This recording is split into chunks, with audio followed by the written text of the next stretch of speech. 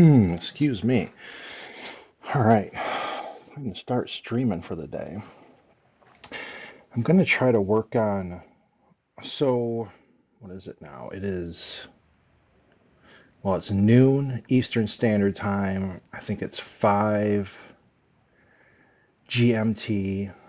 And then in about 2 hours, Forge of Mars and is it Heresy Junkie? It's Ben Greaves, but I forget the Twitter handle because I go through so many. But they're going to join me. We're going to talk about hobby and stuff like that. And I may have some other guests on today, so kind of not sure.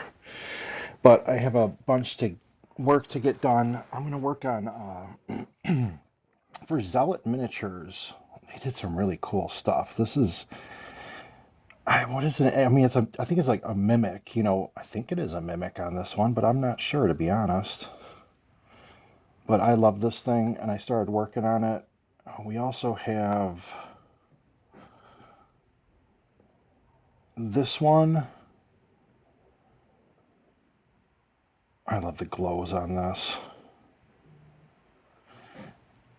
And that.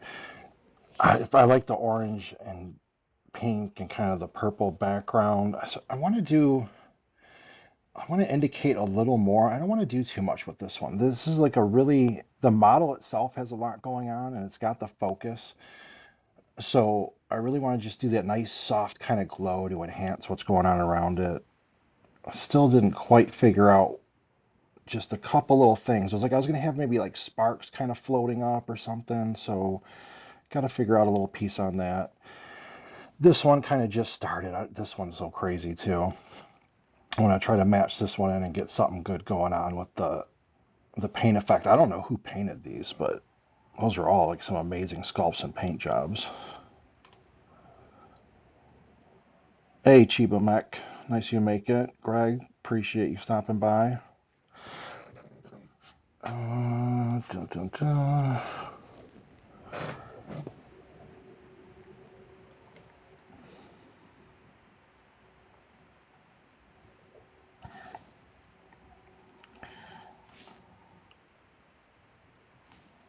What else? Let me see. I'm trying to shift through some of the settings on here.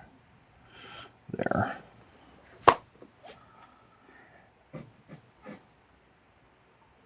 I'm still getting used to the program I use, like the Switcher Studio. I really love it. Like it works great for this. I wish it was a little cheaper, but it does seem to always connect and keep my stream good for the most part. So they did an update a little while back and they added some new stuff that I wasn't used to.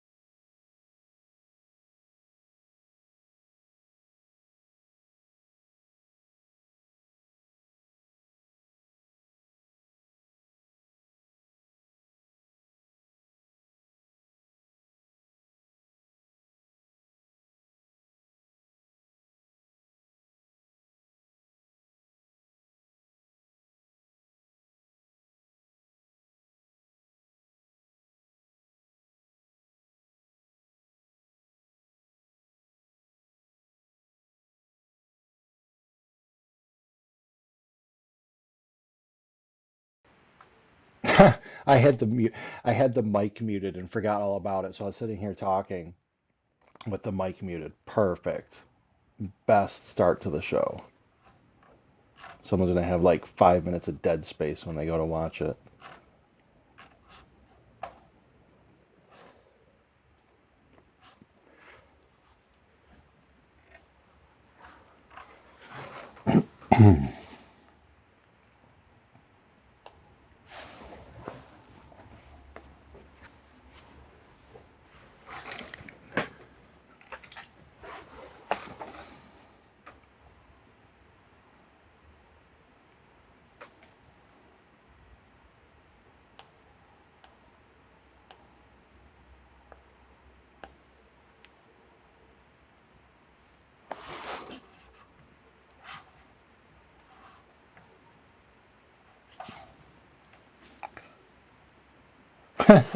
Yeah, I don't even know how long it was on for. It was a few minutes. Oh, and I asked you, this was the part I asked you. I was like, do you have a Twitter account? I don't, I mean, I know the name, I've seen it in here, but I'm like, I don't think I've seen a Twitter account or maybe Instagram or something. So Chiba Mech, if you have one of those, let me know. I want to make sure I'm following you on social. No, we're trying to have a non-silent show.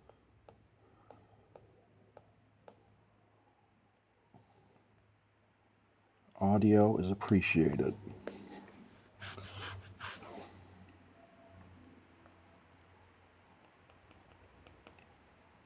I wonder how, but this can't be like a 20, like this has to be large size. I wonder how big this mini is. It's got to be pretty big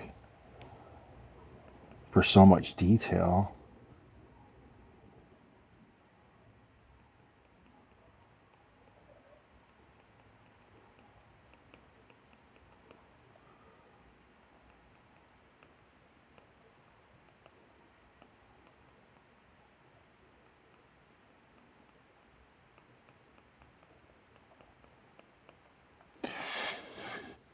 Make me, I was thinking about mimicking some of the pattern outside. It almost looks like it has eyes in here. And I was going to try to like kind of, draw some in the energy swirling around to kind of increase that almost like it's a possessed sword.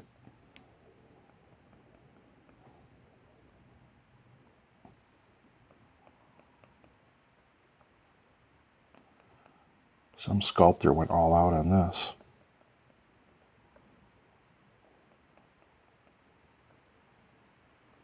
I'll get some minis done at some point. I want to make a few cool things.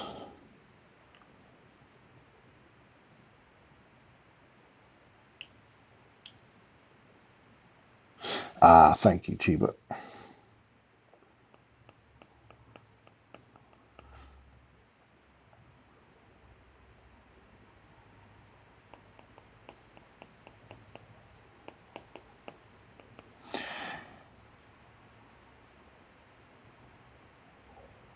And I don't know how they even chose the colors for this sword. Like, look at that unpainted. Okay, I mean, they mixed the blue, the purple, the red. That kind of makes sense because red and blue make the purple. But like with that much white and everything, gosh, such great technique. And I don't think I would have thought of that much white on that blade. But I think that's why it really works. It like stands out from the rest of his body and everything. I get all caught up staring at these.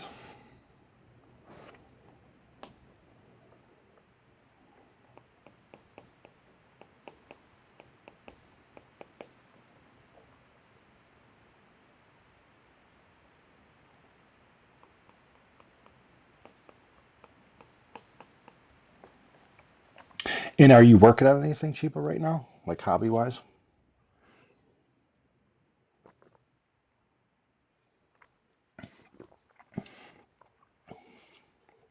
Uh,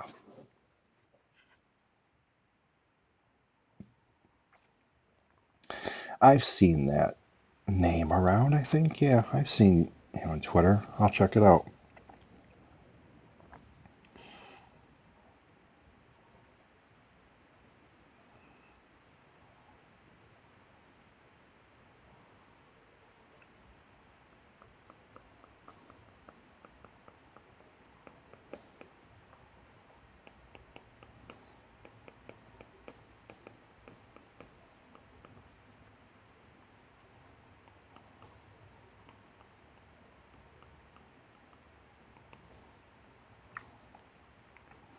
got to be a hated have like the good resin 3D printer and to be making all this stuff, you could probably go buck wild, especially if you old. Oh, yeah. I did not know that. Oh, and thank you. I didn't message back on the Patreon. I was like, who was that? And I forgot to, so it was good. Thank you. I really appreciate that, by the way. So there'll be some more stuff coming there shortly. That was one of the things I was working on earlier today and yesterday.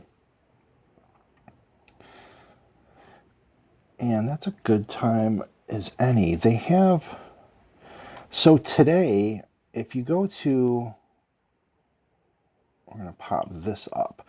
So if you go to elricshobbies.com, they're starting to run a 20% off sale on all their stuff. And you can see all their like social medias up over here.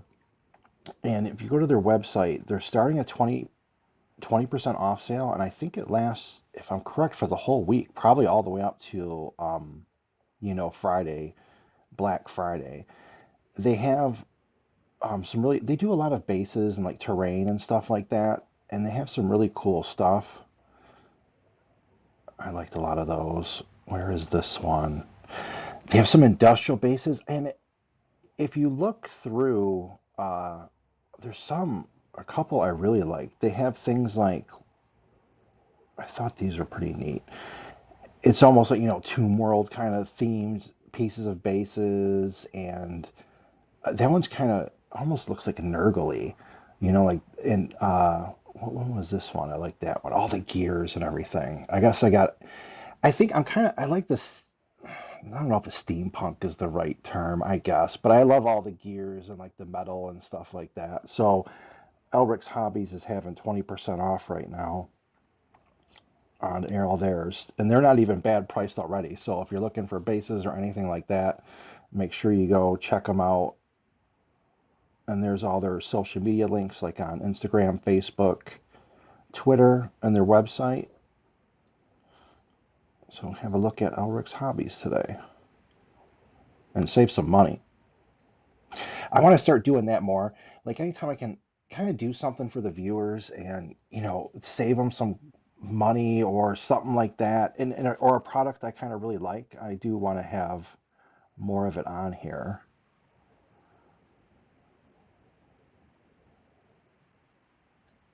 Customer, be right back. Chiba Mech has a customer. Perfect. You're watching at work. I have a long day of work ahead of me.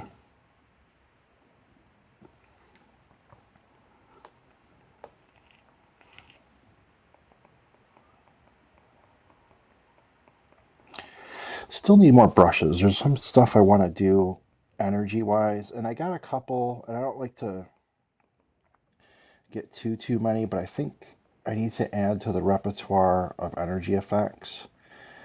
And I come from the land of basically like drawing everything by hand first, you know what I mean? And with like digitally, you have brushes that create all kinds of, whatever, lightning and sparks and all that. So I still don't think that way.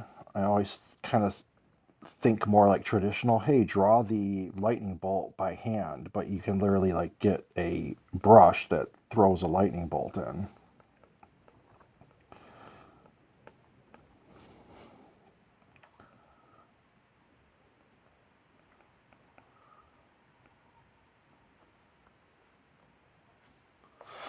Oh, wait, I will. Here.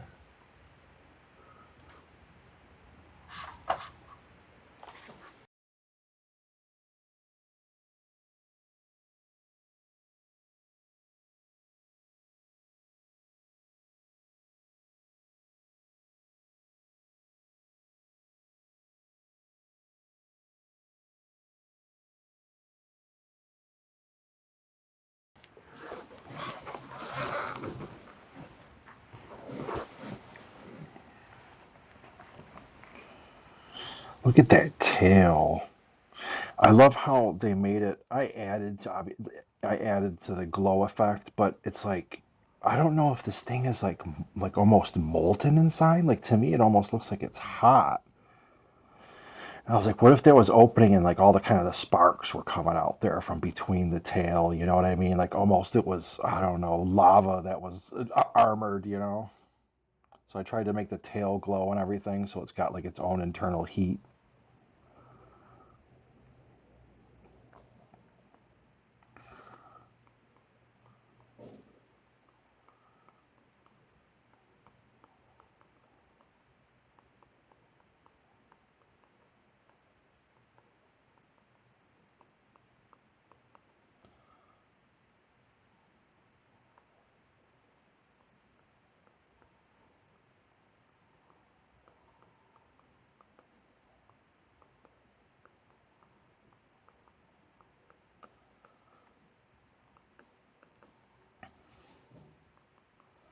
I like pink on paintovers because it's not the average color and it kind of stands out on a lot of these. You know, I think you can.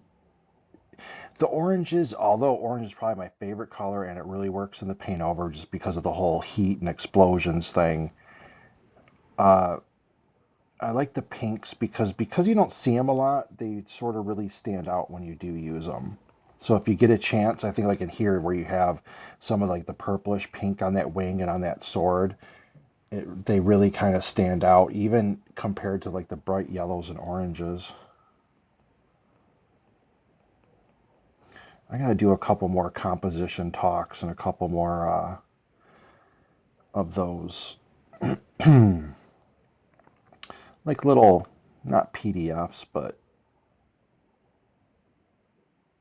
short little, just like informative infographics.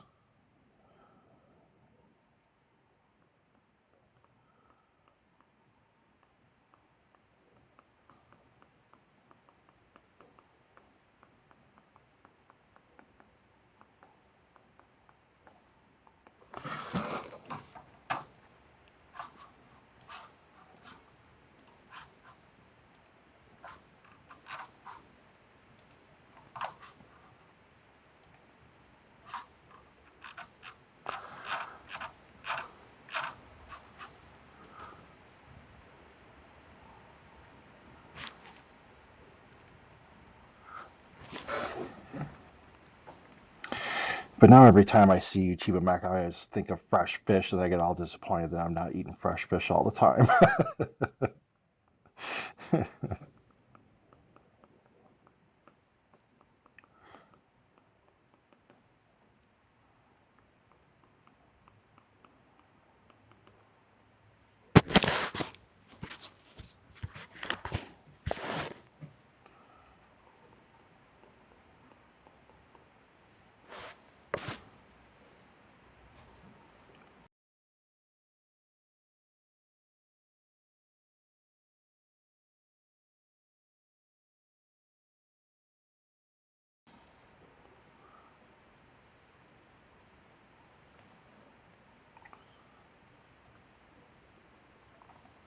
I should flash up too. I should almost write on here, you know, like when I work on them, I think I have to think about that. Like I could write a layer on here and write, you know, zealotminiatures.com. So then as I'm working on it, because I may not be saying it and maybe someone just tunes in now, so they might not even know it's from them. I think maybe I'll end up starting to do that. Maybe just put a little layer with the name on it. Yeah, Chiba, that's the only thing. It is, you do have to clean them like that. That'll keep you busy. I should, I got one cousin who goes fishing a lot, and I should go with them just to stock up on some stuff. Because I love fresh fish and would eat it all the time. I don't eat enough really.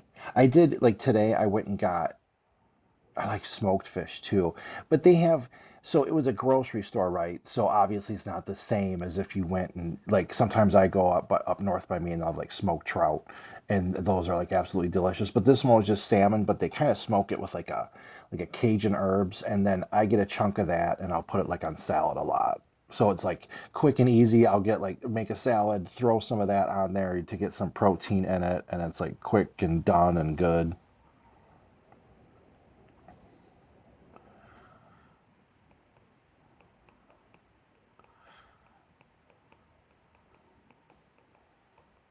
The Empire does not spend a lot of time cooking.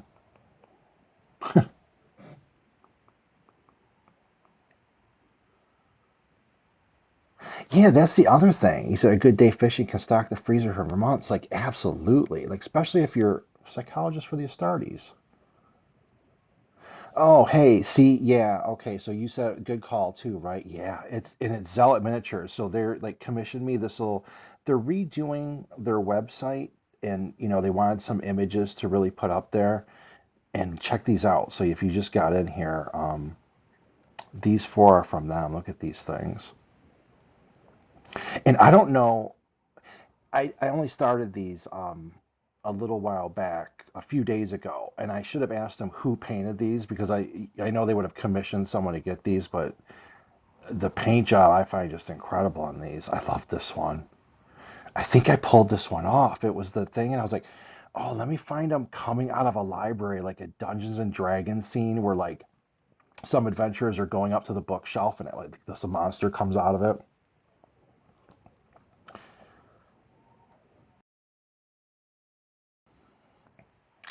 Yeah, smoked Chiba Max smoked.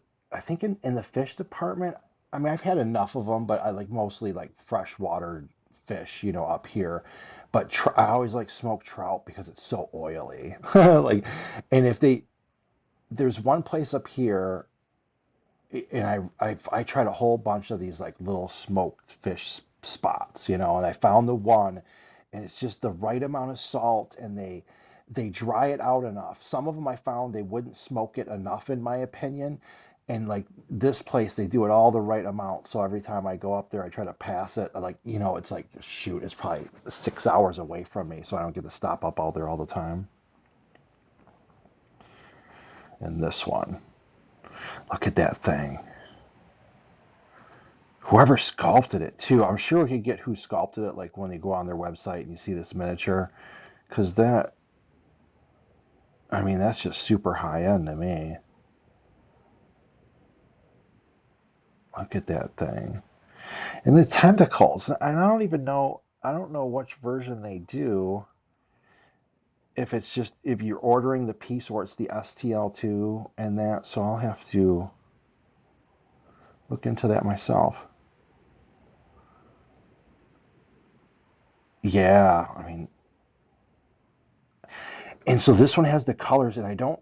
So I go and I try a different couple backgrounds usually, and I'll throw something in. Like I just go and grab some background, and then I'm basically going for that kind of little bit of lighting in here and dark, and I just want it sort of indoors because I don't want to put like the other one. This one's kind of furniture. I put like the whole bookshelf stuff around, and then this one I want to do keep it kind of here, but I just want that setting like it's in a room, just vaguely. So I'll probably drop like a tinted layer over this and then bring back him. I want that face and that his mouth to be like some, I don't know, unearthly glow, like magical internal stuff. So basically, keep all that focus. And thanks for working. What are you working on any miniatures, Astartes? Psychologist to the Astartes. How do you say it? You do say Astartes. Is it Astartes?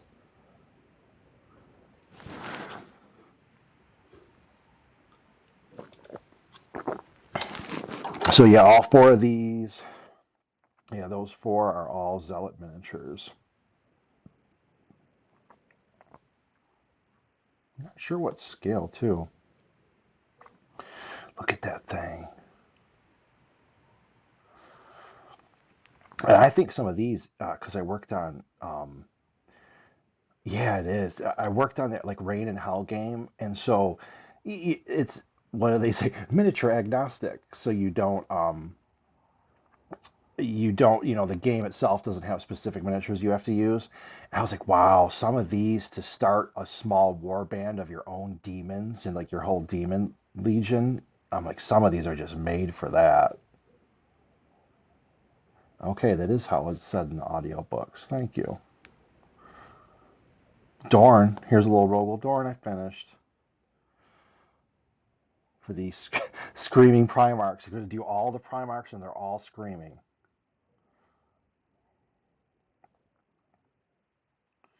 Because I had been out of sync drawing for a while, so I wanted to get back into the swing of things.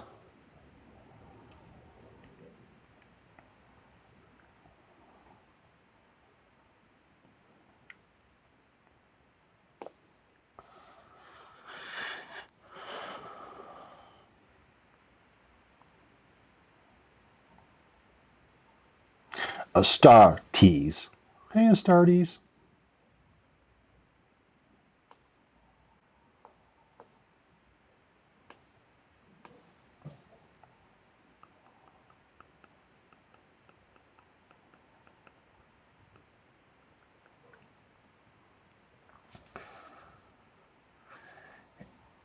Psychologist to the stars. I'm playing around converting Caradron airships so they're crewed by Grot pirates. Oh, yeah. Oh, that makes me. I didn't even think of this before. Yeah, if you did Caradron airships, you basically could take those into 40K and make them orc vehicles pretty, I wouldn't say easily, but I mean, I could see Caradron airships being converted for that. Wow, good call. Gosh, that would be cool.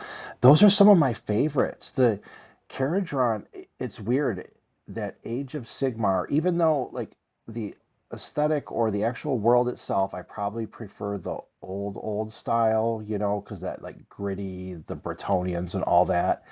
But the miniatures coming out for Age of Sigmar are probably some of my favorite. That's what's funny to me.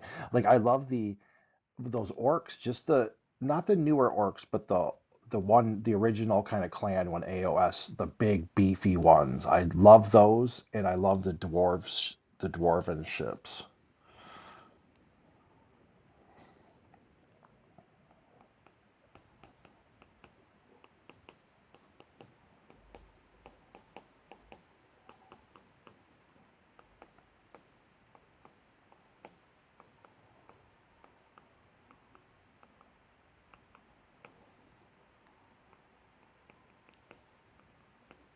Look at this face. This got to be good. This has to be a big model. I mean, that is just a crazy amount of detail on that face. I mean, look at that. It's like the lips even have all the snarl and everything about it. That's where all these companies better watch out because, or like the bigger ones, you have companies like this coming out with this quality of miniature. It's just insane to me.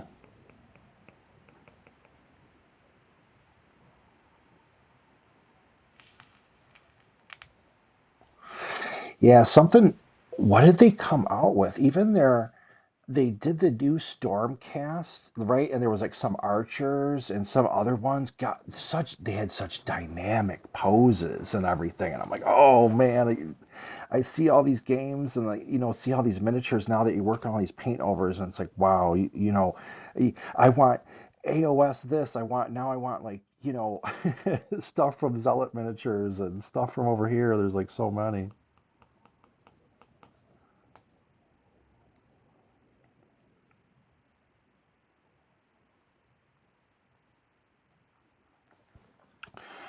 Greg says GW hits it out of the park for the scale of production. I can't believe what they put out now. I just remember starting, and you would wait months and months and years for something. You'd be like, oh, I want a Dark Elves whatever. And it was like, okay, maybe in 5, 6, 7 years you'll get that. Now it's like every week they're like announcing boxes, and yeah, I can't believe how much stuff they get done.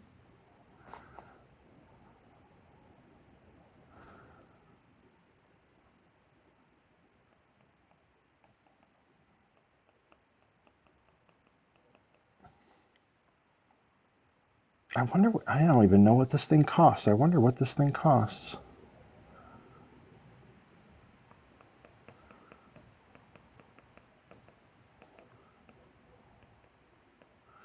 There, force a little more glow in here.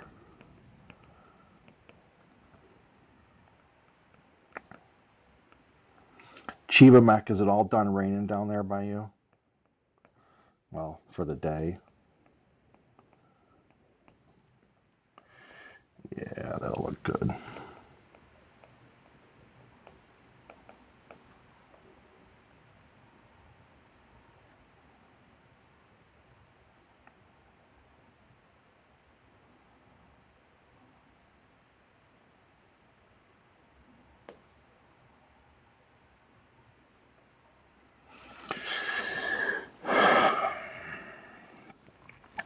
Like,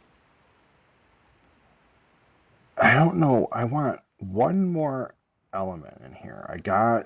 I want mostly the smoke and just the light source. So I don't even want much, but I keep wondering if, like, what was I gonna do? I don't know if this would work.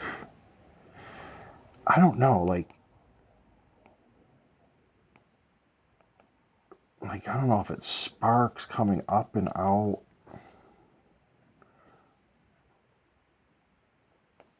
I need to add some little element. That's way too big and dumb. And I don't know what it is yet.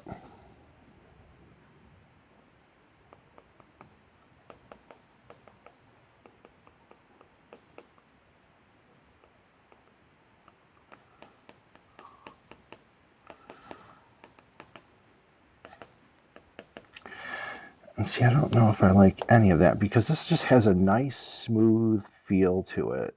And I just kind of want that glow and that, like the pink and the orange is kind of for some, I don't know if it's like a post battle, if it's energy, if it's magic. And I just kind of want that into the darkness. Like he just comes to the cliff and there's all this in front of him. And that, whatever that sort of energy is from, is behind him. And he's got the nice bright there, and they took all the time to paint all those highlights. So I want to definitely keep the background super nice and simple, so it just makes you focus on all that detail.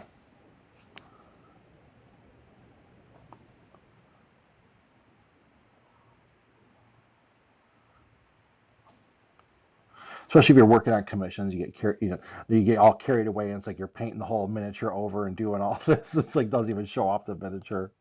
So especially on these where they're doing that, I tend to really, I don't like to change too much on the paint job they like provide just to kind of keep it, mostly real. Like, hey, this is an actual miniature. This is kind of what the miniature paint like looks like, and then I just amp up some of the stuff.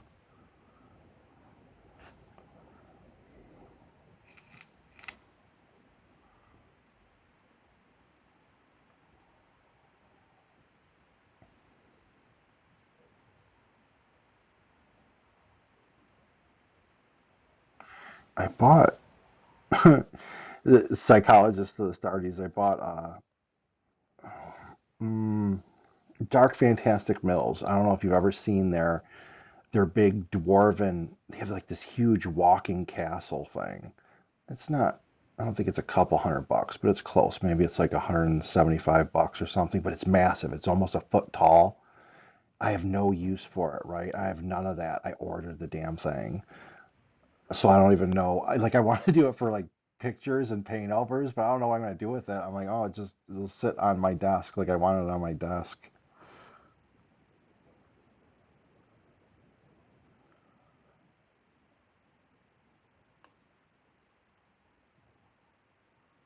5 people. Thanks for joining. It's 40 minutes in. Oh, I have to send out an invite. So pretty soon, Forge of Mars will come on, Ben will come on. It'll be all lively and chatty, and they'll be bringing people. So this is kind of my slow roll in, so I can get a little bit of work done.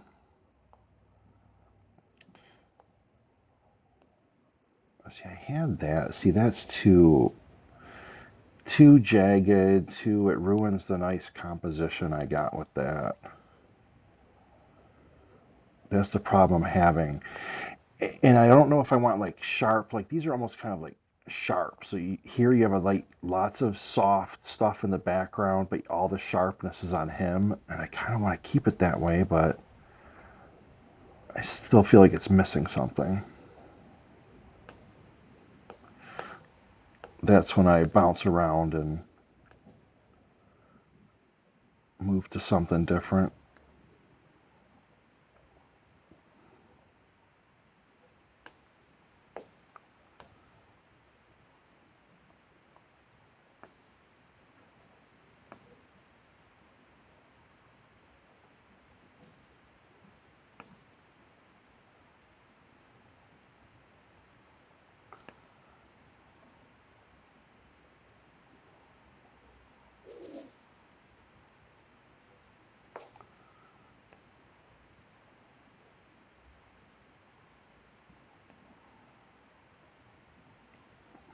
I jumped in VR for half hour. I think it, what I play, 18 holes of golf. They released a new golf game that's much better than the last one.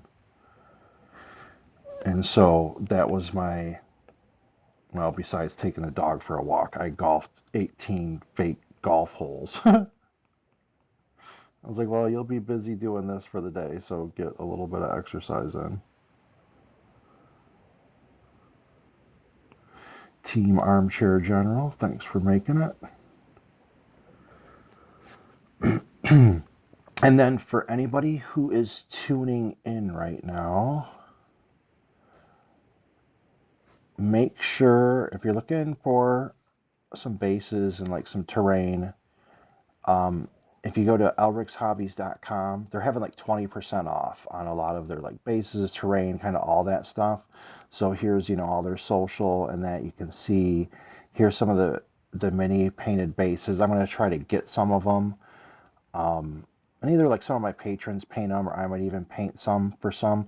I did know it was funny because one of the one of my patrons, I think they said this place, Elric's Hobbies, has like bags of basically like rubble. And I think I've seen them too. So you can get like a big bag of just like broken up stuff. They have some kind of, organic, almost nurgly type bases, some cool Necrons like that. And there's a whole bunch that I don't even know if I have any up here, but yeah, I like their bigger ones. They put a lot of cool stuff on these. I think they're relatively cheap. So if you go over there, you can get 20% off right now. And things like gears, I would be addicted to gears. I would be having them on everything. I don't even know why. That's probably like the steampunk aspect. So that's Elric's Hobbies. Go check them out. I think they got they're probably on, yeah, they're on every social media platform that you have to be on now.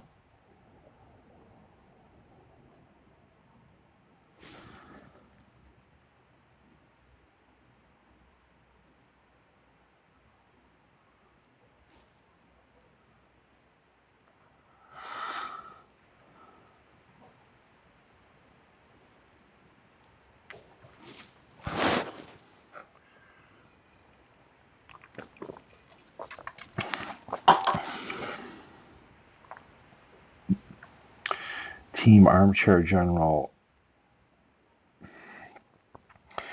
Wait, see, is that one your Discord must be different. I interact with all these people and then everybody has four different names on four different services, so it's like a multiplier of trying to remember. It's one of those games where what is that game where if you put a whole bunch of cards face down and then you have to flip them over and try to remember where it was and match them. That's almost what this is like with everyone's social media names. They're like, "Yeah, I just talked to you." I'm like, "I do not remember that name at all."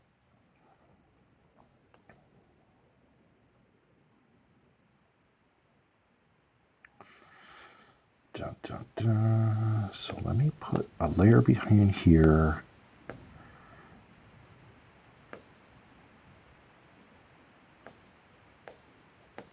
We're going to go normal. I want to get some of this purple in here. Shifting Smoke is usually one of my all-time favorite bows. Yeah, I figured it was you, Hydros. Like, Let me see. I'm trying to think how I can send you an invite right now.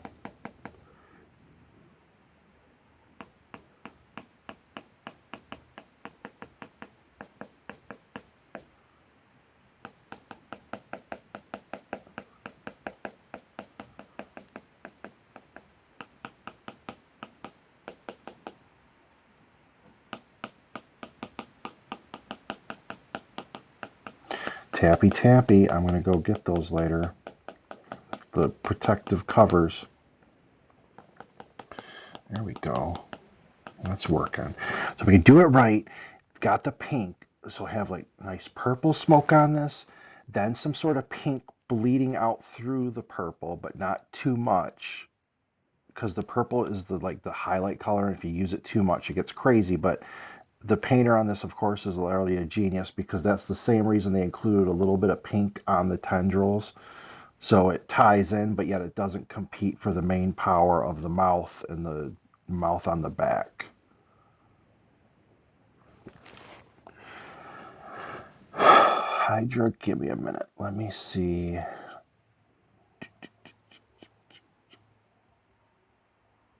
Um,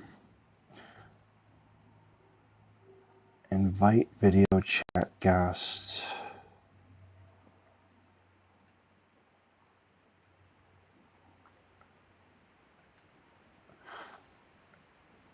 There, Hydra. So you should be asked to join. I don't know if you're muted or not when you hop in, so you won't be on screen when you hop in, but I don't know if you'll be muted, so just keep that in mind.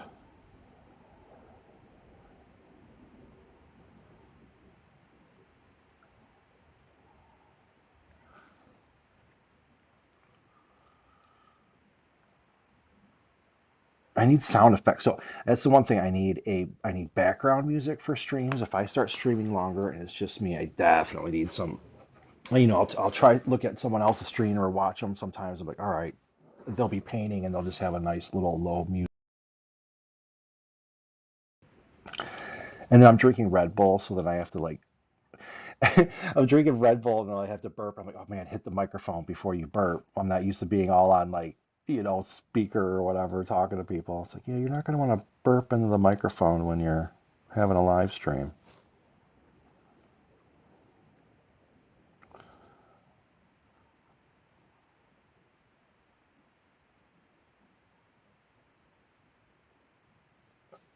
Wait, so I didn't even see this. How did I not see this? Psychologist Tia Starry says, I stupidly decided to scratch build an Overlord gunship, the Primaris replacement for the Stormbird. I have no idea what I'll do with a 2 foot long mini that has a 2 foot wingspan. Oh man. Yeah, that's what Chiba says, hook it to the ceiling. Absolutely.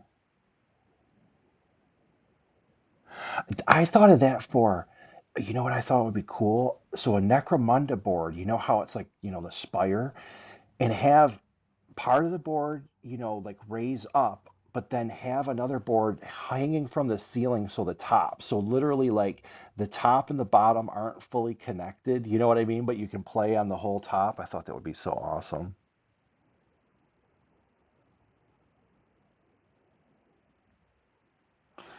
The link should be in your Discord. If you didn't get it, I sent it. Um, invite video chat guest. Oh, let me see. This one might go through better now. Try that.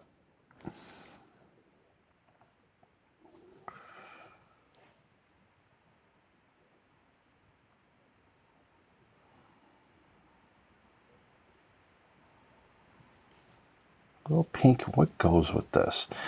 I try to keep all my colors usually from the model, right? Because I don't, but this one, so you have pink and blue, and you could have kind of like a blue moon is pushing the light through, but then it seems like I might have almost too much blue.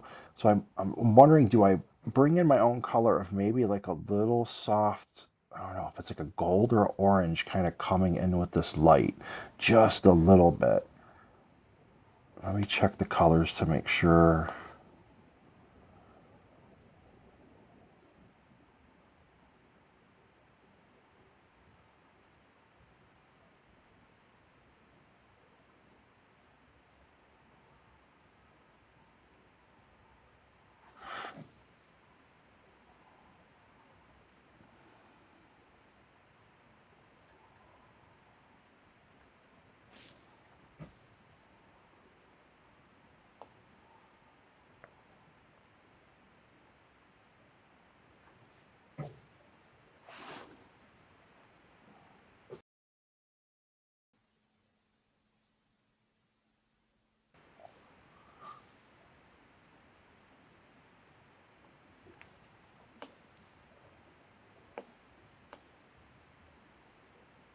All right, let's see if you can hear me now.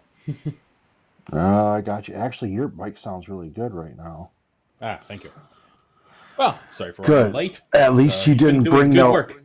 At least you didn't bring no hokey mic to the party. Let me see. Wait, do you have a cam? I mean, I do, but No. there's nothing really nice to look at here. Well, okay. No, that's well. I know, but I mean, we can have your. I guess they could have two disembodied voices talking. I'll Sure. add my face. It's fine. You Whatever. don't have to. I mean, I'll put you small in the corner. I've had more embarrassing things online. Wait, let's see. We'll try this. We'll keep you There we small. go. Yeah, but you got the cool background anyway. This makes us look more official. I don't have any good background set up like I'm some important hobbyist. Just Hang guerrilla on. marketing. Just Yeah, I need to. I know. I totally need to market that. Wait here. Wait, we gotta get you in here. Hang on. A hold this B. over. Why Hide is my this not face. working? A B. No, that's not it either. A B. No, that's not it either. Why do I see you four? I have three videos. That's not it. A Wow. B. No, we gotta get. We'll try to get it off you. I'll go solo. Why is this not working? Here, remove. Hopefully, I didn't remove Man, you. I'm still here. Okay, Just select just do your A. job, man. No, I want to. I don't know why this is not working, so I gotta figure. There we go. And we will even do this one. There, perfect. All right, so now at least I have someone here more educated about hobby than me. That always makes me feel You better. you know plenty of things hobby wise, man. I do, You're in but touch I'm with not. more companies. I haven't. The game side of it, I like too because you play a lot of um, just a whole mix of variety of Yep. games. You try a lot of Latest stuff. rulebook. Wait, which one? Let's. What was the name of it? Silver Bayonet. Silver Bayonet. What is that about? It says right there, Napoleonic Gothic horror. Okay. What, like a skirmish or a? Yes, it's the Okay. latest thing from the from Joseph McCullough, the guy who does Frostgrave, Stargrave, and Ghost Archipelago. I always hear of. They must be doing something right because I always hear of Frostgrave and Stargrave brought up. Hmm. I hear them a lot. Yeah, they're very simple, very quick to play. That's Yep. it's very appealing when time pressure is a thing. It's Oh, not like absolutely. it's not like you're running because even like stuff like more time the commander can get quite time intensive. Like you're running Mm-hmm. 10 figures, sure, but then everyone's got their own abilities and everyone's doing all Yeah, these you might. various Yep. things, and it's problematic to just keep track of everything, and you need so many counters and so on. Also, been looking into Saga. That's probably another I've heard weird. that Like one it's not brought up quite a twice, skirmish, a but it's couple not. times. Yeah, it's not skirmish, but it's not rank and file. It's like in between. So wait. Saga. Someone. Um. What was I gonna say? Uh, don't they have like I saw Roman Legion from them? Is that the Hmm one I'm thinking? Okay, so that's the one I looked at. Saga is like a rule set, and then they have like it's basically open to anything sort of historical. Okay. Although they have released like a fantasy book as well now. Yep. And they do have their own And miniatures, I would assume. I think I saw some of their yeah, own min. Okay. yeah, they do have their own miniatures. They do have they're very open about you using other minis. They Yeah, don't really yeah. have like official Mm-hmm. tournaments, stuff like that. They're not that kind of Yeah, um yeah. gaming group. You know what I mean. Yeah. Gaming, whatever. Yeah, Something to do with it's everyone's trying their things right now. hmm. So Saga is mostly composed of like historic things, and it actually plays like Warcry. If you, I mean, you haven't played Warcry, where Yeah, but before each turn you roll a set of dice, and then you take the results aside, and then you use those to trigger special abilities for models or your faction. okay. That makes sense. I So each faction has like their own little lore sheet of abilities, which are triggered when you spend these dice as resources. okay. And as far as I can tell, they seem balanced against each other. So Yeah, yeah. If it, I I think a I lot don't of know these how the games do. magic one. I don't know how the Mhm. fantasy one is balanced against the historic stuff. People have tried and had fun. So you can have like Yum's Vikings versus Imperial Mhm. Romans versus like the under empire. Yeah, yeah. Whatever you can. What was it? I had a question and then it just escaped my mind in that last few seconds. Bummer. It'll come again. What do I got here? Put some pink in here.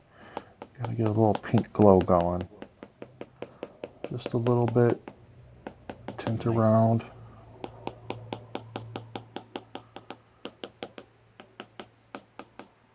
What you those flyers? We're gonna end up doing one of. You showed me a couple. You had a couple good Mhm. pictures. You had the flyers.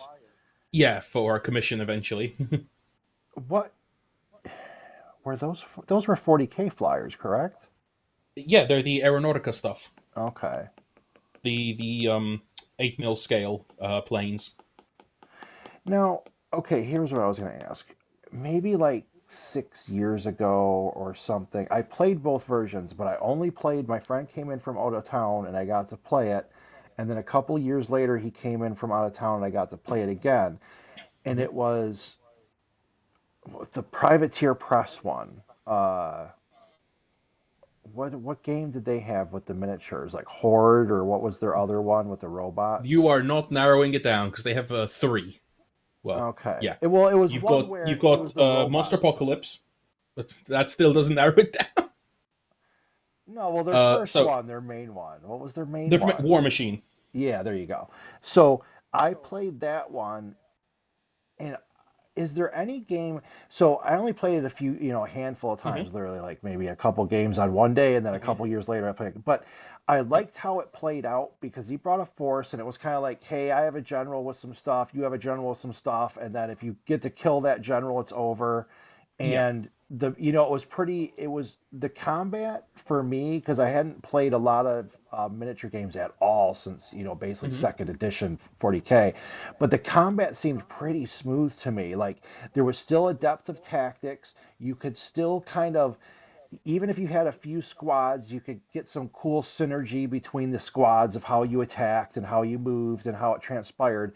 Is that sort of anything like a war cry is now, or any kind? What kind of game sort of plays similar to that? I'll admit I'm not entirely sure. From Okay. what I've No. seen, Saga is about the right scale in terms of amount of miniatures. Yep.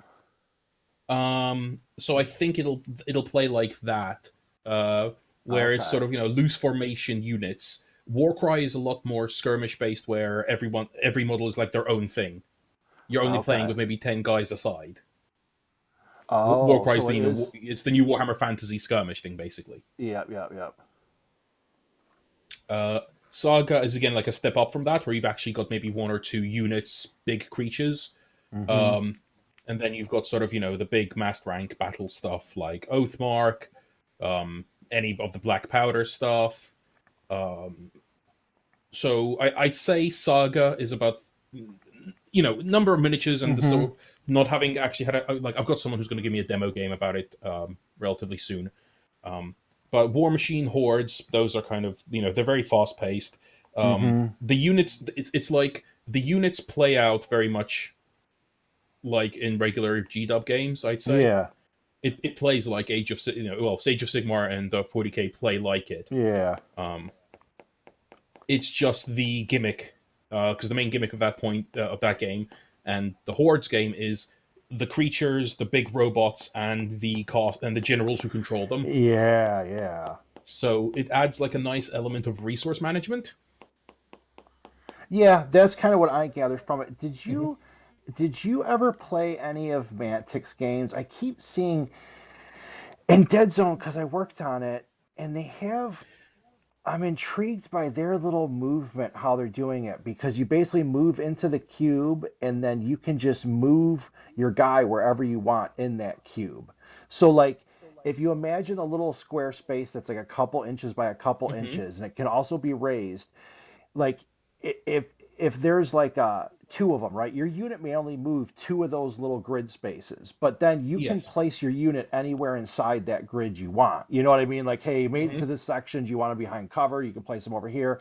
So I never played something like that, but I was definitely intrigued by it because it does eliminate the noodly little, I'm going to measure and it's 2.5 inches, and then this guy's 2.5 inches, and then, you Mhm. know what I mean? A little here. And so I was curious if you ever played anything like that.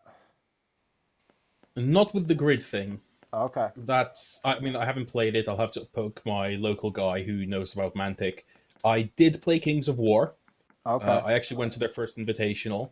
Um, that was solid fun, actually. It's a bit weird where you're not.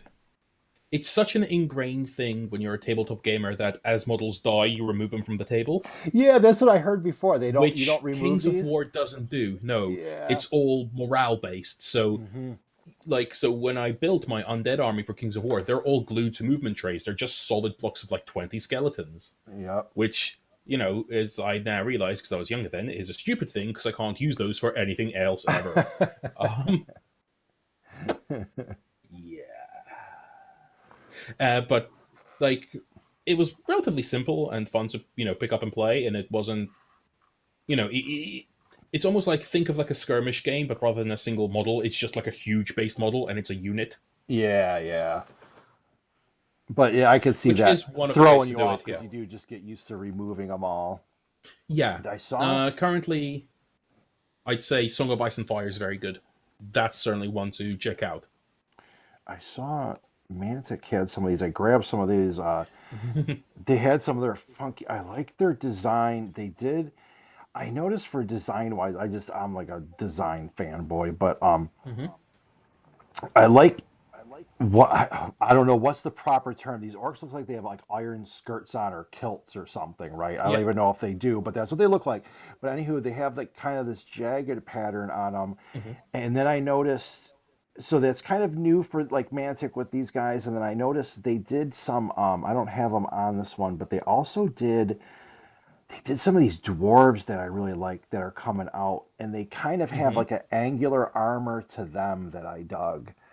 And I was liking some of the newer designs on they've been Hmm. pushing out, and I was like, oh gosh, I should buy because I think the new dwarves that I liked that came out, it was almost like it was almost a dead zone force, right? You know what I mean? Hmm. So if you bought Yeah. them, like you only need a couple more modules and you got, and I'm like, I actually have the rule books because they sent them to me for when I did the paintovers and stuff. So I have the new dead zone. I'm like, well, I got the rules. I'm like, if I buy that, then I'd have like buy that and a couple more minis. I would have a battle force. So I might end up getting some of those just to try with dead zone. You need to get more into the habit of like announcing these live streams on your Discord. I know, and I know, and I should be doing it You have an on. announcement channel and you don't use it. I know, because that's how much I hate announcements that I don't even announce stuff on my own channel.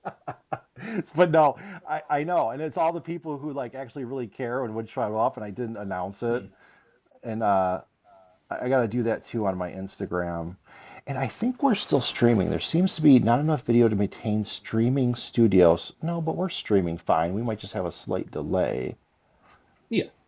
Okay, that's fine with me. It's not breaking up. Good deal. Are you are you painting anything or any of that? Yeah, I've got a couple of things. Working on a couple of expansions to my Chaos Force. Obviously not now, just doing some base coats. Mm-hmm. Getting some third party bits, not third party, sorry, bits ordering some stuff in. Yeah. Building myself a nice unit of chaos to support the multitude of horde I have because I've got my third 10-man box of cultists to do, and they're all corridor, of course. So Where are you? Are you gonna be running out of space? Like you seem to be getting painting quite a bit and have quite a bit. Do you have enough space to put all this I stuff? do. Actually, hang on. If I move to this side, you can see the big cardboard case from KR there. Oop, All right. one sec. Yeah, that's what I see everyone buying all the you get all the hobby stuff with it. You just gotta have the space to put it. You need the logistic stuff. Yeah. Oh boy, it's just so many things to handle. But yeah, you need the paints, you need the glues, you need files, tools, and then you need the actual big cardboard cases with all the foam in it to put them in. I know, and then I feel that's what I don't obviously travel with armies, but then I laugh because I'm like, oh gosh, people paint Mhm. these intricate, like what are the ones from Age of Sigmar, the Slavinth or whatever, with all the tree pointy bits?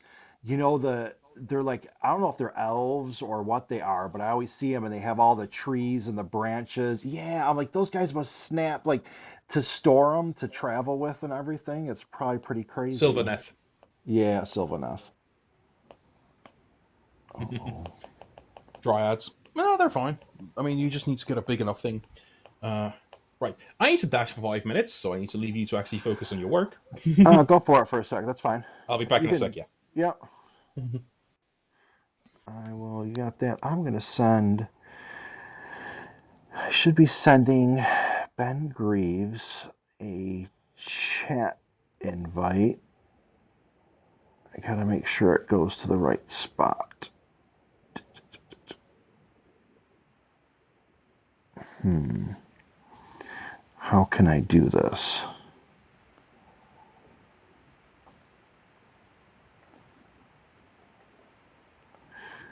Um.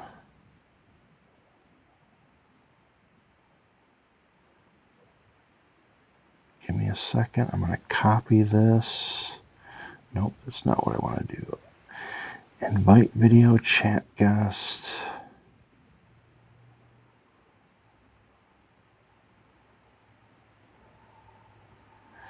It's hard to. I usually end up inviting people from Discord, but I probably got to do Ben from Twitter.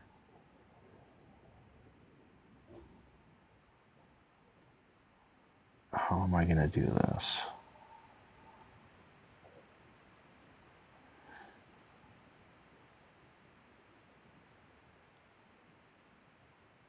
I can't do it through a tweet. I can't do it through Slack, I don't think.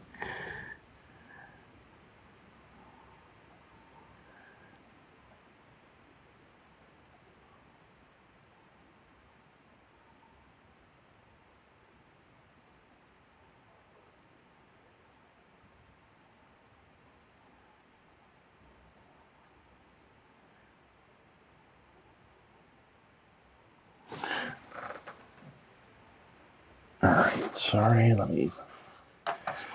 Dun, dun, dun, dun.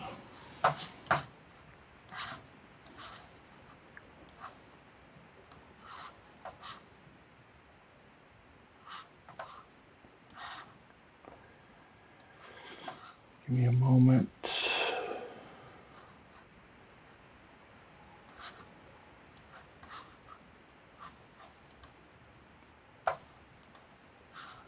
Right, we're back. All right, do you follow?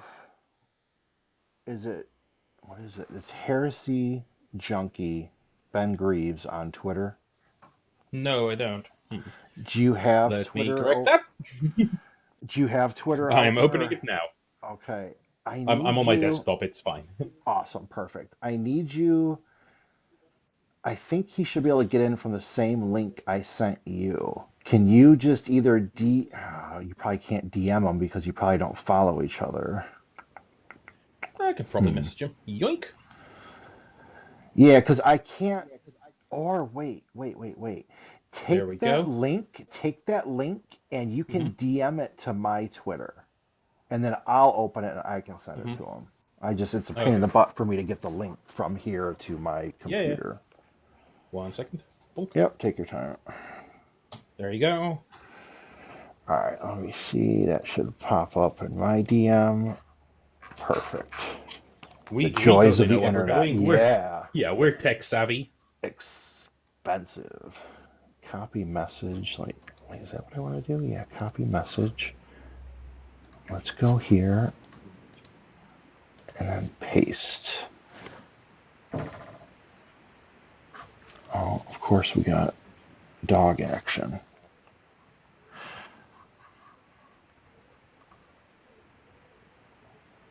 Okay, that should be the link. Hopefully he gets it. So we might have Ben in here at some point. Ivan, you had everything, dude. I took you for walks. I've only been here an hour, so pump the brakes, buddy.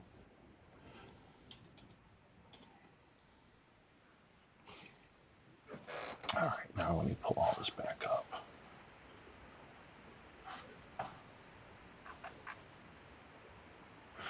Alex, thanks for making it. Appreciate it. Greg's on training day on networking, firewalls, data classification. Oh, oh, that sounds fun. Alex, what are you working on? Are you hobbying this weekend? What is this from? This is like a mimic. I don't know if it's bright enough. Part of me, I don't know if I should have more brightness on the unit itself or around, or if I have it right. Decisions, decisions.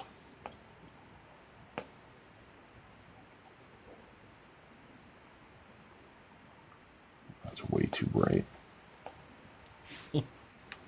But yeah, my next big hobby project is I'm having to wait for it to come out. So Wait, what did you say? Your next project? You're waiting for it to come out? yeah, the miniatures I need aren't out yet. So Aren't you cutting edge? Why? Which ones are you looking for? the Black Templar Sword Brethren, I must the have new seen them. GW, the new GW, they're like all in cloaks and have like heavy melee weapons. Really? Okay, they probably look cool then. I've been liking a lot of those coming out. The what were the Black Templars look cool because they look cool to me. A, I love robes, and then they had a lot of the ribbons or whatever. You know what I mean? Like you put a bunch of Yes, ribbons on the Space seals, Marines. And like, yeah, you put parchment. Yeah, ribbons, seals, banners, and shields. You got me. they have their weapons like chained to their wrists so they don't drop them. Yeah, yeah, and chains. Put a lot of that stuff on, and I'm like, perfect.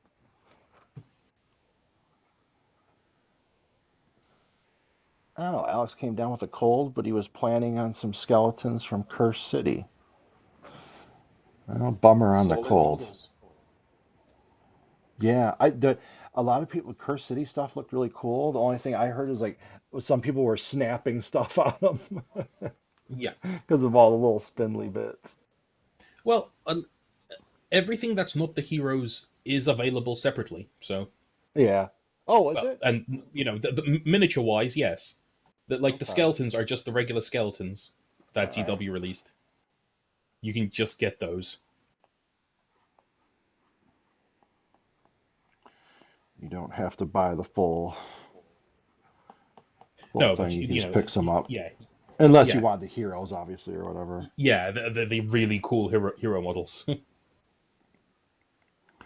Okay, it's on you to keep everyone company for about 2 minutes. So think of Oh, your joy, something cool. wise, entertaining, Hmm. informative, no pressure, and I'm gonna go give the Cool. dog a little snack. Okay. All right. Welcome. I have now taken over from AE and trying to be entertaining while he looks after his adorable pets. You're stuck with me now. Continuing the theme of wherever he brings me on this show is to talk about the wide variety of random games. In this case, well, I just ordered and received my Silver Bayonet rulebook, which is a nice gothic horror skirmish game. I think that's pretty much accurate. Let's take a look and see. Actually, Napoleonic War. Surprised there's actually not that much, like, apart from historic gaming, I can't think of much in the way of, like, things inspired by that time period to be more in the fantasy realm, or at least even gaming. Like, when was the last time you had, like, a Napoleonic War video game? Like, you had Napoleon Total War and Empire Total War, but I can't think, I mean, I imagine people don't really want an FPS set in there, but maybe? I suppose Assassin's Creed 3 also counts. Very interesting, actually, historical period, especially for like wargaming. Miniature wise, it's also very efficient because you have like Victrix who will give you a squad of 52 men for like £20, which is a steal. And well, if your local gaming group doesn't mind, that's a cheap way to get a lot of guardsmen in very fancy uniforms. Apart from that, I mean, I personally just got into the Napoleonic era because I watched a lot of Sharp growing up, with Sean Bean, and that's a really good show. Actually, check it out if you have a chance. Wait, what show? I just heard you say something about a show. I was I talking just about got back. Sharp.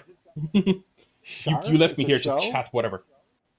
Yes, it's a Napoleonic era drama. It's basically what people point to as like the inspiration behind Gaunt's Ghosts.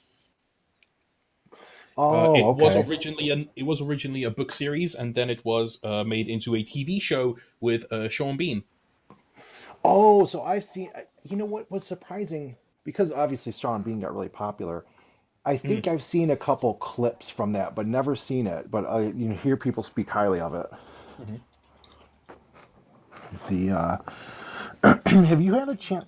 That's right. And yeah, mhm. do you?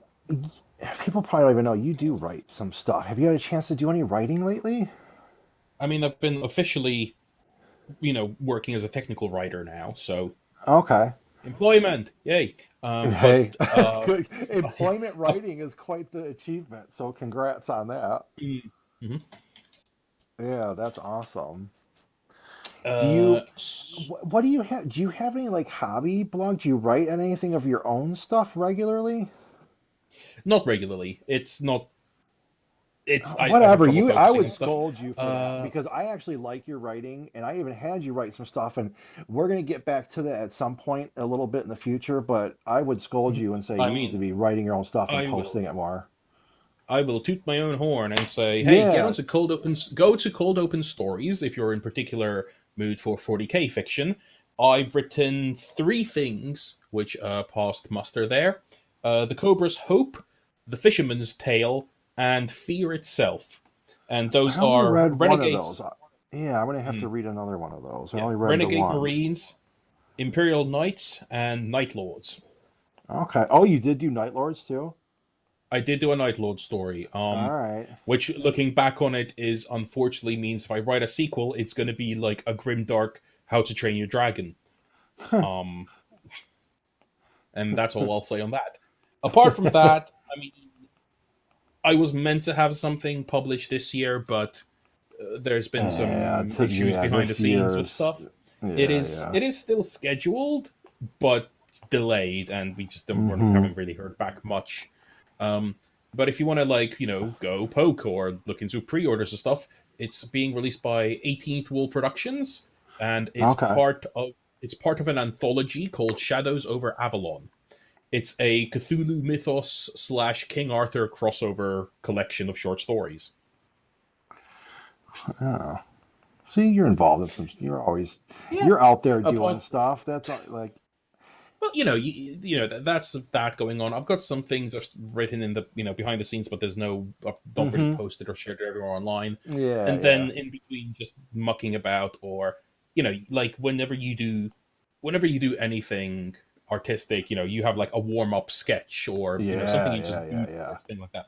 And I do actually have a thing of the equivalent of that with writing, and of course that's I do fan fiction, and Okay, there's yeah, like yeah, no quality control or anything, and I can just write whatever, and it's yeah, actually yeah, really refreshing and fun. And um, there will be yeah. people who are No, annoyed like because I real haven't big updated some of pressure. my fix in 3 years. I'm one of those. And that's Anyway, sorry, so. I talked over you. No, oh no, dude, don't worry about that because I'm always.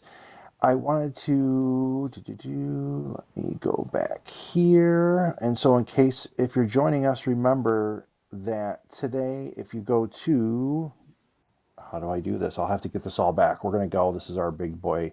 Go solo on this. If you go to Elric's Hobbies, they're having 20% off on all their stuff. So make sure you check them out. Like I said, I showed before here, they have a lot of cool bases out for different stuff. They have some terrain. I didn't download. I should have got more off the website because they have some ones I really like, and they're to me they're not bad like expensive wise. I'm always looking for like value. So like you can get me to buy stuff, but like for miniatures, I'll buy stuff I don't even plan on using or that just because I like it. Like I won't have anything planned, but if I look at it, I'm like, hey, this is like a decent value and I might actually use it, then you'll kind of get me to buy stuff that I won't necessarily paint for a while. And they had some cool like the Tomb World type bases. I like those. I like gears. Anytime you can pile stuff like that around, I'm a fan. So check them out. It's 20% off. I think it's running for a week, so probably till like the Black Friday type deal. And get yourself 20% off. Now, if I can get the screens back, let's see. And this is A, and that's B. That's B. Ta-da! Moving on up. On we go. I'll take care of something. I put a little bit of edge on here. I want to erase on this. Don't forget to add shadows. Yeah. Yeah, it's soft. Too much of a line around it.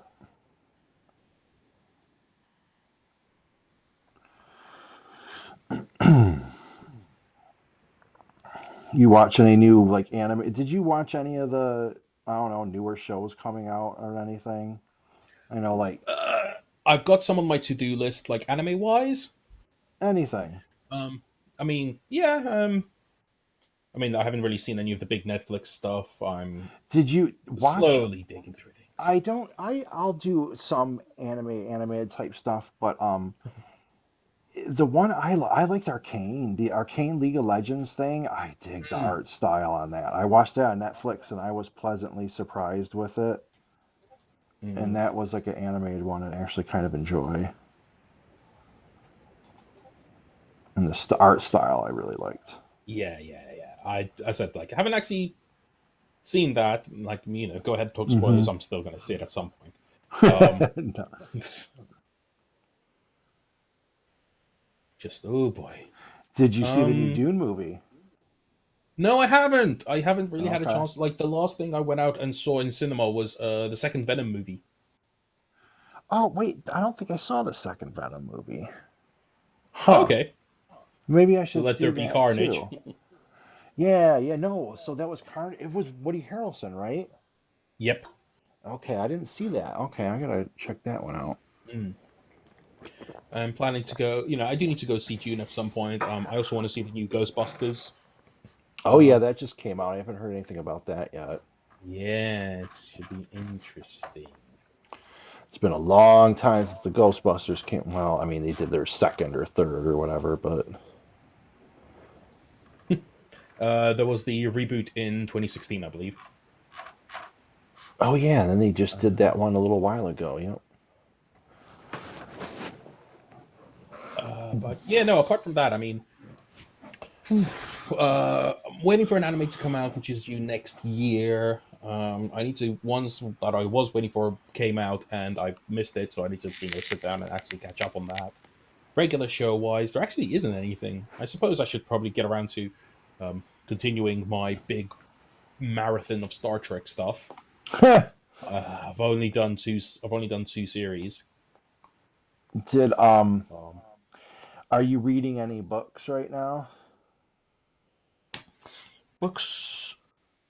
Yes, actually. Well, it's a weird one. So it's online, posted chapter by chapter. Okay. It's original work. Someone's putting it up online. They've got a Patreon if you want to look at extra chapters ahead of time, and they're Yeah. looking to get it published as a light novel. And it's actually a really fun read, which I do recommend. And especially because it's free online. It's fantastic. Yeah, yeah. It's called Beware of Chicken, and it's on spacebattles.com, and it is a wushu story.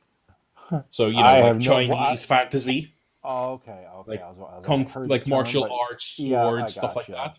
That's what they And call that kind of genre or whatever. Yeah, because I've yes, seen yeah, that it's term. I entire just genre. never really like placed it. Okay.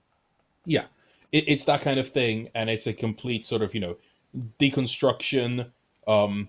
Because it's like it's almost like an isekai, like the guy who ends up in that world's like, I don't want to be part of this secret school that wants to Yeah, challenge the yeah. gods, so I'm going to go be a farmer and have a nice peaceful life. Bye. And then his farm Story's animals end over. up The taking end. no. The story instead becomes about the farm animals. So like his rooster is his first disciple and has like these moon based laser Oh, yeah. attacks now. Like it gets really because he's still in this overpowered like young keymaster body, So just things Okay. around him start soaking up the energy, and it's like, it's basically this, the main character ball is being passed around. I gotcha. Okay, that's interesting. It's a nice little amusing read, so that's one I can So you recommend. read some you read some of the like the I wonder how, and obviously I see some, writers and that kind of, they, and artists too, I guess everyone online, they kind of start with like their stories. A lot of artists kind of do like a web comic version, and they kind Mm. of garner their audience and that type of stuff. But I don't read much of that. Do you find yourself like following a couple writers or something online that way? Like, do you engage with that type? You obviously do because you read this one, but I mean, is that something on a regular you would stumble across, or is it like a unique circumstance? Like, hey, I find these one or I two. I just stumble across things, honestly. Like, I don't track Yep. down specific writers or specific genres. Yep. It's like, hey, you know what, this looks amusing, and this is, well, it's well written, or Yeah. Yeah. competently written to some extent, where it's not like, make me go like, Yep. there's a grammar problem every 5 pages. No, but my interest will go from everything. So, for example, um, one of the novel series I should be sitting down and reading, but it's just been a thing. Yeah. It's just been hard to sit down and focus on a book in my hands. Is The Black Company, which is a really good low fantasy Okay. series by Glenn Cook. Um, is it Glenn Cook? I'm going to double check that. I do not want to be Yeah. saying the little. Uh, I don't want to be saying the wrong information because I uh, have. I know. I gotta. I think I was yes, it is saying Glenn Cook. something. I got it right. I got it right. I got it right. Okay. Cool. Um, and it's basically, it's like, think of like Lord of the Rings, Yep. but from the perspective of a mercenary regiment working for Sauron. Oh, okay. So it's Ah, like, hey, cool. we're mercenaries, we're the bad guys, we're working for a guy called the Dominator, but you know what? He pays. He pays, and he doesn't try to get Yep. us killed. But he like even has like his own version of like the Nazgul, who's like this quirky mini boss squad, with like this, like the Yeah. Scream Thief, or the Limper, the Shifter, and they're all Yeah. like, Yeah. these guys are really powerful dark wizards, and they're freaky. Let's just ignore them. It's just not. But it's a really nice. Came out. I think it came out like 80s, 90s. Um, Low fantasy series, which again I do recommend giving a read. It's a bit more grimdark. I Yeah. wouldn't say grimdark. It's a little bit more like they'll write off the siege and destruction of a citadel with like 3 lines, and then because soldiering is a lot of sit around and wait and Yeah. logistics, Oh, and yeah. it's all Yeah. written like journals like that. So think of something like Jarhead, but in a fantasy setting. Yeah. Gotcha. Makes sense. And I got into that because, ironically, I read a fanfic. Which is like, hey, here's the Black Company in Middle Earth, and I found like the style really cool. Oh, Did hello, you? Irus. Hey, Eru's made it. Yo, Eru's. Mhm. Thanks for joining us. Did you ever watch the or into? I know Netflix just did the live action. Any Cowboy Bebop? I did not. Okay, see, me neither. And I think because I didn't know it came out so long ago, right? And anime isn't necessarily totally my thing, but like I think I'm like a fair weather fan of everything, right? So if something's Yeah. good, I'll like it. I'm like, hey, I like, give me this or Hmm. give me that. So, but I'll float all over. And I think the name, I think, because it probably came out, I don't know, when I'm like late 20s. I don't even know how old. But I missed it, and maybe I missed it because I just thought the name was dumb. Because I'm like, I don't want to watch no Bebop show. Like, I'll pass on just the word Bebop. I'm like, oh, whatever. And then I knew it was coming out like live action, and then I was like, well, Hmm. let me see. So it was on Netflix, and I popped up the anime, and I was like, I was surprised the animation style was cool. Like I only watched Hmm. like 2 episodes, and but the one thing that stood out is like, okay, there was definitely some great animation style in that I liked. Hmm. Story wise, I don't totally know, but I was like too into it. Oh wait, looks like we got Ben, don't we? You do All right, indeed. let's see what we There we can do go. here. We're gonna add Hello, in hello, hello, Ben. sir. I'm gonna go A Hi, can you hear me all B. right? There we Yep. go. There we There go. you I'm are. trying to run without headphones, but I'm on my own, so let's see if that works out. You sound fine, so that's good right now. Cool. We got a good view. You two don't know each other. This is Adriatis. He's whatever in the not on Patreon, but he's on the Discord, so we hang out and stuff like that. And then Heresy Junkie, and then whatchamacallit should be on here shortly too. Forge of Mars is coming on. And Good you're old already days. at work, Ben. What are you working on? I'm painting up custodes for me this time. Oh, some So more I'm custom work. yeah. I sort of started playing 40k since we last spoke. Wait, you said you did play some 40K? Yeah, I've been playing 40k since I was last on. Okay. A group of us have jumped in to do Crusade, All right. which is fantastic. It's really good Okay, fun. so I keep Um, hearing there's a couple people I chat with that like always say Crusade how good it is. They're like I wouldn't, like that's the way that I think that some of them even say like that's the way they figure this whole edition was designed to be played was around Crusade because it was so good for them. So I keep hearing good things about the Crusade, whatever like so campaigns or yeah, something. Yeah. it's the way I could liken it to me. It's like it feels like second edition. It feels like when you were Yep.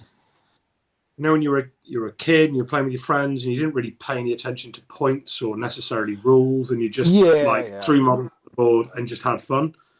That's what Crusade feels like. So yeah, you've got points and you've got rules and you follow that and that's fine. We're all a bit grown up and we know stuff now. But actually, your unit selections now, like it's back to the I like this. This is cool as fuck. This is going in type thing. Yeah. So with Crusade, I started it with Dark Angels because Dark Angels being I've always loved Dark Angels. Yep.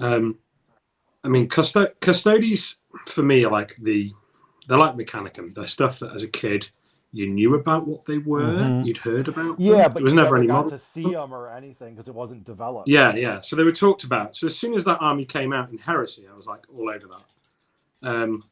I've never really played them in 40k. But I've got a bunch of them because I was planning to do a heresy army. And the good thing about Custodes is they literally straight swap between the two systems. So there's a Oh, couple okay. of there's a couple of 40k units that are 40k only, but all the Yep. heresy stuff can go into 40k.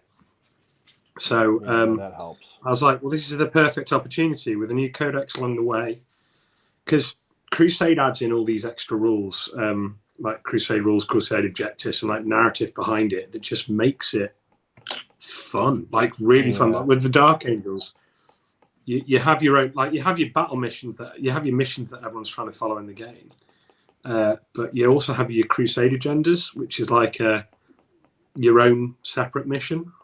Okay, so you are So the trying Dark to Angels one, you're trying to do kind yeah, of missions for your own thing. Okay, that's interesting.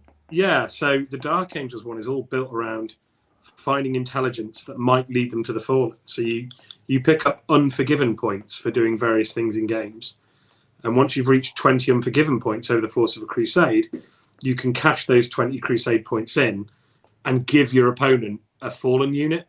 So you give them a Oh, unit, Fallen, and then you play a game trying to hunt and catch the Fallen. And I was like, interesting. how cool is that? That's Mm, so much fun. So yeah. Crusade also uh, gets all the really interesting like rules variations yeah, because like so you all get the like mission special. packs Yeah, you get like like special mission, alt mission packs, um special Crusade relics that can be earned in Crusade, and like even how you put your army together is because it's all done on power level, so mm, it's really easy Yeah. to work out your points. And you're allowed 50 power level at the start of the Crusade, and then you've got what's called requisition. So you get 5 requisition points at the start, and then every time you play a game, you earn 1. Every time you win a game, you earn another 1, etc., All right. etc. Erees And just you can came in. He asked, wait, if I can get this before he goes, because he's sitting with his wife and father-in-law. Thank you for joining us. You can tune them in. Show the wife and father-in-law the stream. Get them listening. But he said, who is the guest tonight? It is Ben Greaves, who is Heresy Junkie and has been a long time player and fan of the 40K and Games Workshop. And Adriatis. I keep I butcher the name every time for like just say years. Luke. Just say Yeah, Luke. just say Luke. Why can't we use Luke? Why does everyone have to have these tricky names, man? Get simplify this stuff. So we got Luke here, who is Adriatis on Twitter, and he writes. He's played a lot of games. I've talked to him a lot on Discord, so he's one of the ones when I'm like painting over stuff or whatever. They know more lore and games than me, so it's like a good resource for me when I'm working on stuff. So, and then the Forge of Mars will be joining us at some point as well, and that's a tune up. And one more thing while you're here, if you are joining us today, they're having, if you go to Elric's Hobbies, they have, oops, see, this is not gonna, let me try it. I gotta learn how to perfect this. If you go to Elric's Hobbies, they have a 20% off sale running for a week on all their bases. And they have a lot of terrain and pieces like the cool gears, stuff like that. So definitely go check out Elric Hobbies. You can follow them on social media. I think they're going to be like putting out more and more stuff. And to me, it all seemed kind of reasonably priced. So make sure you check them out. And now for me to try to get back the grid, I am A, B, C. Yes, victory. You seem like you're painting pretty fast there, Ben. You don't play around. You make some good. You have some No, pretty well no. The painted great thing minis. about custodes is they are ridiculously quick to paint. So Yeah, it doesn't even look. You're just like. I'm like, hey man, how come you come out I don't so even good have to with look. miniatures? That's how easy custodes are to paint. That. So no, I learned about 5 years ago that metal armies that are predominantly metal in color, are really easy to dry brush. So you just build it up through overbrushing and dry brushing, which is what I'm doing at the moment. So I'm putting the base gold on these Sentinel guards. So the aim is through this stream tonight is that I've got 5 Sagittarium guard, which are the Forge War guys with guns, and 5 Sentinel guard, which are the ones with the shield and sword. And I want to get their gold completely finished whilst we're doing this. So All right. It's a theoretically possible, twofer. depending on how long this is. You're going to entertain people and get work done at the same time. Awesome. Yeah, so I'm not like, this is not like shameless. Well, you can't self-promote when you're not You can monetized in any self-promote. particular We're way. allowed to promote here. Well, it's We're not. all. I'm not promoting because there's nothing to promote. I've got an Yeah. Instagram page You're where I just stick promoting pictures my of talent. models. I'm just promoting how talented I am at painting. You So can do that. That's my last allowed. on so the on my Instagram at the moment, I think the last model I painted on there was a Contemptor Dreadnought. In fact, yeah, Okay. because you commented on angle of the picture and stuff like that. Yeah. But I still refuse to put things on a white background. That's Yeah, because it doesn't make the best, but yeah. yeah, that took about 2 hours all in to paint. So Really? that's how quick this is. Yeah. Oh wow, that gives me hope. So I'm just trying to make sure that I've got a lot of coverage, a decent coverage of the gold. So I'm using, you won't be able to see it, but this is Vallejo metal color. It's supposed to be an airbrush gold, but just whack off great tank I brush. do notice a lot of people that I talk to use a lot of the Vallejo stuff for the paints. I do. Yeah, Vallejo paints are really good. Is it for the? Do you airbrush at all? No, No. never used one. Okay. Um, Oh wow, interesting. I own one. It's Yeah, just never been out the use box. The thing for me with airbrushing is like, so I've been painting since I was 9, 10, and I've always done it with a brush. And painting with an airbrush is like for me. It looks like I'd be starting from square one again. I paint with a brush, and that's the way it's supposed to be. Yeah. You kids don't know what it was like back in our day. No, Adrianus, do you airbrush anything? It's a whole different technique, and I've had to go on other people's airbrushes and holding and stuff like that, and I can see incredible things that people can do with an airbrush. Yeah. But for me, it doesn't. So part of the reason I got into this hobby, a bit of backstory, is I've got ADD, well ADHD it's called now, but basically attention deficit disorder. I tune out things incredibly quickly, and when I was young, my parents found that the only thing that I would sit for any length of time to do was either read Lord of the Rings, the book, or paint models. So now, like, it's my sort of zen, my switch off moment is to go and paint. And I think a lot of that is that tactile thing of the interaction between the brush and the model. Because I've got no interest in sort of painting on canvas or like the stuff that you do. It's amazing, but it's essentially witchcraft to me. It's just not what you'd be into. So I've had a little go on someone else's airbrush, and I didn't like the feel. Yeah. Does that make sense? Like No, it makes total the thing. sense. Don't get me wrong. Like it's amazing what people No, can but do it's with just it. it It's just doesn't. it's Yeah, I just get it. another It's like, medium, isn't it? yeah. Adriatis, do you airbrush at all on your miniatures? No. You think I can afford that stuff? He's like, I don't know, man. You Where would have I a fit big. one? What do you mean? You got miniatures all over. Sell some of that. You can buy Yeah, I was probably going to all say your kinds of rig looks pretty airbrushes. decent. You're not Oh, thank you you're very not much. exactly looking like a hobby hovel over there. You got a lot of good stuff. Yeah. I'll be selling everything. Go airbrush. Buy. Oh, gee, I no, don't it's not know. my thing. Yeah. Brushes is I'm at. Anyway, actually, I need to go because dinner is ready. So Oh, enjoy Oh, luckily, some luckily we got dinner. Heresy Thanks for Junkie to keep me stopping in, cracking. and then got Fortune me to Mars will talk come to. in. I'll talk to you soon, and we'll do this again. Enjoy Yep, some I'll dinner. see you soon. Yep, take care. Later. Always a pleasure. Good. I'll see you later. So what are you working on at the moment? I am working on some commissions for Zealot Games. And I have heard of the name. yeah, dude, you probably can't even see the screen, but the people watching they No, I have can't. I've got my little phone. I can see. Oh wow, yeah. they got like this one. They have some incredible miniatures right now. So Oh wow. yeah, I'm So trying I've to. just come back from. I've just come back from Salute last weekend. Have you heard of what Salute is? So a little bit of it because I talked to Lee, and then he Yeah. did So say Lee was there up as well. there. We saw each other. Yeah. I was helping out. My friend has a miniatures accessory company called Zinj, and they just make sort of random crap for various things that you can bolt onto anything and type stuff, like LEDs and parts and things like that. So like conversion parts and stuff. They got some of their own models as well, but it's like there's no game system behind it. They just make mad crap. I mean, I was selling stuff for them, helping them. And but my entire sales pitch was, there are people who come over and go, what does Zinj do? And I'm like, well, essentially, we make all the crap that you didn't realize you needed until you'd seen it. Yeah, that's yes. I love companies. So Salute like that. is full. Like as someone who's been pretty much I have been, with the exception of like I branched out to Malifaux once, and I played a bit of Drop Zone Commander and stuff like that. But pretty much exclusively, I've been GW my entire sort of life.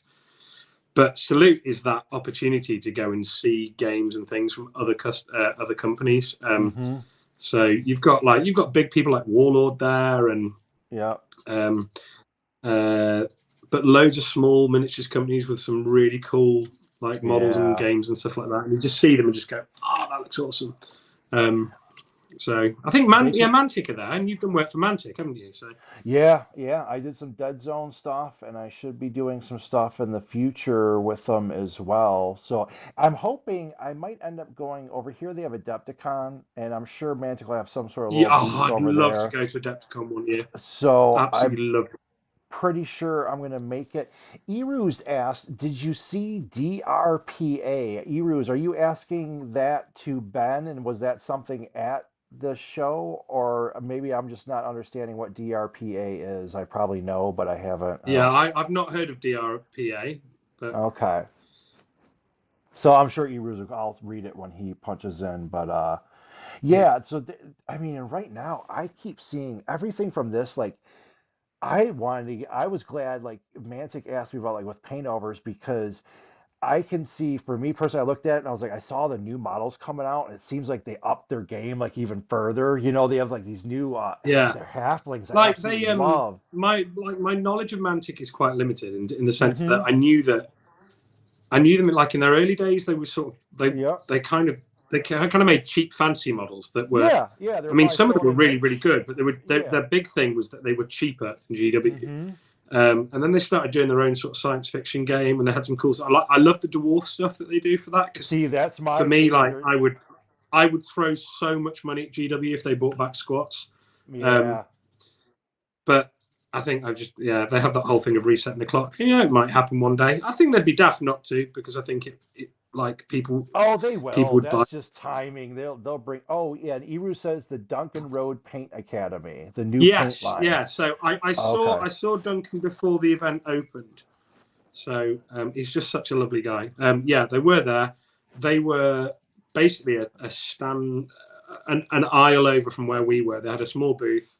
Okay. where I think it was like meet Duncan and meet, I've forgotten the name of the other guy, which is really rude. Yeah, yeah. Um, Well, it happens. and it was like it certainly seemed to be sort of 5 deep every time I looked across there. Oh, really? So Okay. yeah, he is such an like a lovely, shy Yeah, yeah. guy. He's really nice to chat to, and he just has pure passion for painting and hobby, and that's it. Like there's no Yeah, agenda yeah. in that guy at all, other than like, yeah, I know he's got his own company stuff, his painting academy, his own Yeah, but channel, just but like like you I think enjoy it that's and whatever. Yeah, dude. I think You're that's trying more of to. a fact that he just enjoys it so much Yeah, that he yeah, loves yeah. You're doing it. trying to get in it just to be doing it. Absolutely. Yeah, I'm Oh, trying to good. adjust my camera.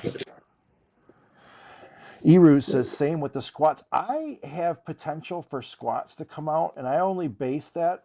I base it on nothing, so I'm probably the least informed person on all of it.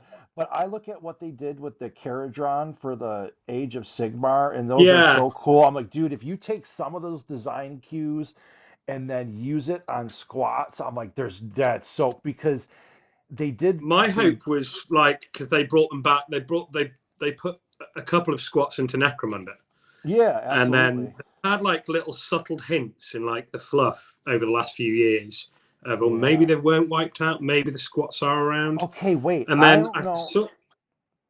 Oh, Go wait, on. keep going because then I gotta ask you a question. Yeah, so there's that. There's something someone shared on Twitter a few weeks ago or a few days ago. I don't know. I lose track of time. Which was essentially some kind of leaked schedule that someone had put up on either Reddit or Yeah, on Twitter or something like that. That was put up early this year, and literally everything on it has been bang on. Like there's been nothing that yeah, on that leak thing that hasn't been right. Like even down to dates. Like this month this will be out. This month this will be yep, out, and he describes models and stuff like that. And on there at the end of it, it says work on. They're working on for next year on the future squats. So I was like, yep, no way. So now that could be the one thing on there that's not true. I don't know, but yeah. it gives me hope. It gives me hope. But yeah, you're right. Caradron Overlord's so nice. Yeah, I dig those a lot. Okay, wait. I don't know if I was preaching lies on a chat the other day. So it was before the box set, so before second edition, and I would swear Mm. it was in a white dwarf. So Yeah, remember they had Beastmen Guard, right? Like they would yeah, have okay, so they had Beastmen Guard, and I it, and I don't know if I see the picture in my mind. It was a Beastman dressed up as a guard. He's pointing a pistol, and there's a couple other yeah, Beastmen behind him. yeah. I remember it. Now, did they have Beastmen commissars, or am I making that up?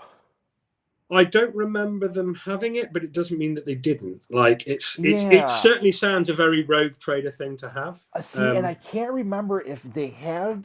I and I said they did when I was chatting, and I was like, wait, maybe they didn't, and I was just confused. But I thought they had. There was some Beastmen guard unit in that White Dwarf, and I can't remember what White Dwarf it was, or if I was looking at it because I think I was The thing is, as flipping. well, it might not have been White Dwarf. It might have been Warhammer. What's it called? Warhammer Journal. Do you remember that?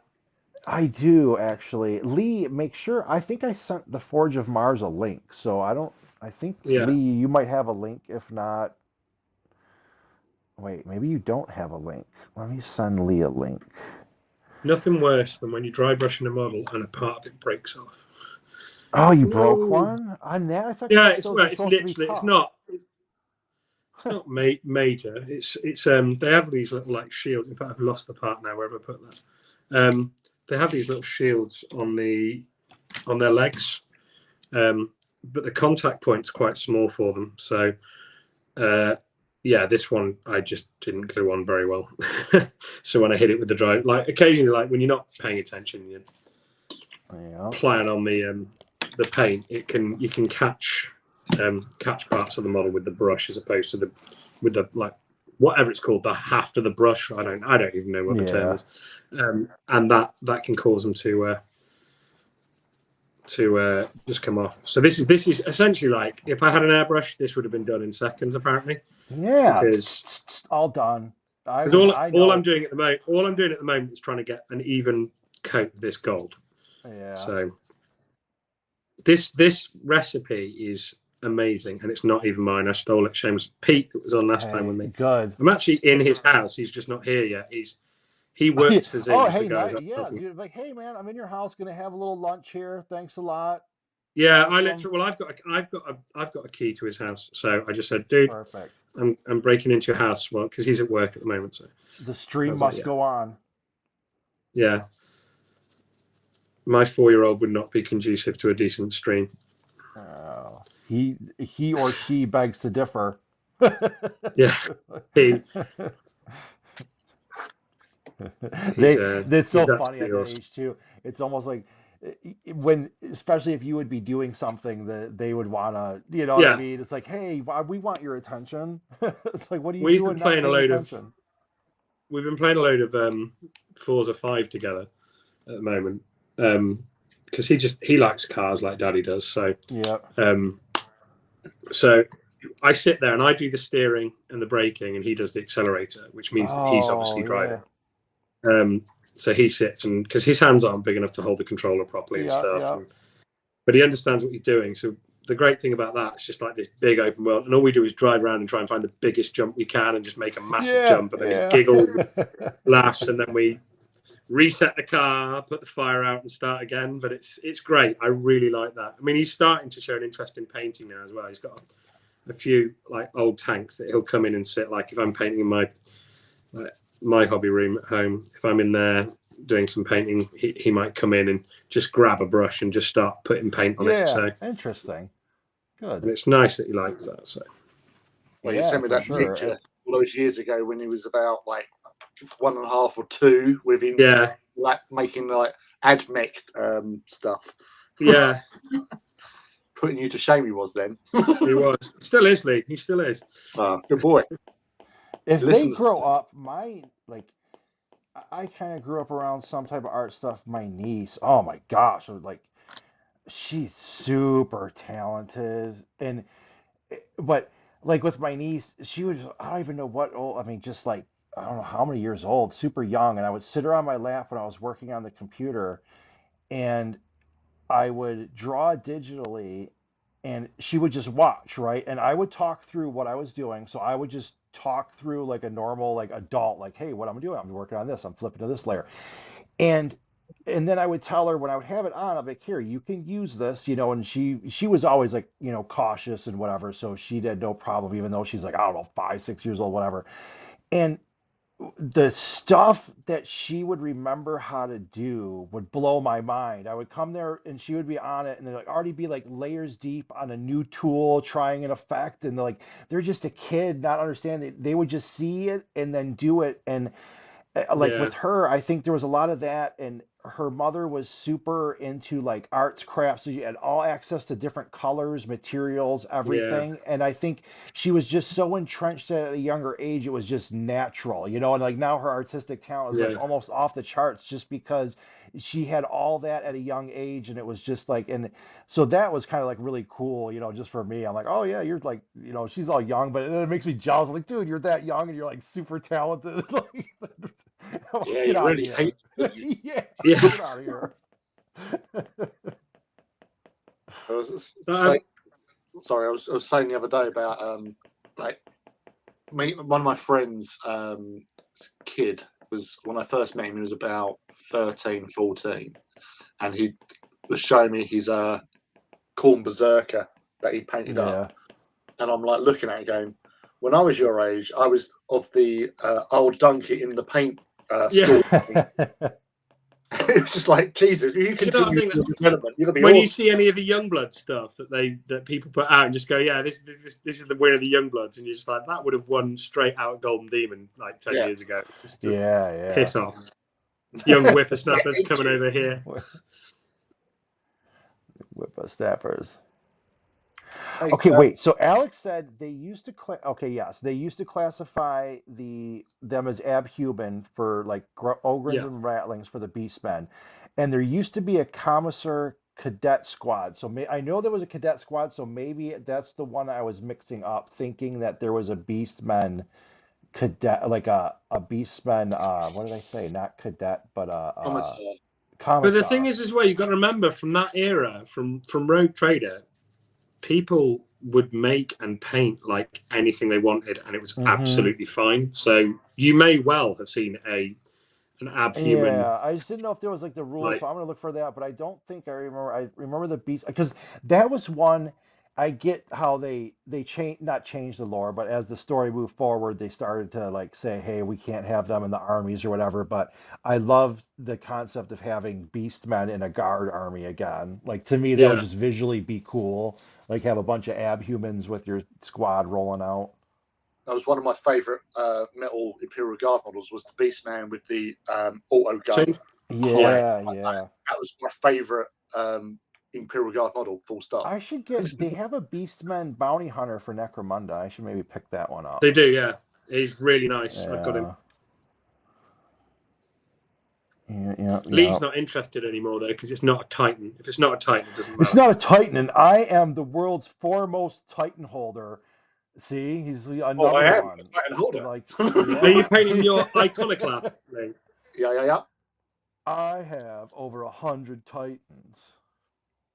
Well, funny you should say that. I picked up some more last night. A friend of mine who basically thought, I've got so much in my pile of shame. Do you want to take these off my hands at a discounted price? So who am I to say no? Yeah. That's how these custodes came into my possession, Lee. Well, Pete went, I'm I'm not going to paint these custodes, and I'm like, I will have those custodes off you at a reduced rate. see, that's what I have to hook up. Like when we're in the old folks' home, I have to be in with people with like you, so you can bring all the miniatures and stuff to the old folks' home. I'm gonna bring like VR, so when we're all bedridden, you can at least put in the VR goggles. But someone has to bring all the miniatures. And I'm also, be it known, I'm fighting already for senior citizen discounts on like YouTube and GW and everything now. So when I turn a senior, I want to be first to capitalize. Well, that's all well and good. I'm glad that you're laying this foundations for when you're eventually old and decrepit. Yes. But I'll just say, Eruz is saying that the Titan needs more DACA. This don't need more DACA. It's a puncher. It's a bruiser. It's the one that's going to come. Do you not wish, Lee, though, that you could mix the weapons between the two? I'd like a one of the plasma things, and then maybe that crazy ass drill or whatever it is. That's to be honest, I'm not bothered. I'm because I was speaking to someone. Remember, rules control the fun, Lee. Yeah, I know. Obviously, you got to obey the rules, but I just like this little. It's just walking along, minding its own business. It's either going to grab you, nipple pinch you, or it's going to hook you with its chain blade and just really ruin your day. That's enough joy for me. I'm happy with that. It does what it does, and it looks quite tasty. It does. I'm going to be more excited though when they do more sort of mid-scale Titans, like something between a Reaver and Warhound, or Warhound and Knight, or whatever it is. Some or smaller size 5 Titan. So sorry, even a size 5 Titan. So yeah, a Titan that's the same size as an Acastus. Murder Turtle. Well, yeah. You got the Murder Turtle or the Murder Armadillo, which is that's the new one, isn't it? epic one. Yeah. I've got so many. I've got all the Forge World Knights now. The Forge World Resin Knights Ray T, and I haven't built one of them yet.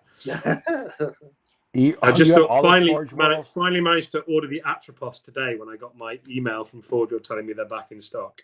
So I was like, good on those. See, and I have to agree. Eruz is right that the viewers are always right. It needs more DACA. So Lee, you lost that one. The viewer trumped you. Needs more DACA.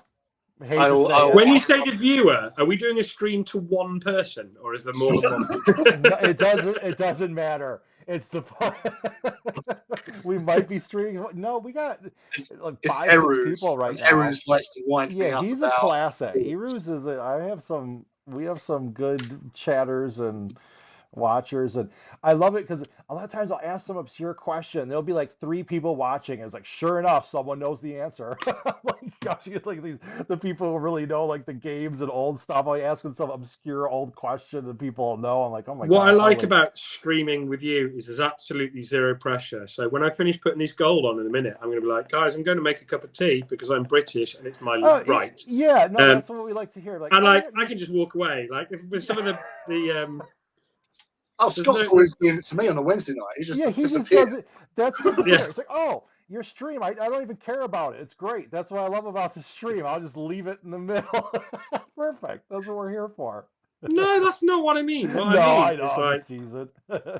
No, I try to keep it. It's supposed to be casual and fun, and it's gonna you have. I want to get more and colonials more just need people to on learn it. your place. When a British person needs their tea, they go and Yeah, get when their you, tea. hey, I'm down for tea time. I have a little tea time with the Brits. We had I'm down with the Brits. we had a honeymoon in Boston, and they have a thing in the Boston Harbour where you can throw the tea back into the river, Yeah. and like the whole tea party thing. Heck yes. And we Go got there, and they're represent. like, "Do you want to throw the tea in?" And I was just like, Yeah. "Do I bollocks? I've bought a sieve with me so I can get it back." You throw. You should come here, and then you throw tea in the harbor and be like, "Take that, haters." Yeah.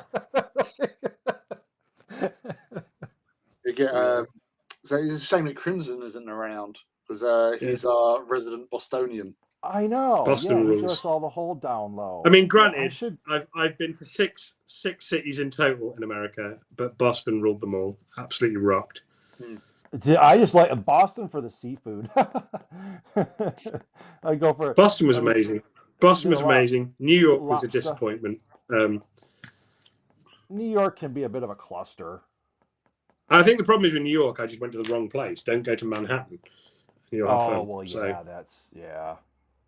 we did all the tourist stuff, and then we're disappointed that it was all touristy. So it's kind of our own fault. Yeah, you got to do. It's like a good mix. I try to. If you had to say, I want to go to Albuquerque. That's the one place in America that I really want to visit. Albuquerque? Why New Mexico? Yes. What? It's where road Hot air balloons. Funny Hot air balloons. So Wait, my why, family then? are all hot air balloonists, and Albuquerque, New Mexico, has an amazing hot air balloon meet, and I want to go to that. I did not know that. See, It's like the biggest balloon. Google it. Like you should look it up because from an I've probably artist's seen the perspective. pictures where they all go up, probably because they have the most perfect weather for it and stuff. Yeah, they have this like really unique weather pattern which creates like this box. So the balloons take off and they head off and then they rise and then they come back. So it's like a box air corridor, which means you can take off and land in the same field, which is completely unheard of in a hot air balloon. See, and that's what's good is because I have to start making some AE stickers, and when you go to places like that, you put an Artist Empire sticker on all that stuff for advertisement, so we can be up. I've just bought a nice shiny. When you get them done, I've bought a nice shiny new case at Salute for my customers. So give me a sticker, or even better than that, a patch. Because it's got Velcro, so I can sew patches up. All right, good. And then I can put it on. I was going to get a couple cool things, so I was like trying to think of some good stuff to do. In fact, this is my. So I absolutely hate blind bag things. Right, anything that's blind bag, like piss off. I just want to buy the thing that I want. So why I never really got on with things like Magic the Gathering, because I'm just like, why don't I just buy the cards singles on eBay, because then I don't have to worry about finding them. Oh, because you get because the addiction of popping packs and overspending money for stuff you don't really need, man. Come on. Yeah, exactly. I've seen it ruin far too many a good friendship. So I went into Games Workshop, my local Games Workshop today, because it was Armies on Parade, and I wanted to go and have a look and vote for people and stuff like that and see what people are up to. And they had the blind bag pins. So they've got these new things. I don't know who makes them. They're not GW that makes them, but they're like pin badges that are blind pin badges. So and I got given a really nice guy. He's on Twitter as well, Pete Rees, and I cannot for the life of me remember what. It's like Zadinaga or something like that. He's got the most amazing white card. And I saw him at a thing not long ago, and he bought a load of these pins, obviously. So he gave me the Dark Angel pin and the Knight pin. So I was like, that's really awesome. So they've got on my new gaming case, and I was like, right, I actually want these pins to represent the armies I play. So I want the Mechanicus pin, and I want the Legio Custodes pin. I want or Adeptus Custodes or whatever, the Custode pin. Yeah. And I went into Games Workshop and they went, "Oh, this set here might have the Custodes pin in." And I was just like, "Yeah, but you know full well that it won't, because I'll buy it and I'll end up buying half the box. And they're not cheap. They're like £6 a pin badge." And I'm like, Yeah. and you don't know what you're getting. So anyway, long story short, they said, "Go on, have a go." And I thought, yeah, I'm in a good mood. Why not? I'll have a go. Picked up a bag, paid for it, opened it, Custodes pin. I was like, "Yeah." Oh, okay. So I wanted to get a couple of those. I wanted a couple coins too, but I don't have any of Which that. I coins do should you have. want? Which coins do Oh, you I want? don't know. I mean, I would probably any of them really, but I mean, like a Mechanicus, I like the Space Wolves one. There's probably like Black Templars, like any, Yeah. the Sisters one. Well, in There's terms quite of a like, few. so I don't know. I'm assuming they do them around the world. It wasn't just in the UK, but they Yeah, did I this think. thing that if you spend £60 at a Games Workshop store, you get a collector's coin, and there's one every month. Okay, I may Um, end up doing that one so just a because I friend want of a mine coin. gave me a load of them, and I don't collect these things at all. So I think what you should do.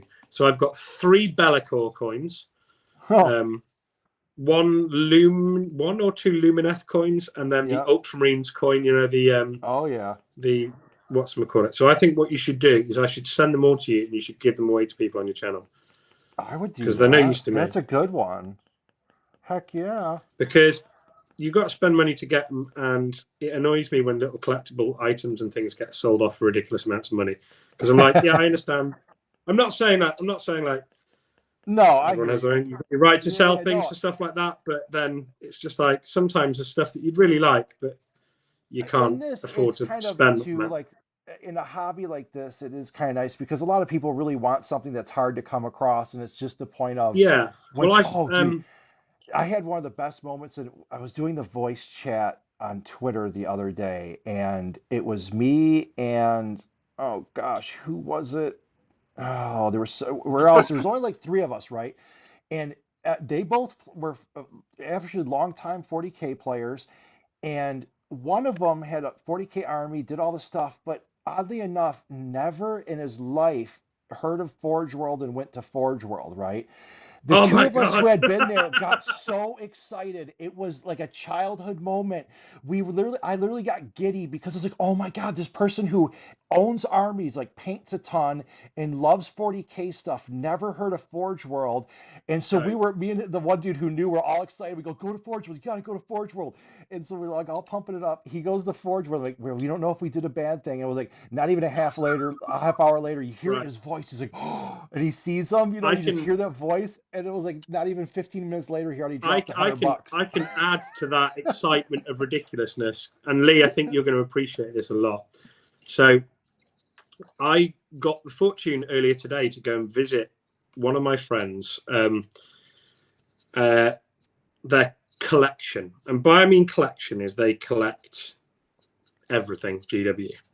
And I've never, so they invited me over to his place, which will be undisclosed because of what's in it. He owns literally one of everything that Games Workshop or Forge World have ever produced. Oh, geez, yeah. Every single model that they have ever produced. And I was just like, they're unbuilt, they're all in boxes, they're all on racks. Yeah. And just going in there and seeing the epic like battle forces together. But it was Yeah, looking at yeah. the Forge World boxes, and I was just like, what kind of stuff? And he said, just pick a bag out and have a look what's in the boxes. So I pick a box, pull out a bag. First thing I pick out was the Talon Desert Raider sniper team. Then like the Talon Desert Raider Sentinel and the Riders. I was like, oh my god, this is amazing. I was like, that's just sheer envy. But yeah, I Yeah, can that's got to be understand crazy going to into look through Forge World. that stuff. Especially I me, always because a wanted lot of one of stuff, the there was a whole good chunk of years where I missed everything that came out and wasn't to seeing anything. Lee Eru's asked, what house is the Titan, Lee? It looks beautiful. It's the Fire Wasps, Leisure Ignatum. So, part of Oh, the Triad here on the t-shirt. oh, look at that.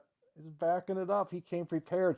That's one of my all-time favorite colors or covers. And a lot of that one I'm just has to, sneaking off to make a brew, boys. I'll be back in a sec. you go brew it up, kind sir. A lot of those covers, that's kind of, I think that's one of the reasons why a lot of my paint overs are really bright and whatever, because if you really notice, and I know why they did it too, right? So if you notice, their covers are usually really bright and grabby, but a lot of their interior art was like, especially back then, was like grim dark and like grimy, but it was like the bright stuff on a wall with other stuff that you try to grab your attention. The bright stuff grabs your attention more than like a dull, grimy looking thing in general.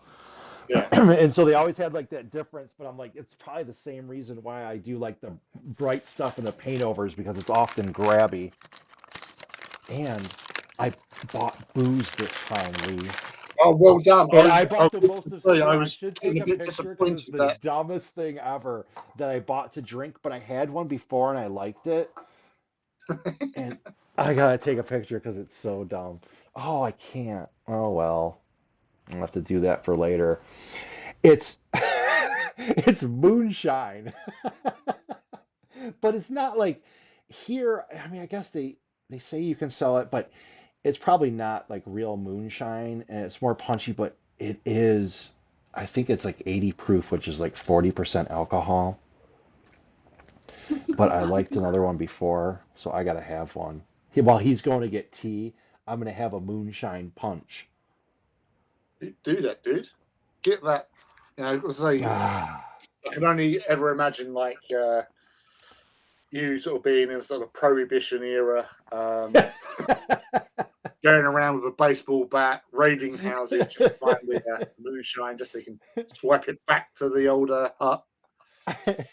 I never had, and I guess so it's weird. So like I don't know what the deal is that make your own moonshine here is illegal or whatever, but they said if someone really if you okay if some they're making it it's really good like pure moonshine.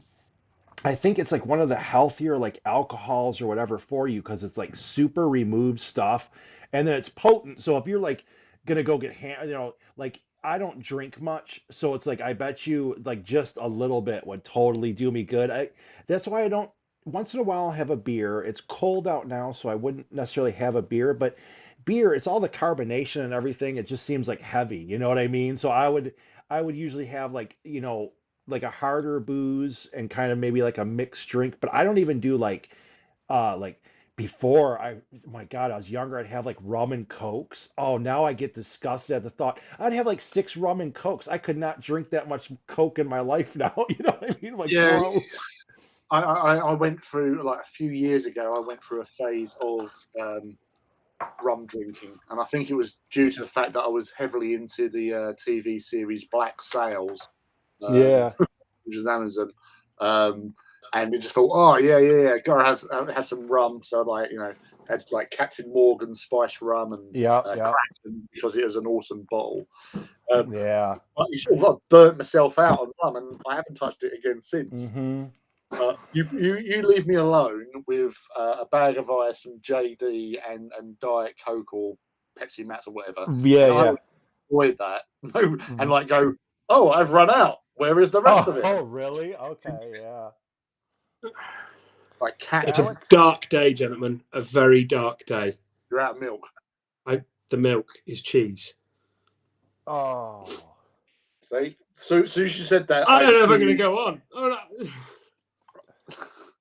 Milk and tea. So I'm going to run to the shop in a minute because I need milk. Oh, that's how I'm desperate. actually You're allowed crying. to run to the I'm shop. crying, then.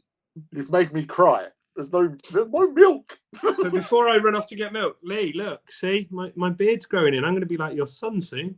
Yay! Another one to adopt. Yeah, you've got so many. I know, it's terrible. Matt's your child and Rob. Yeah. Or say Rob was just like continued, like so honest. It was so fun though because you just there's friends on social. Did you see the picture he put up where it was the Disney-fied thing on the face? Yeah. It's like he's like what's his face? Oakenshield. Yeah. And Oakenshield. Like, yeah. I'm his dad. Yeah. Well, no, I'm going to be proactive on this one because the next stage of painting the custodes is I've got to put a sepia wash on them all. So put a sepia wash on them all, then go and get milk because it gives me extra drying time. Put the CPU wash on. I got to mute for just a minute. Take the dog out so you guys hold down the This is what fort. he does. He Be just leaves witty, it be unattended half the time. charming, gather viewers. This is like the most It's on you guys. You got to grow the informal. stream. I'm not good enough to grow the stream. It's on you. Make this thing. I want to like 1,000 viewers. How when I are get you back in a not good couple enough to minutes. grow Be this? entertaining. Like people see shine the with those stuff you do, personalities. right? Shine. This is your chance You to are shine. fucked, my friend. David Richardson, thanks for making it. Davidson. I'll be right back in like a minute. These guys will keep you The company. reviews will come crushing in, and they'll just be like, "These guys only talk about Titans and Knights. What the hell's going on? What the hell?" But I say, David's coming. David, along with like Eru's, are sort of regulars on when I do my Saturday Night Reaver streams. Yeah. And So the problem I've got with all these things, like growing stuff on social media, is that I am really bad at social media. I don't really interact or follow or do anything, and it's so it's like, yeah, I just paint stuff and stick it on Instagram and Twitter and stuff like that. But I'm really bad at knowing who people are.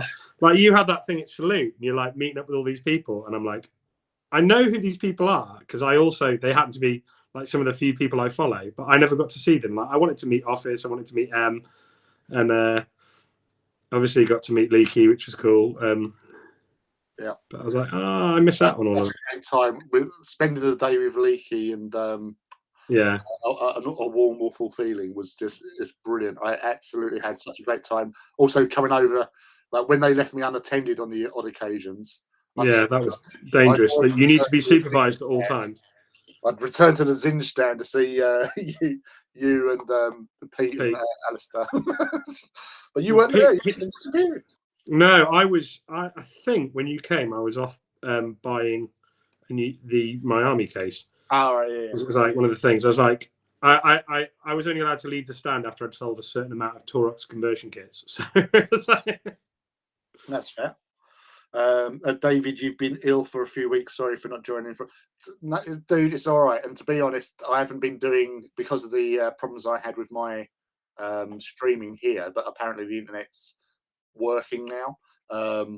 But I suggested to Scott the other day. It's like, I'm available on Saturday if you want to do something. He's like, yeah. We'll get Ben in as well. Yeah, we'll have a great time. And he's left. He's gone. Yeah, he's unattended. Well, I wasn't supposed to be available this weekend. I was supposed to go and surprise my parents down in Somerset because they're like proper shielding.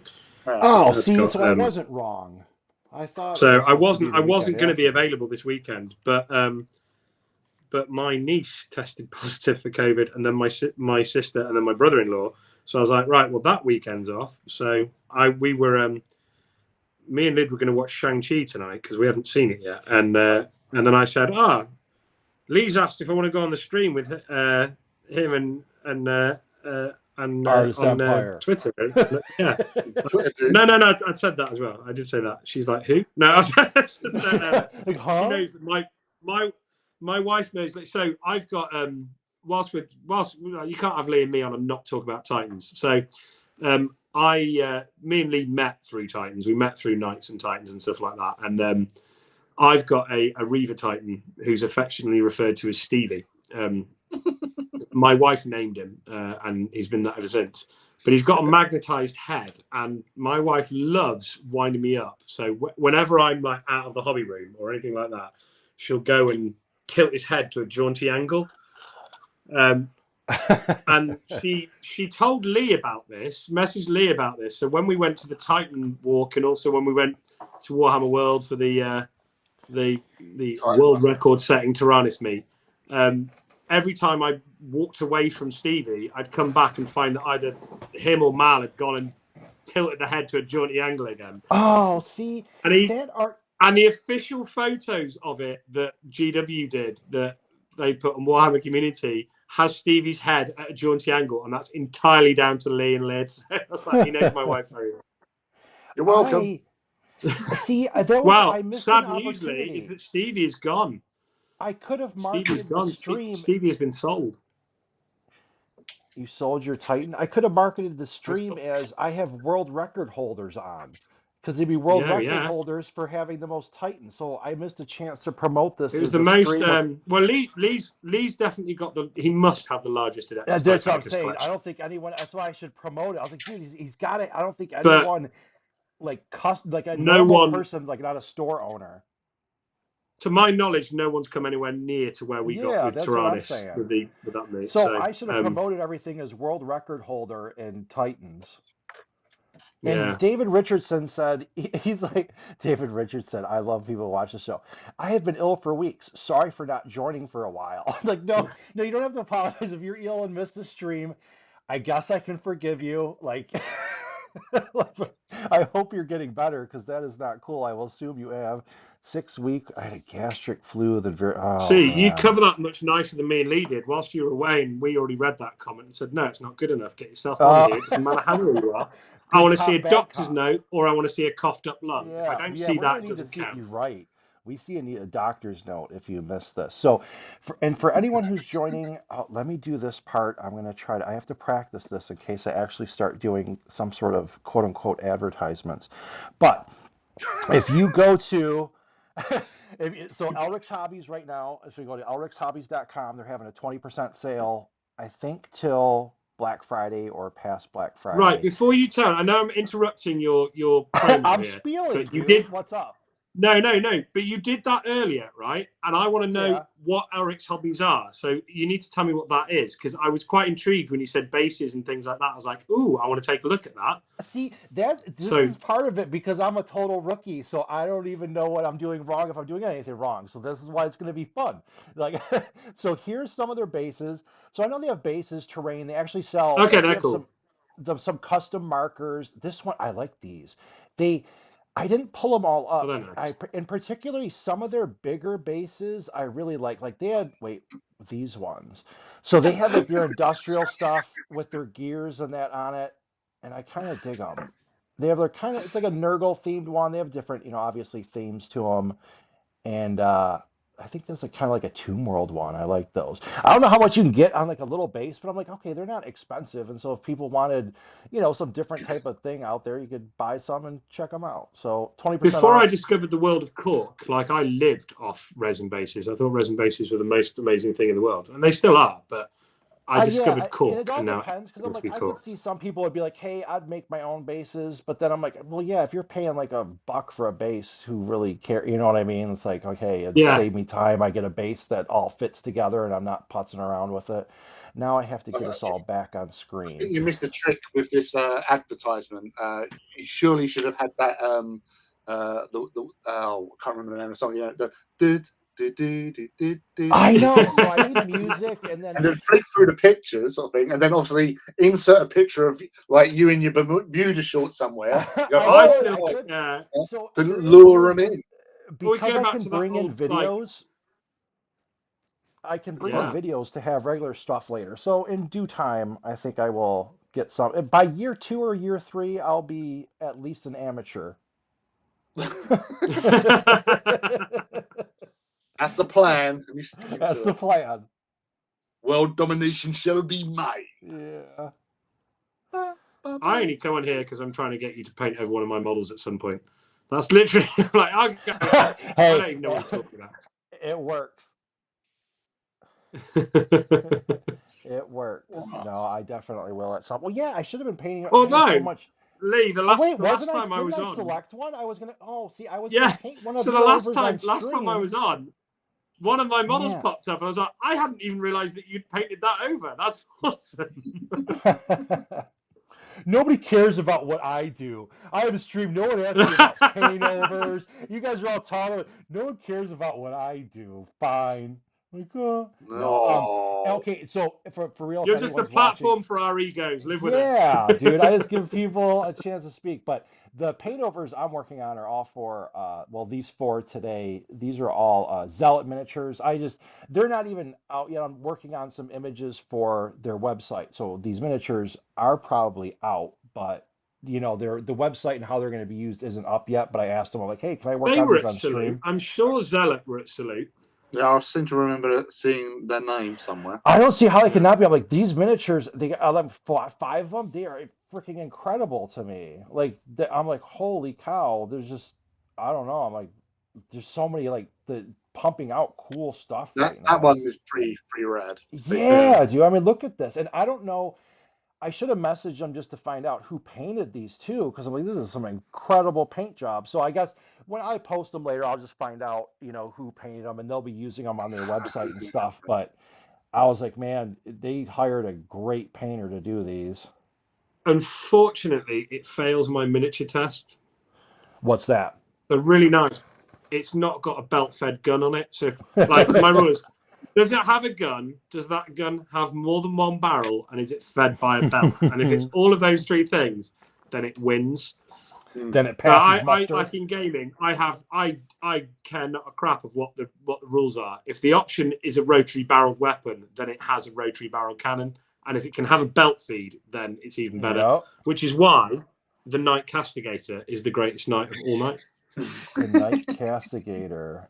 So it has the So it's a good belt. It's a Forge World Knight which has a double-barreled Gatling gun. Okay. That's belt fed. Yeah, I like. And I can't deny that because that's the one I got my Golden Demon finalist pin. Does that see? And you didn't get that for your painting skill, Lee. You got that because it had a twin-linked belt-fed Gatling gun. Does that Gatling gun have a mini like a shield on it that's attached to it? Yes.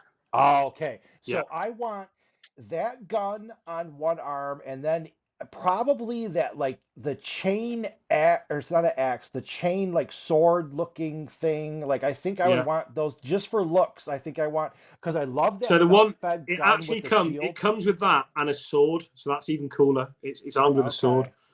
Not a chain sword, regular sword, but still cool. Yeah. Thinking about it, a chainsword on a castigator would look rather awesome. It would. That sounds like something you need to do, Lee. I have one castigator. I don't need more. unless I do it on the AT scale. Yeah. But yeah, A10 Warthogs, David. I love A10 Warthogs. The old yeah. If you drive up into Suffolk, up towards Woodbridge, where they used to have A10 stationed, as you're going up on the roads there, and they're doing the little flyovers, they would actually do simulated strafing runs on your car because you're sitting there and you go, "Where's that plane coming towards?" Oh yeah. A10 goes bird. Yeah. Yes. What's the motto? The motto, isn't it, of one of the squad? I can't remember if it's an Apache squadron or an A10 squadron, but their motto on their patch is "Don't bother running, you'll only die tired." Yeah, that sounds about right. Yeah, no, those things. I just remember seeing the photographs from like the first like Gulf War and all that. Yeah. Coming back, and they got holes in their wings and everything, and you're going, "What? How the hell did that come back?" I said, "Because it's an A10." I still think it's one of the best things I've seen recently, which isn't recent. It's from World War II, which is I can't even remember the mathematical theory behind it, but it's a drawing. It's basically a damage impact assessment of World War II bombers. RAF bombers yeah, I that see come that back. exact same thing. And it's a scatter. It's basically a scatter graph of like impact a heat map hits. or whatever. And the RAF wanted to armor the points where these bullet hits had come. And there was a Polish mathematician, and I can't remember his name, and I'd love it if someone could remember it. Polish mathematician that went, no, you don't need to armor those areas. You need to armor the areas with no bullet impacts at all, because they're the planes that never made it back. Yeah. And I was like, oh yeah. Are you like, you genius? Yeah. So it's the whole thing of going, statistically, you look you're eliminating all the kill shots and getting all the shots that Yeah, because all these planes came back with damage in these areas, and they took lots of hits. And he's like, well, if you get damage in this areas, you'll survive. You need the other areas, That's fascinating. So if you're a airplane armorer, we taught you something on this stream today. If that's your job, we good. have. But to be fair, if you're an airplane armorer and you don't already know that story, then you're not very good at your job. How few airplane armorers actually know that story? That's got to be like, if there is such a thing as Yeah. aeronautical armoring, that's got to be 101, surely. Like the first thing you learn is, right, here's a Yeah. picture of these bombers. Which bits do you armor? If Where you would say, you oh, put where the all the where red would you put spots the are? armor? Oh, right where all the holes are. Wrong. Ah, no, you're out. Done. You're out. Yeah, you're staying with the tanks. You're not getting into the air, boys. You're Yeah. not a flyboy like the rest of us. You don't know what you're talking about. Or you can do the American approach, which seems to work quite well. Is we won't armor any of the areas. We'll just make 20 of them. Yeah. we'll Sell lives make cheap. more planes than they have bullets, and that way Oh, and then we'll there's win. Mechanical Frog. See, right now, I'm always glad when Mechanical Frog joins us. But see, every time he joins us now, I think, oh my God, his basement's still not done. So, no, but like, yeah, these people where he's got this incredible area going on, right? And he'll show pictures, and I love it. It's like this big space. He's got open. He's got his hobby stuff down there. He's got everything. But it's been going on for like 5 months, and I think like the workers work like 2 hours a day when they come in, and it keeps dragging. So, yeah. Don't mean to laugh at you, Mechanical Frog, because I feel the pain, but that's what it is. One day, Frog. One day. Yeah, Is he one American day. or British? He He's could be American. actually. There are other countries I'm aware of that. He's American, did Yeah. you say? Yeah, we See, get a I always lot. get jealous of American hobby rooms because American houses are all massive because land's really cheap. So when you Yeah, look at yeah, the they are. You get, when you yeah, look you'll at people's get like, this is generally, my hobby room, you're like, that's amazing. That's the size of my village. But yeah, it's like, yeah.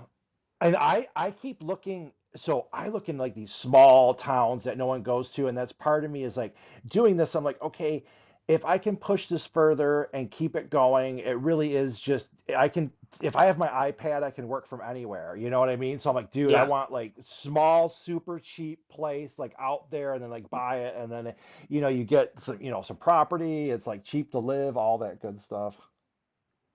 One of my friends from uni, she married a guy. She married an American guy, and she's moved over, and she lives in Colorado now. And oh man, the pictures that she puts up, like of where she lives and what she, because like I know Yeah. what she does for a job. Like she's on a similar wage to me, and I'm looking at her house, and I'm like, oh And god, I wish I lived over there in a place like that. there's some cool what's funny is like with me especially I've always sort of like a minimalist or whatever, but and now like house and I see it over here and I'll see people like they get really big houses or whatever and it's like hey and I'm Yeah, like I always want small like dude I don't want to clean all that crap. I am not cleaning all these yeah. stairs. I'm like forget that. I'm It's like put me in not so something small. much. I'm like God that would drive me insane, dude. I'm like well this is like a whole bunch of shit to clean. I mean, the Yeah. thing is, as soon as you have a 4-year-old, you need all the space you can. Well, Like, yeah. See, I don't have any, right now I have no kids or anything, so like hey. when me and my wife bought the house that we live in now, we didn't have children or indeed plans to have children at that Hmm. point. So the fact that the garden is a freaking death trap wasn't a problem. But now I've got a mini me that runs around, and his favorite game seems to be which way can I try and kill myself today. Um, you're like, yeah, you can't go into the garden now because literally everything in there will kill you, James. You can't go. Oh, wait. So, Mechanical Frog brought about Colorado being beautiful, Montana and Wyoming. I loved. I was only to my Montana out of those, which is surprising. I've been to a good amount of states, but I never been to Colorado or Wyoming. I don't think, no. But oh God, this is how stupid I am. Montana story. How old am I? I am probably. I don't think I'm 20. Maybe I'm 20, 19, maybe my teens, right around there. Go to Montana never been properly rappelling, right? And then so I'm like, dude, yeah, I want to be. Okay. I always physically active, did a lot of kind of like dangerous stuff back in the day. I've worked on a bunch of stuff, so I felt physically competent, right? And so they're like, oh yeah, I'll go rappel off, sorry, like whatever, I'll hack it on the way down, do with some rope. Like you give me some rope, I'll make sure I don't fall.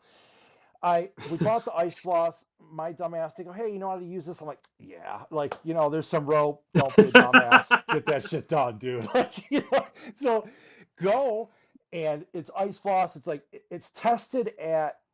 It was tested at I think 300 pounds or like 250 pounds, something like that. And I'm like, I was basically that weight, right? So I'm like, all right, man, I'm a big dude. I'm like, I'm close to 300. I'm like, you put all gear on me and everything. I'm over 300. I'm like, hey, man, they always test these for over, like because they're not gonna cut you right, Yeah. like 300 pounds. You're not gonna snap and fall. So I'm like, dude, if I'm like 50 pounds over, 25 pounds over, shit's good. Let's do this. Go. We're up on this thing. I don't know how tall it is. Not like super tall, but it's tall enough where if you fall, good chances you're gonna break your back or smash your head because it's all rock. And there was a tree up there. I'm like, okay, I'll tie it around this part, and then it's like a half-ass thing because it's going to go over rock. I'm like, I can't fray the edge. I'm like, I'm not going to fray the rope. I'll wrap this part in an old jacket. I'll go down. Go down. It's all sketchy. Doing this dumbass thing. Rappel down the side. I don't know how long. I mean, at least like 60 feet, something like that. Get down. We're screwing around with the rope. We do it a couple times.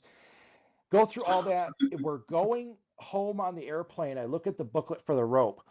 The ice floss is rated for 300 pounds if you double it. If you loop it around your carabiner and go back. I singled it the whole time. I singled it the whole time, dude. So, like, there's a moral to that story in there somewhere. I'm not quite sure what it is, but that's my Montana story. It reminds me, when I was backpacking in Australia back in 2002, my partner at the time had been out there a few years before backpacking with her friend, and that she'd done all the parachutes, bungee jumps, and all that. And I thought, well, I need to do these sort of things. And we spent the weekend at a nice little place up on the coast. Foolish man. And I decided, you know what, I'm going to jump out of a plane today. Stupid man. Right. So we looked at the options, and it said 10,000 feet. That's and it's quite reasonably priced. We'll do that. So we phoned up. Hello, can we jump out of a plane, please? And they come and pick you up from your hostel, and then they take you. They took us to where the previous group were coming down to land, and it was 3 Americans that were coming down. We're sitting in this minibus, and these 3 Americans have come down, and they are basically going, "Whoa, yeah, woo, woo, 14K, dude, 14K," and like high-fiving and all that sort of stuff. Yeah. So us being, English, sat at the back of the bus, sitting there like, keeping quiet. Don't interact with them. Don't look at them. Or talk to us. Do not engage. Do not engage. Yeah. And one of them turns around and goes, "Hey, dude, are you going to do a jump?" So I went, "Yeah." Goes, "How high are you going?" I went, 14K. Like, the other half's gone, "You're doing 10. I said, "Well, not now. We're doing 14K. We're not letting these lot get one over us." And no word of a lie, right? We're going up there, and I know that it takes ages to climb up to get this height. And at one side, you've got a tropical storm coming in with clouds going up to about 33,000 feet. They're like a huge, temper mattress of cloud coming towards us like an alien mothership. Yeah. The other side is beautiful. You're looking at some Great Barrier Reef. You go, "Wow, that's fantastic." Then you look back at the horror coming in at you. And I thought, right, okay, I'm ready to go now. Open the door. I'll go. And they go, no, we're only halfway up. So I'm like, okay. And because it's a tandem jump, so I get to jump, or I like to say fall out of the airplane with an Australian attached to me. So I thought, well, if the chute don't open, I take one with me. And I just remember, you're sitting on this edge of this airplane, you're looking down, and it is basically Roadrunner and Wile E. Coyote time, where you just see that little thing, and you can just imagine a little puff of smoke rising up. And I had this sort of moment of like, oh well, this is it then. There's only one way down, and that's with this Australian guy. And out we went. You free fall for about a minute, so you do 10,000 feet in a minute. Yeah. And the ripcord, obviously the little trailer chute is going, but they pulled a ripcord, and obviously in the movies, you shoot up. Yeah. But you don't. You just stop. Yeah. And I can honestly remember looking between my legs and wondering if my testicles were going to get to the floor before I did. There is literally no amount of money on the planet you could give me that would make me do a parachute jump ever. Like, I wouldn't care. Like, if they said, look, if you don't do this parachute jump, like, we're going to kill this person. I'm like, it's their day to go. You're dead. I'm not... You're dead. Yeah. I'm well, I was training to be a pilot when I was younger. And I got my gliding. Like, no self-righteous pilot on the planet would tell you that they would voluntarily jump out of a plane. Like, even if it's on fire, like, I'll take the risk, you know. I was learning to fly gliders, place in Portsmouth, called Leon Solent, which is, and I was learning with the Royal Navy. So anyway, this one day, it's like this 2-week crash intensive course. We all bunked at this naval base, and we were driven in by bus every day to the airfield, and it's just spent the whole day gliding, instructors teaching you how to do shit. Anyway, one day they said, right, well, we've got some older flyers coming that want to take you guys up and experience gliding, you know, experienced pilots. I was like, yeah, this is awesome. Yeah, I'll do that. So anyway, I get this guy, and I'm not joking. Like, if I were to hazard a guess, I'd say he was 150 years old. Like, he's the oldest guy. This guy got out, and he was assisted out of a car, and then he's being brought over with like a proper sort of Pixar Up style tennis ball on the end stroller. And he's walking over to this plane, and he's got like, if you can imagine a stereotypical British like 1940s RAF officer. This him. That's why I would trust him more than anyone else. Like, so he was like, "Afternoon, what's your name?" I was like, "Ben." He said, "Good afternoon, my name's George." I think it was George. I mean, it seems like it should be George. It was that long ago. I can't remember the guy's name. George is good. And he said, "I'm taking you up today." Well, it should be a good one, doesn't it? Anyway, so we get in this. He's sprightly as fuck. Once he gets in this plane, like, he's making this glide. We're going up on the aerotow, which is when you're towed up behind another aircraft that's towing you up to height, and then you pull off and then go flying. Anyway, so we're there, and we're chatting on the way up, and he's controlling it all the way up and everything like that. And I was just like, "All right, yeah. So, what did you used to do?" And he said, "Well." He said, when I retired from the Navy, I was the first Sea Lord, which Americans might not know, but that is literally, you're the commander of the entire Royal Navy. Oh, wow. So he retired at the first, and I was like, all right, what's your flying background? And he said, well, I flew swordfish at the Battle of Taranto. So in the Royal Navy, like in World War II, so I don't know if are you familiar with the German battleship Bismarck? Oh, yeah. Yeah, so that was sunk by some Balin Twine RAF torpedo bombers that were shockingly out of date anyway. They were the Royal Navy's carrier fleet. We had like 4, but we had these things. They were called and they were terribly slow. I think their like max speed was 60 knots, which is like less than takeoff speed for a Spitfire. Yeah. Anyway, so but they sank. They're the ones that damaged the rudder on the Bismarck, which allowed it to be caught and thing. Yeah. But they were like one of the most famous Royal Navy successes of World War II was the Battle of Taranto, where the Royal Navy went in at night. Yeah, and that was to the port of Taranto and annihilated the Italian Navy in one night, and it was Swordfish that did it. And the Swordfish didn't get shot down because they flew so slow that the Italian anti-air couldn't calibrate to shoot for them because it kept drawing fire in front of them. It like couldn't cope with it. But anyway, this guy flew at Taranto in Swordfish as a thing. So he said, I was like, oh, that's amazing. He said, I tell you what, I'll show you what it's like to do torpedo bombing. Now, torpedo bombing is low in a pissing glider. So he brings it up, flies it, gets us thermals, flies us over the Royal Navy port in Portsmouth, lines himself up on HMS Ark Royal, drops down, and then does a torpedo run in a glider. Obviously, we are way too low to go back up again. And he just Yeah, and then just landed it in a car park, like, and just phoned up someone. Just went, that's it. dude. And this You was ain't phoned gonna up someone who's let's in just no say, mobile if you phones. survive that stuff, you don't care. You're like, yeah, let's just do a little bomb and run, dude. We'll hit the park. We'll park Yeah. by that Dunkin'. We'll park by that tea shop. Stop in there. Like, what's up? Absolutely, Yeah, what's absolutely that guy mad gonna as a worry bag of about? frogs. The But total like, probably like, literally, dude, could not walk, could barely speak. But when he was yeah. behind the controls of a plane, my God, he was incredible. Yeah. Imagine if he had a mobile phone and it's like, oh, put me through to the Captain of the Ark role. Tell him we're him to land.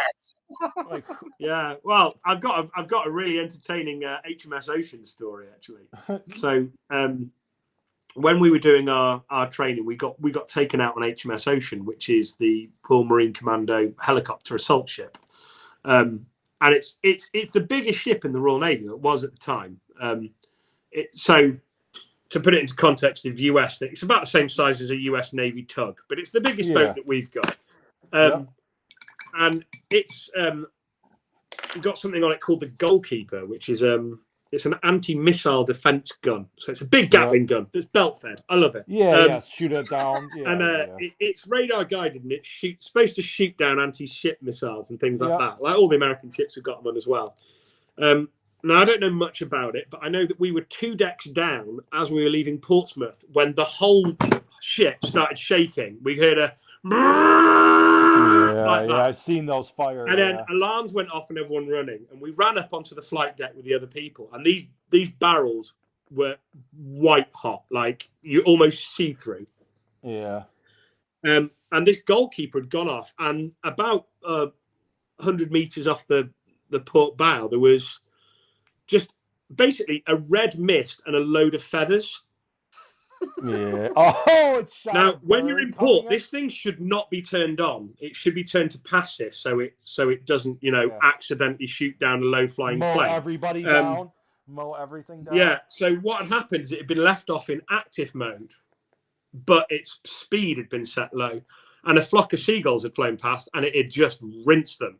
So it's like Gatling gun firing off. I was like, this is scarily effective. Like it shoots down missiles and it kills seagulls. So yeah, we're good not be a seagull to declare war. Yeah, they started it. You're right. They stole my Savaloy. Yeah. Don't go after the anti-aircraft device if you're a seagull. Yeah, that's what we've learned today, Scott. That's what we learned on this stream. Don't take those odds. Don't mess with the Royal Navy if you are a seagull. Yeah, and be afraid of gliders flown by old blokes. Yeah. I hate this. I've now got to put the wash on the the custode shields. Like there's literally nowhere to hold them. Where the hell do I put the wash on this? See if there's any blue tack around. You gotta do some tacky clay thing. Blue tack, old paintbrushes, that'll work. And Echo, we didn't get to say hi. We were all talking, so hello, Echo. Thanks for joining us. This is a special Saturday stream. I'm trying to stream more, so I had guests that would come on.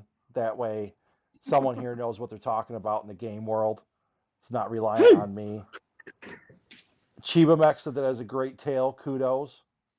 It wasn't my tale, but I'll say thank you because it was on the live stream from AE. You're welcome. So you can claim responsibility for it and ownership. I'm a professional coattail rider. I realized, like, between Paintover and amenities and all, I was like, dude, I just do it. So I'll take credit for the stream. Thank you very much for the story. So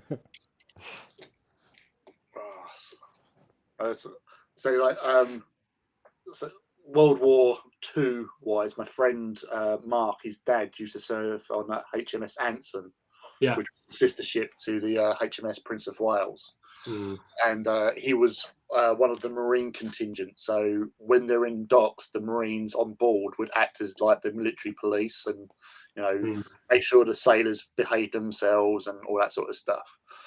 But they were responsible for, they were doing a dry firing whilst in harbour out in water.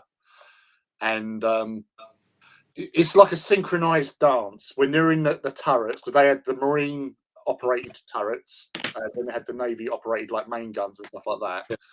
So they also do a little bit of training in each to keep on top of things for when shit hit the fan and all that sort of stuff.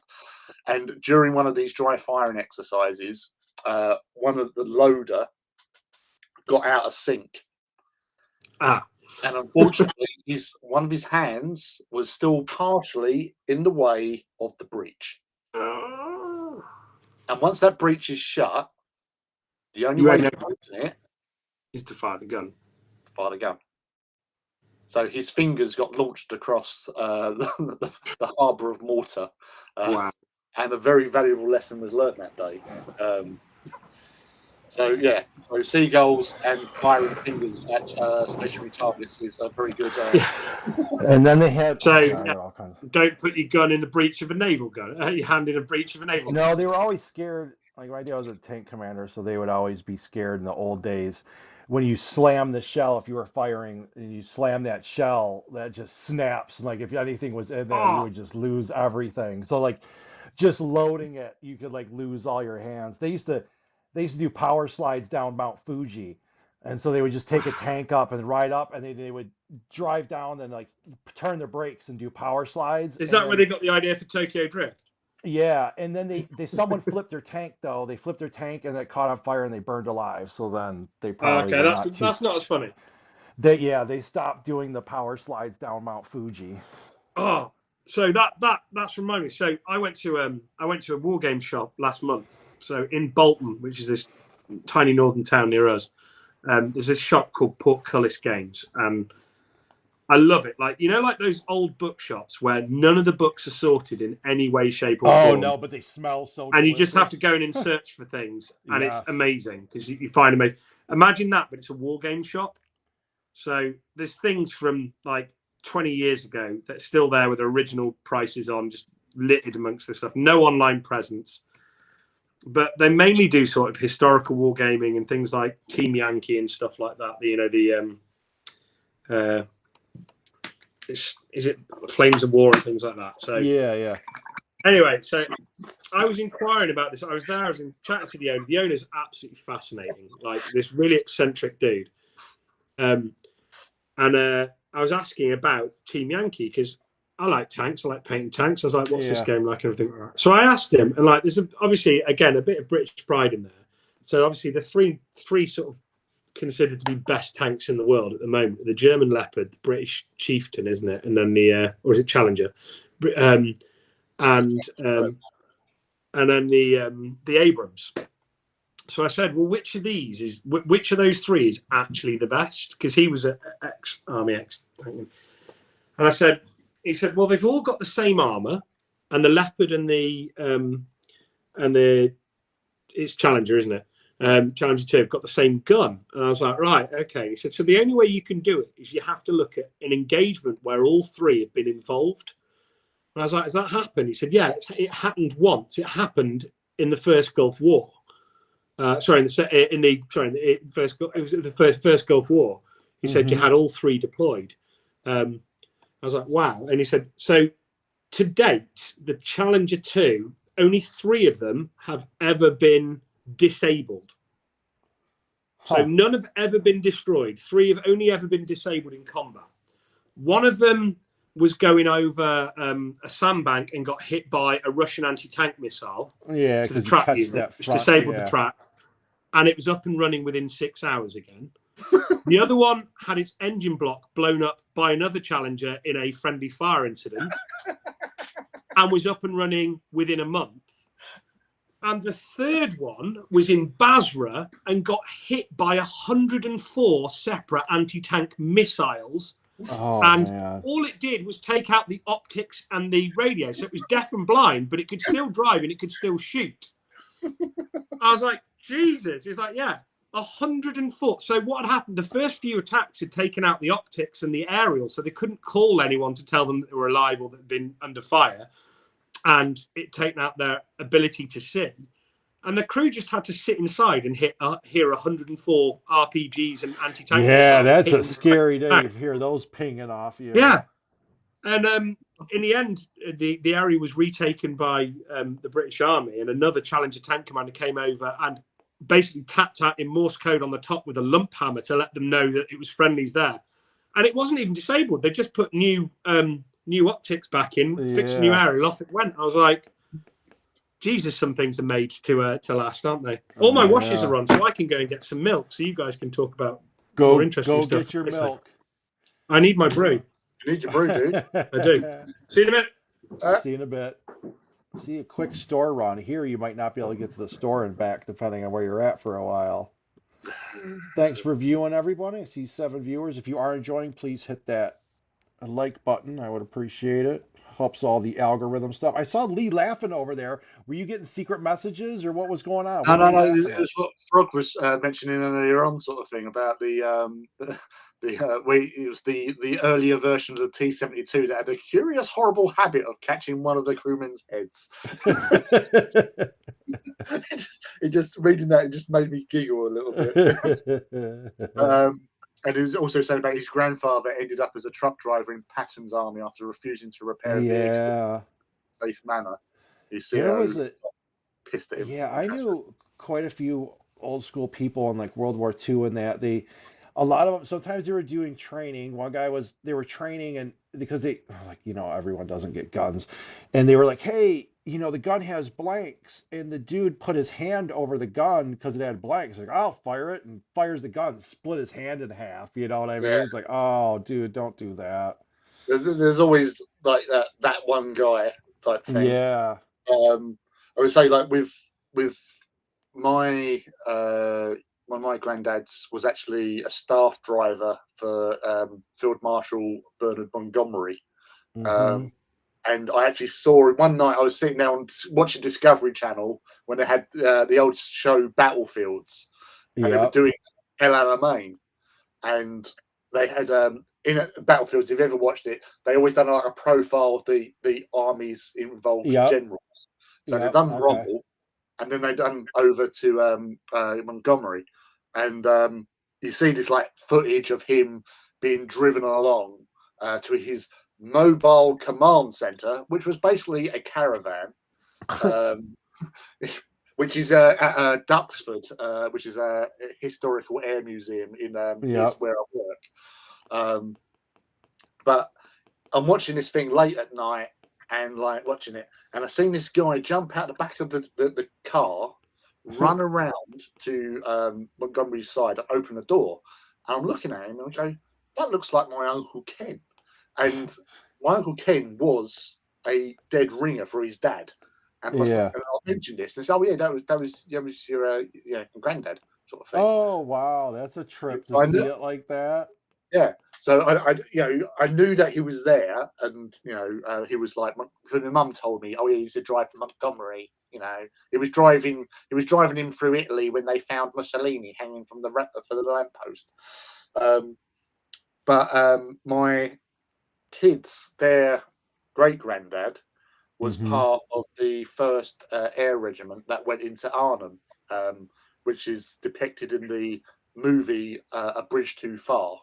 Operation Market Garden.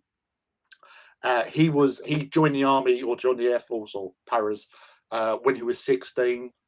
He left Scotland, where he was from. Bad childhood.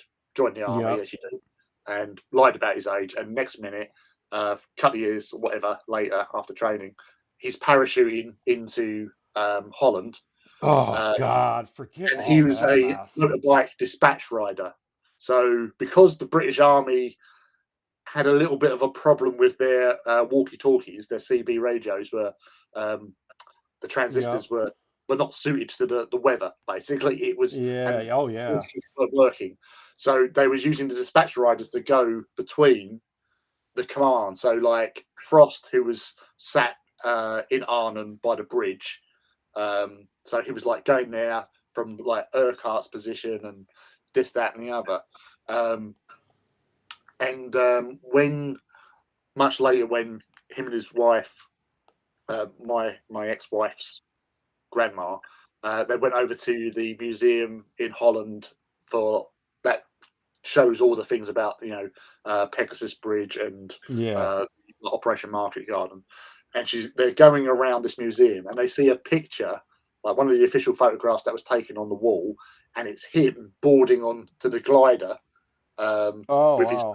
sort of thing. And she's gone, "Oh, look, Rex, there's you." And normally, like in museums, you're not allowed to take photographs, Yep. but one of the people there had heard her and said, "Oh, is this you?" And he's going, "Yeah, that's me getting on board sort of thing. I've never seen this before."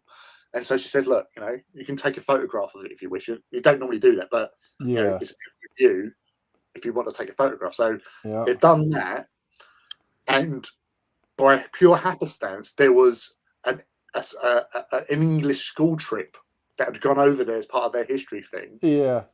and the teachers heard this and said, "So you was out there?" And he actually got them to talk to the kids Oh, about some of his wow. experiences, Yeah. Yeah. and like, you know, it was just for them, it would have been the ultimate in historical lessons. You know, Yeah, right meeting there with the somebody person from the, yeah. who was actually in that conflict, sort of thing. Although he never knew, he never said, like, you couldn't ask him, like, "Did you kill anyone?" Because he wouldn't Oh, answer. yeah. He would not answer. The No. only time he mentioned anything along those lines was when he was saying that he was on his bike going through these like the roads in Holland, which were like, you know, very small. Yep. All you do is like, Yeah. and as he's come round a bend, he's seen a German on this in front of some bushes on like this little hill. Yep. So he slid his bike, got off, pulled his rifle out, shot a couple of Yeah. times, and then he says like, "I wanted to make sure, you know, he was dead. I didn't want him to be suffering." Yeah. You're not good. Yeah. So he went over to where this German was, rolled him over, and realised he must have been dead for about 3 days. Okay. Yeah. So it's like that's the only story he ever told, but it was just like, you know, you've got he's telling it, and you're sort of like in the moment, you're thinking, Mm-hmm. and he gets over there, and this guy was already dead. So he's just like, well, Yeah. you know, it was just that sort of thing. You had to take these precautions because otherwise, Oh, you know, yeah. if it You're not. wasn't, Yeah. yeah, That's war, you're out man. of business. My uncle he's got a Purple Heart. They used to be on PT boats. They'd be in a plywood boat going out at night and hunting ships. And so that's what they used to do. They would come in at night, assault, lay smoke, and run out. And you're in a plywood boat. So that was your nightly mission. He got a Purple Heart for, so they would do that, and he wouldn't like when he was always like, no, he was not into like guns and all that because he had been through a lot of combat. And he was the mechanic on one of them, and he came up to get a tool from down below, and he walked up, and he was just coming out, and they hit a mine and they blew up, and his buddies who were down low didn't make it. And he's always this, you just happen to walk out to get a tool because he was right down there where it went off. And so that was the whole life saving. So he got injured and everything, and their boat obviously blew up and sank or whatever, but he survived and then got the Purple Heart for that. But I was like, man, you would hear that stuff as a kid. I'm like, dude, I want nothing to do. I'm like, could you imagine how spooky it is knowing, like, hey, we got to go out. We're going to go find conflict with these ships at night, and we're in some little plywood boat, and we're going to go attack and then run away. It's like the worst. We're like, dude, this doesn't sound like a good idea, man. Can we just like skip all that? Like, wow. Like you're doing that, like, and imagine doing that, like, it's not like you're like, hey, there might be conflict or not. Like, it's coming. It's like, we got to find this where, it's all night. You're coming in and you got to like light shit up, and then it's night. So then you're going out, they're firing flares and smokes everywhere. And it's like, oh God. And then on like a boat, like I always thought, name, I'm like, dude, you have nowhere to go. Like there's your boat. Like there you are. You know what I mean? Like you're not like, you can't exactly like, I don't know, get in a trench or do something. Yeah, it's like with something that Ben was saying on about with the Bismarck. One of the other sort of great sort of British sort of military or naval victories was against the Tirpitz, which was done with like, you know, frogmen just going in there, slapping some anti-ship mines to the bottom of the hole, then swimming away, going, "See you later, guys." And then it's like, you know, this warship which was like, "Oh yes, you sank the Bismarck. We're going to come at you with the turbines," and we sank you in the harbour. I'll tell you what, I've got something to chuck in for you there. So I don't know if I mentioned before, I'm a teacher, primary school teacher. And we had a guy just the week before Remembrance, so a couple of weeks ago, came in, an ex-history teacher who just goes around teaching schools now about World War One. And he did this fantastic assembly where he came in, all the kids were in the assembly, and it handed out all these little artifacts of like pictures and like canteens and compasses and stuff like that for the kids to look at in the assembly. And he said, "I want you to take a look and say, we'll see what all of these got in common." And all of these artifacts had all got names on. He said, "I bought every single one of these things off eBay, and each one of them is a story from World War One. Each one of these has come from a soldier from World War One, and I've been researching into them. And my hope is that I want all of you to go home and speak to your parents, your grandparents, your great-grandparents, and find out what because everyone in the UK, literally everyone, has got a World War One connection."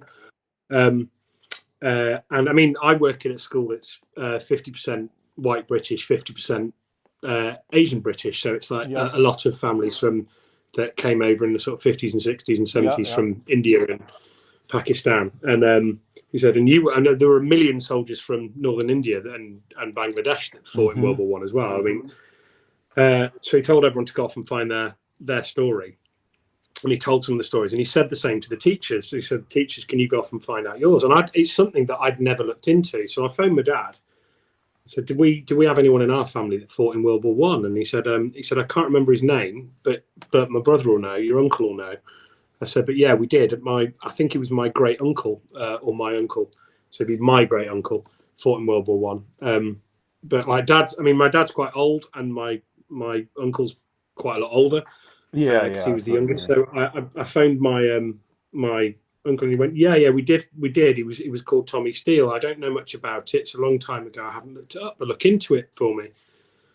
So I went off onto Google, because my dad is like more of a Luddite than I am, and my uncle doesn't even know what a computer is. So I went on there, went on Google and Googled, Tommy Steele, World War One, and sure enough, he was my great uncle. So he fought in World War One, and he was an officer in the 1st Indian Regiment, and he only went and won the bloody Victoria Cross.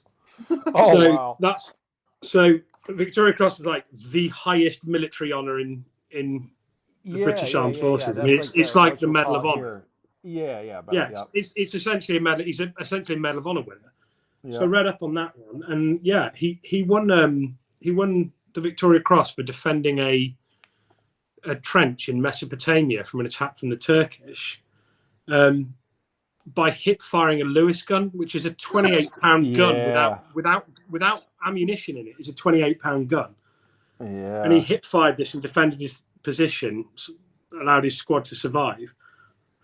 He's buried in Oldham, down the road from me, and his medal is in the Imperial War Museum in London. I was like, wow. And then one of my kids came in so I thought that was amazing enough as it was. And then one of my kids came in the week after and said, "I've spoken to my grandfather back in India, and he said that his father, so their great grandfather, was a soldier in the 1st Indian."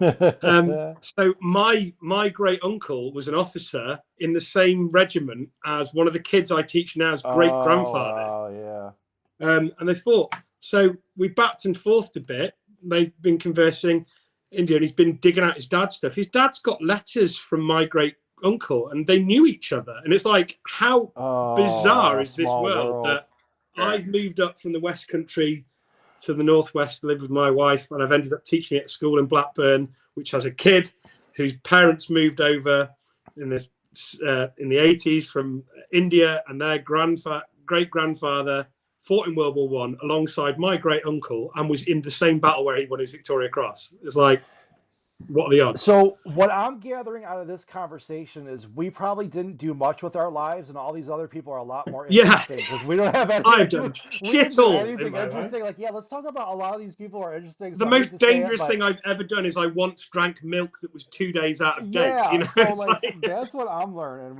Yeah, like a lot of these other people did a lot more interesting stuff than us. Ben, you're just like your middle name must be Danger. yeah. Yeah. Like, what did you do? I worked on some paintovers. I take I photos. academically was one step ahead of an 8-year-old. That's what I did. I take photos and I put backgrounds in. Yeah. Oh, you stormed a beach in Normandy? Okay, that's cool. But look at this background that I just put in. Yeah. You stormed a beach in Normandy, but how Yeah. many Titans do you have? Yeah, but yeah, how many Titans do you have? That's like, yeah, that's cute and all, but you don't have 100 Titans, do you? Yeah, I didn't think so. No, I have more. Yeah. It's just like as long as there's one Titan less, I can just go, oh, Yeah. oh, that's so cute. I was just reminded of another story that my mate told me about his dad's time on the HMS Anson. Yeah. They were in getting some essential repairs, and I think this is when they was out in either Indian Ocean or going towards sort of that side of things, sort of like Shanghai or whatever. And they was out there for a couple of weeks, and the Marines basically overtook this like shed that was on one of the piers next to their ship, and basically made it into like a clubhouse. And they've like obtained some alcohol, so it was like where they could go, relax, chill out, and all that sort of stuff. And this American ship had docked nearby, heard tale of said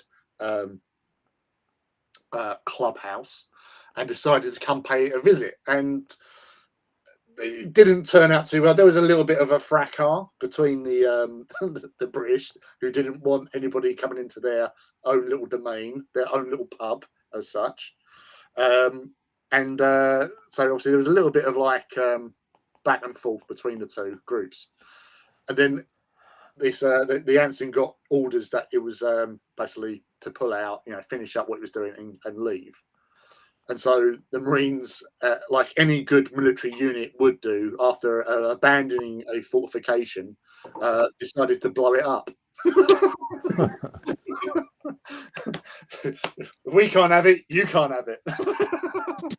Hey, Thromek, thanks for joining us. Yeah, Lee, he's chatted with us a few times on the Twitter chats, and he's my usual co-host on the Wednesday. Ben Greaves, I think Ben might have stopped in on a Twitter chat once. Yeah. I'm not sure. Yeah, I think he stopped in there. Yeah, Thromek, he's quite active on our little hobby chats usually. The hobby chats on Twitter, I think I'm going to schedule for like Tuesdays at, what is it, 10 Eastern, so that would be like 3 o'clock. It's the weirdest thing with those hobby chats. They work best like Monday and Tuesday mornings over here, which still kind of half blows my mind. And so I just end up like, hey, well, I'll do it. And some people start working. The weekends kind of suck for it, which is funny. But I figure I'm like, hey, people are out doing real life stuff. Oh, is this thing filling up? About devices. Uh-oh, how do I do this? Use storage. How do I stop the storage? If this is going to cut out, I'm going to be mad. Yeah, because we're mid-flow here. This is this is going right good. here. We've got all these awesome people with us, and I have to say hello to my friend Ivy. Hello.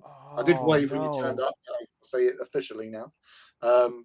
Can you stop it and restart it? Is that something that's... So it won't come back. Yeah, I could restart it, but it'd be a whole new stream with a new link. And it does this thing where it auto records and then it fills up my phone and then it stops. And I forgot to fix it last week, even though I deleted a lot of stuff. So I don't know how to fix that.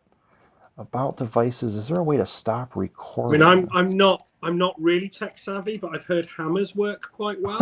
That's what I'm saying. Yeah, that's what I would resort to. Well, if first it cuts option out on the list, hammer. If things cut out for some reason, then what we'll do is I'll just restart and we'll hop in. But just it might go. And he's great. I gotta figure that out. I don't know why. And I turned off recording before. I hate apps, but then what they do is hey, we did an update, and then they reset all your settings, and you have to go into these obscure settings that you never mess with and reset them back to the way you set them before, even though you don't know Or what they changed changed. where the settings were. That's Yeah. Facebook's So you fate. don't even know where you were at. I'm like, oh You need god. to So check your privacy settings, but we've moved them. You got to find them first. Find Where am out. I, Lois? Yeah.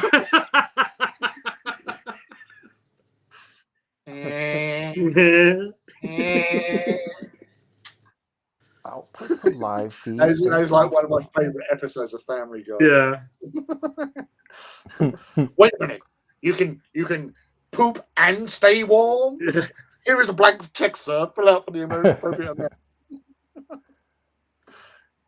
We Oh well, we'll figure we've it always out. had this running thing, like way back in uni with Family Guy was like our uni TV show because it just started, and it was always the thing. They had whenever you were in a crowded place and someone just went, "Sorry, what did you say?" You go, "I say I know the guy that owns here."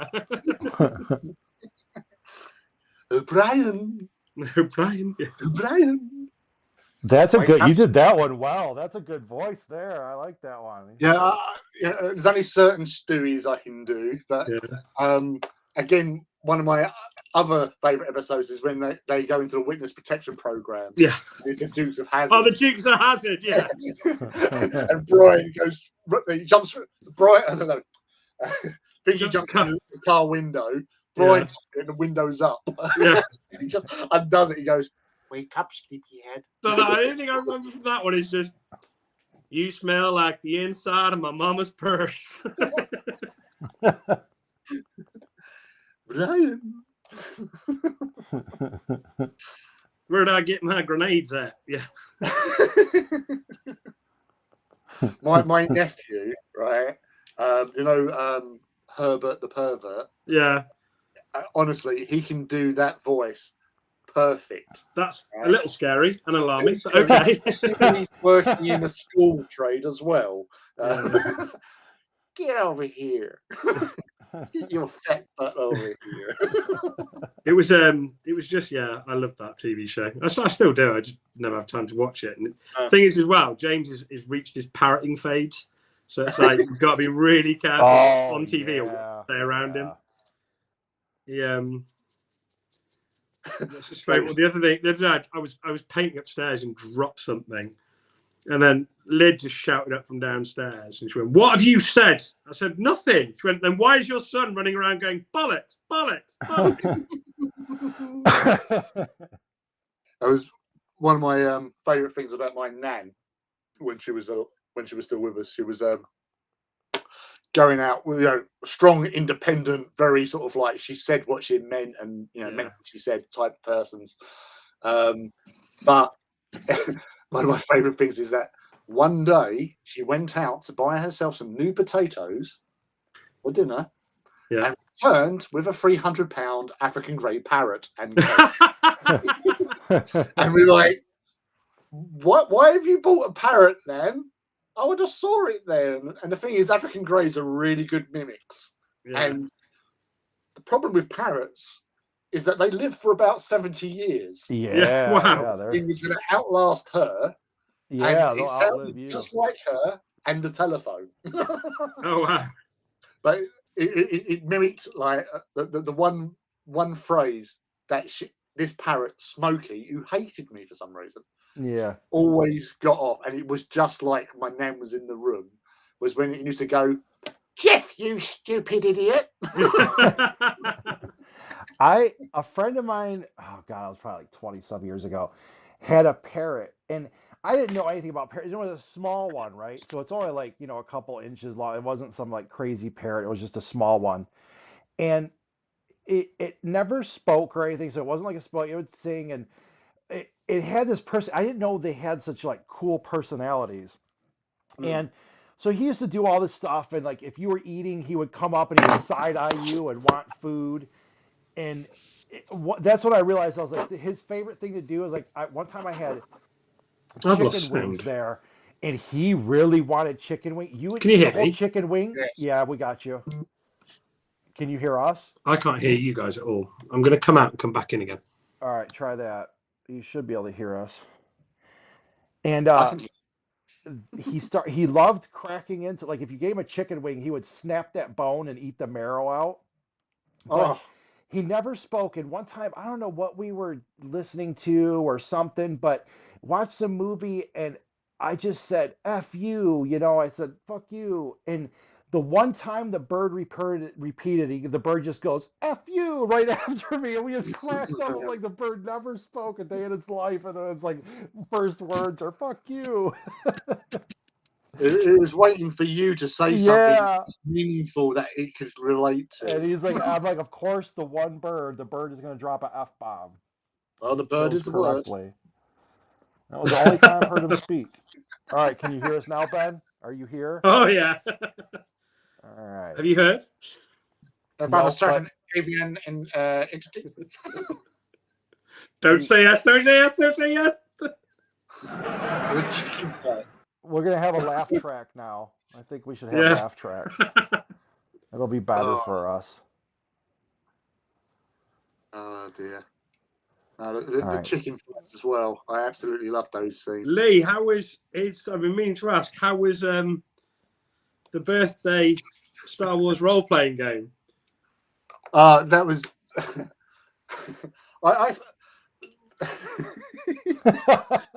It looked amazing. Yeah. Did I show you the picture of the fancy dress?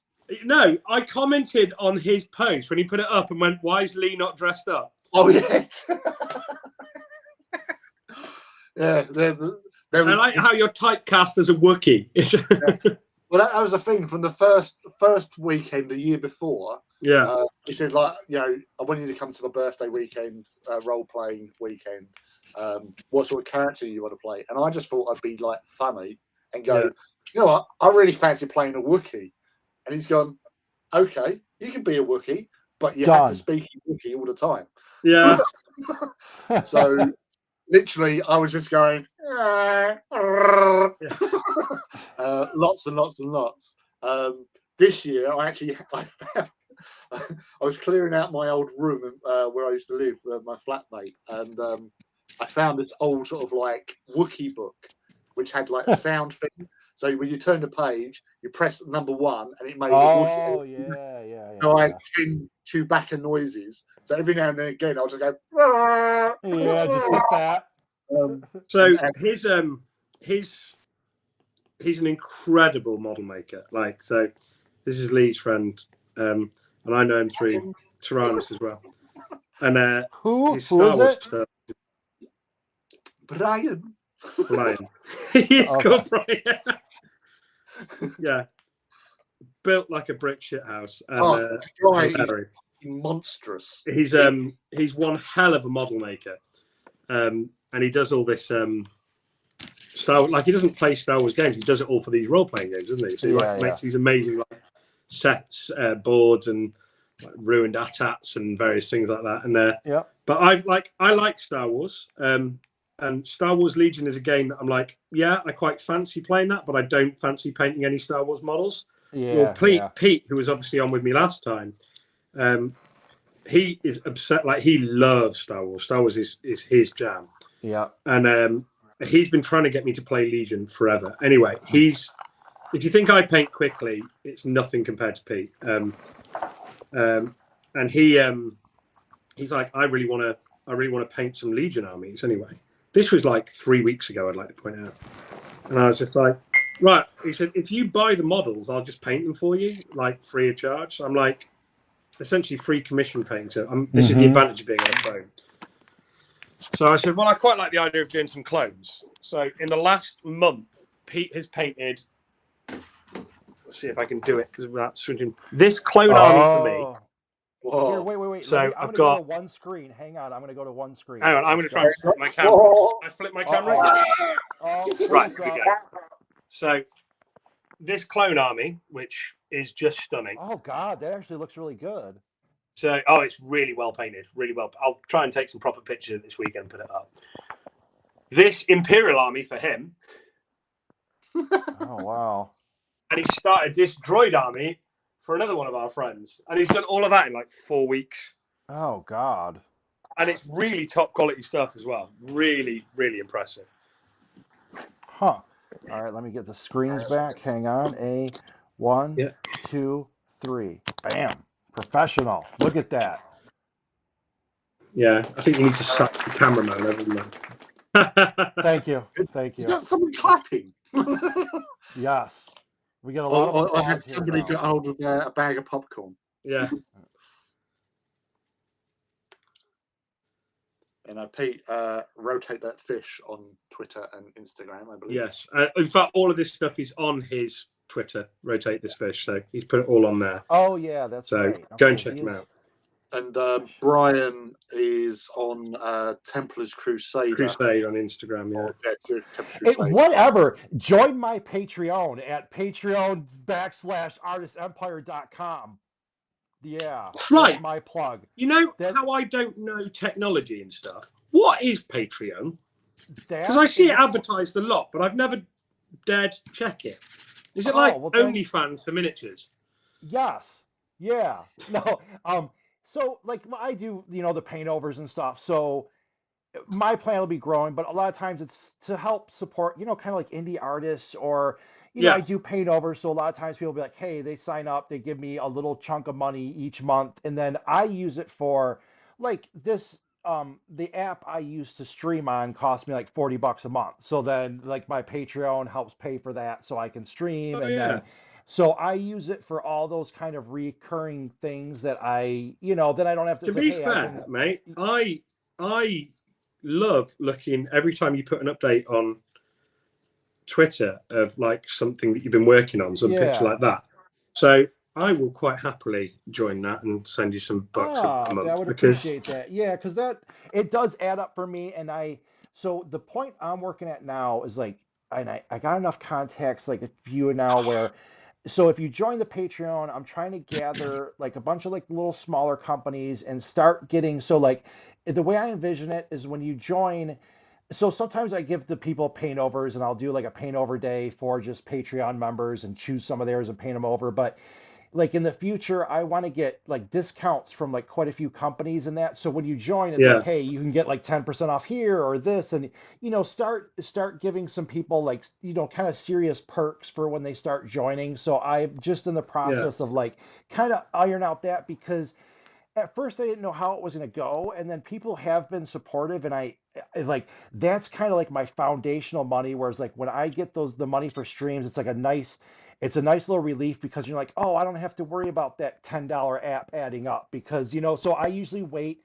Like if I'm thinking about getting something, sometimes I'll get a couple more Patreon members. I'm like, okay, I got like half of this paid for, so now I'll try to get it, and then like hopefully get a couple more and stuff. So that's kind of how I use it, and that's a lot of people do have them, and I didn't know how it would be at first, and it's been very useful for me. So I'm going to start kind of amping up how I use it. Yeah. That makes that. I know I've learned something more important. That's what we got. We had some history in here. We have technology. We have all kinds of stuff in our live stream. Cover it all. You've even got an impressionist. Yep. Good sponsors. So here, wait. I was keeping Leaky entertained and Ivy when we was going around the salute the other way. I think I really did sort of float Leaky's boat when I did my Starscream. Starscream's a good. I used to be able to do Starscream when I was younger. Leaky, I never like spoke to Leaky anywhere. I used to be able to do Krang from Teenage Mutant Ninja Turtles really well. I loved. What was it? It was. I used to do. What was it? Soundwave. I like Soundwave. Oh, Soundwave was awesome. You do like rum. I can't even do it anymore. Yeah. Well, because it's got that like reverb going on as well. Yeah, it's like rumble. It's like rumble. I can't. Yeah, I have to practice a bunch of voices. Savage. I still like. I don't care. I don't care how good the movies are or what movies are, but the Michael Bay Transformers. No, right. The first Michael Bay Transformers movie, when it opens with Peter Cullen's voice, in the beginning there was the cube. I was I was hard as rock during that movie.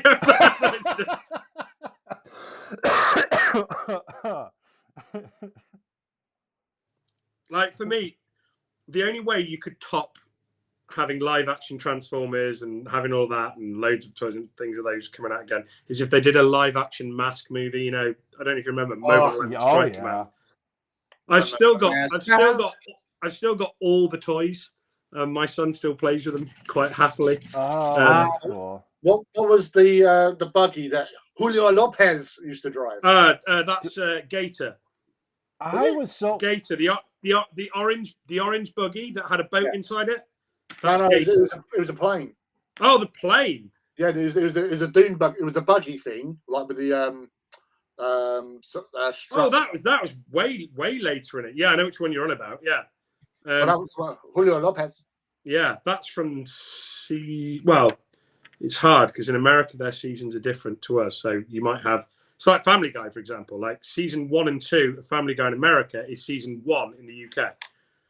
Gotcha. Yeah. Starscream. Yeah, that's a good one. Well, I was doing that for Ivy. She likes Starscream. I'll be a fair leader. All reigns on my parade. Have you ever? Yeah, I know his whiny voice. Starscream. I'll have to watch that when I get. I bought Galaxy Rangers. I still watch them. That's been a great show to rewatch. That's mine. I even was looking at, like right now, whatever. I was looking into who has the license right now for Galaxy Rangers. I was like, damn it, dude. I'm like, no one's doing. I'm like, whatever. I don't know what these companies are thinking, dude. That's why I was like, I have to do this stuff myself because I'm like, dude, you own that and you're not even selling like someone owns the rights to that. Well, it's like the thing, isn't it? Like I know you look at your past in rose tinted glasses and things like that, but obviously having a son now and watching what's on TV, I'm just like, sorry, kids' TV is shite compared to the stuff we had when we were growing up. I'll say that for some of them, I'm like, that one had like the plot, it had it had tons of stuff. I still look at Robotech, still blows my mind for hand drawn. I'm like, dude, come on, Bucky O'Hare. The explosions on that stuff is incredible to me. I'm like, dude, the hand drawn explosions. Ulysses. Yeah. Ulysses. We had Ulysses, Jason the Wheeled Warriors, which is like, there's no way that would get made today because it's basically machines destroying nature. But yeah, Greta Thunberg would not like that TV show. No, God, 80s TV was awesome, and the toys were all awesome as well. Yeah. Whatever. I used to like the you'd see. I used to remember the toys would always have. It'd be like in Sears catalog with the kids playing in this awesome setup, and they would have all the toys. They'd be a photo. You're like, oh God, I want all that, and it was like, damn it. Well, the thing for me with the mask toys, why the mask toys are so special. So when I was young, like probably 6, 7, I think it was. We lived in the Lake District, and my dad used to commute to Bristol from the Lake District, which is Jesus Christ. Yeah, so he'd drive down on a Monday morning, and he wouldn't come back until Friday night. And most nights he would make it back in time to he'd get back, and I'd wait up, and he'd read me a story, and I'd go to sleep, and then I'd have the weekend with him and stuff like that. And we had some neighbours that were American, and they were moving back to America, so they were selling off all the kids' toys, and they had all the mask toys. So on that Saturday, Dad was like, right, we'll go over and we can pick something. And I went over and I think up at this point, I just had Condor, the little green motorbike. Yeah. It was the only thing that I had. That was my first one. And he had Boulder Hill, he had Rhino. He had Rhino, he had all the racing ones as well. So he had like Wildcat and Stinger and Manta and all these cars. I as a child, you just and you're allowed to pick one. So it was Sunday. It was Sunday night we went over, and I picked. I know which one you're on about. I do know which one you're on about. Firefly, because that was the car I bought. Julio Lopez's car was Firefly. Yeah. So I picked that. Yeah, the little orange buggy that flipped into a plane. Yeah. So I picked that because I really liked that, and I said that's the one I want. And Dad bought that one off him, and the agreement was I could have it, but I couldn't play with it until when Dad came home on that Friday. So I had it, and I was really excited to play with it. Well, I think we played it a little time before bath and bed that night, and then Dad went off to work. And then on a Friday, I waited and I waited and I waited, and he didn't come home. And like Mum said, he's got caught in traffic. This is before mobile phones and stuff. Mum said he'll have been caught in traffic. Don't worry, he'll be here in the morning. And I vividly remember going to bed, like literally sobbing that Dad hadn't made it back in time. And then he woke me up. I remember him waking me up on the Saturday morning. He went, "Come on, we need to go and play Mask." And he took me downstairs, and they were literally every single one of them. He'd bought the whole lot, and they were all arrayed out in the living room. And we just spent the whole weekend. I don't remember even stopping to eat. The whole weekend playing. And we had the episodes on, and we were doing whatever they did in the episodes, and like Thunderhawk's there, and we like remapping the start, and like Thunderhawk popping up and Switchblade coming in, and I've still got all those toys from my childhood. They're still working by and large. I've had to buy some replacement parts here and there, but for me, like those toys, that show will always be the most special kids TV show for me. And then James has started watching it now, so I'm beginning to get those like little moments with him. And it's like, So, oh gosh, actually, for my dad's 70th birthday, I got a mint in the box Firefly in its grading case and everything like that, and put it in a presentation to Dad to say like, this was the first toy I remember you buying me. And he's like, he remembers it as well. Cool. So he's got it pride of place in his study at home. So just reading what Ivy was saying there, she was so scared that story was going to end that he never arrived. Oh gosh, yeah. Honestly, I was there going, my dad never came back. Yeah, we'll skip that story. The Thromac showed me. Thromac. He's like, check my Twitter. So I checked the Twitter. He like DM'd me. He's got like pictures. It's got to be like over 20 different versions of Soundwave. All the toys. Oh wow! Has he got the old? Ask him if he's got the alternators version. Ask him if he's got the alternators version. That's like my favorite version of Soundwave. Well, he's got a ton. In fact, is he on the screen now? He's in here, so he'll probably speak up. I don't know which version that is. He's got a ton. He's got over 20 of them here. I'm looking at. So the alternators version of Soundwave, or Binaltech, it was called, was a Mazda RX-8, and it just it looks amazing. Yeah. If he hasn't got it, get him to send you his address, because I've got two. I will send him one because people need to have these things. He'll probably post them on Twitter. Like, I couldn't believe it. Like Soundwave. He like. I can't go on Twitter because I'm using my phone for this. Yeah. No, you'll see. He'll post them later. We'll check it. But yeah, if you have that one, tag me. I love looking at toys. Yeah. Oh yeah. Right. Wait. What is your Twitter handle? Me. Yeah. Heresy Junkie. And where are you? Anywhere else? Are you Instagrams or whatnot? I'm on Instagram as Ben Greaves.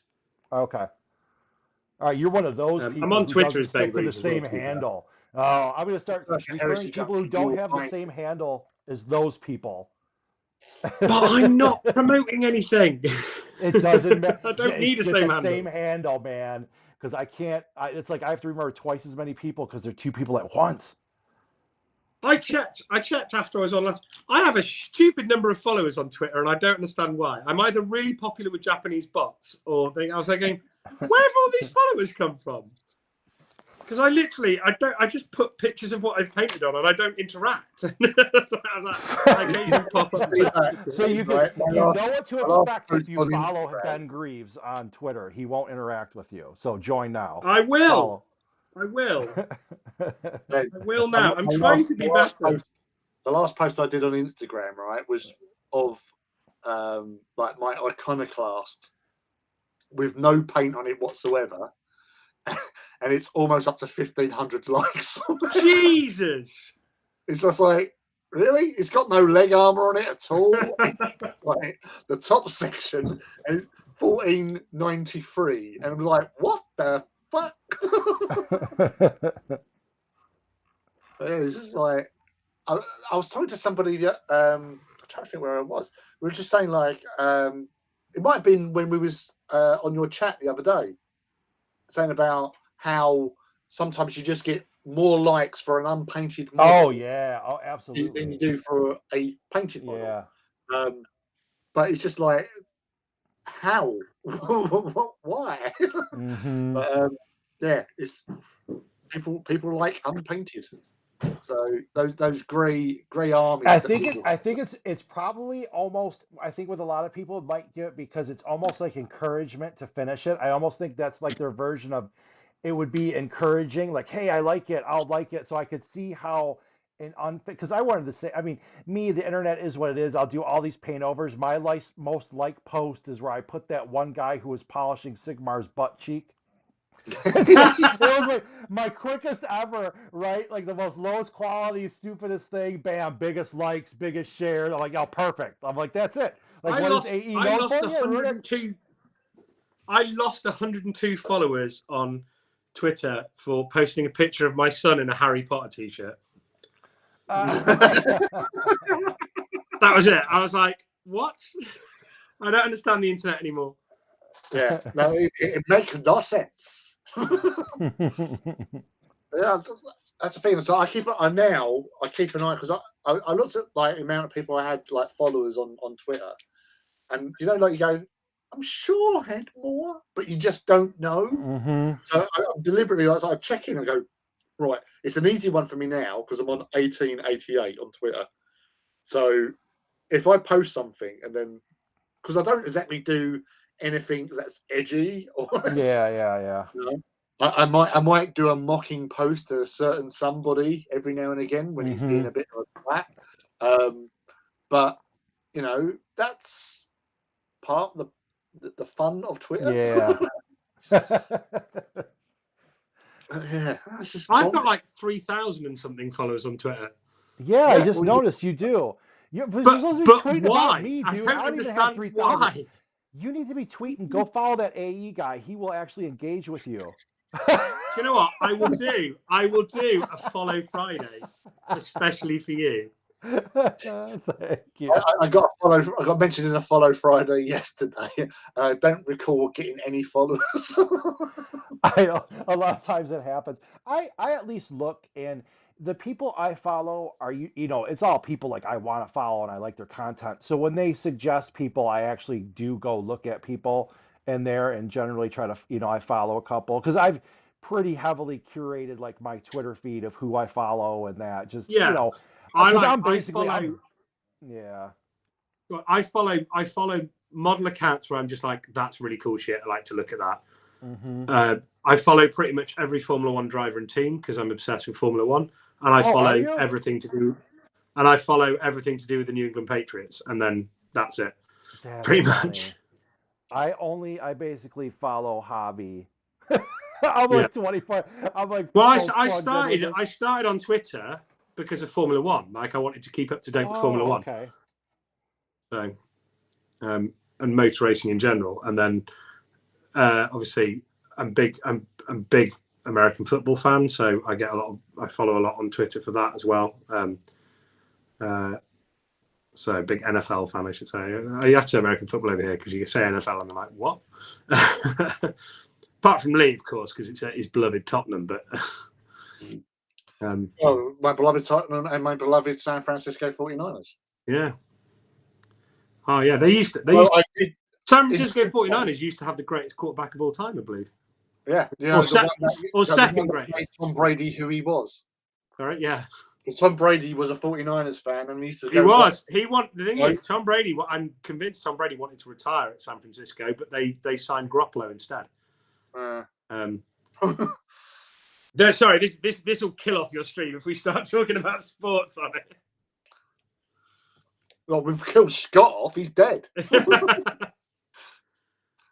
No, look, so he's gone. He's probably completely run out of storage so much that his microphone isn't working anymore.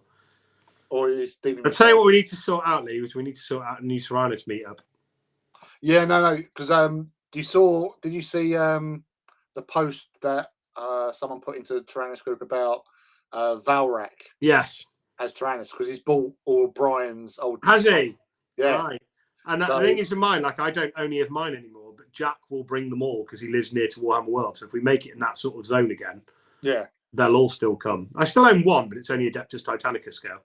Yeah, but I posted onto Valrak's Facebook when he posted up the link to his video and all that. I said, like, you do realise now that you have to attend. Yeah, you don't have the option not to. Yeah. You have to. No, I was feeding the dog. You follow American football? Are you kind of odd man out over there? No, well, yes and no. Like it's a bit more of a niche sport. It's getting a lot bigger over here. When I we've got like American family members and stuff like that. So I remember my first Super Bowl was in '97. The first Super Bowl I Oh, watched, okay. Yeah. which was Green Bay versus New England. And at the time, Oh, it was a yeah. case of a lot of British people. It's either somewhere they visited in America, and that's why they ended up supporting that team. Absolutely, I could Or totally see it for sure. yeah, or that's the first Super Bowl they watched, and they picked one of those two teams. Yeah. So I picked the Patriots in '97, and we were shocking, and we got battered. I mean, that was our second Super Bowl. We lost in '85 to the '85 Bears. So that was my first one. yeah.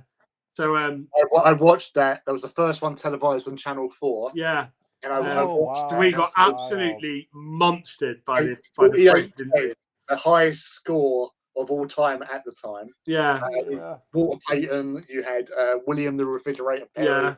Jim McMahon as quarterback. Yeah. Oh God, that was a classic. I watched that. I lived that. But then I decided, right, okay, if I'm going to sort of start following American football, I want to have a look around. And I chose 49ers because I thought San Francisco is a place that I would love to visit. Yeah. I love the whole, I remember like the streets of San Francisco. Yeah. Bullet was one of my favorite movies, so I like that for that reason as well. Yeah. Oh, that's so classic. it's like I always want to go there, and I thought I really like the sound of it. And plus, my favorite American rock band or metal band, Faith No More, hailed from San Francisco. Yeah. So I thought, I'll follow them. And then Joe Cool turns up and goes, "Hey, let's start winning some Super Bowls here." Well, that's the thing. Like for me, it's like I like my start in the NFL, watching the NFL and stuff like that, was my team being utterly shocking. Like for a long time, I mean, we were there or thereabouts, but like the Jets and the Dolphins were better teams than us, and like obviously the Bills had their run of going to consecutive Super Bowls but not winning anything. And then of course, obviously Bledsoe gets injured. That's the funny thing. When Bledsoe got injured, I was one of the people that was just like, no, we'll keep this Brady kid, but when Bledsoe's ready, we'll have him back because he's a better quarterback. So I was at Bledsoe camp at that point. And then obviously, like the rest is history. They're now most successful and probably most hated NFL franchise in the world. The Manchester United. My friend reminded me.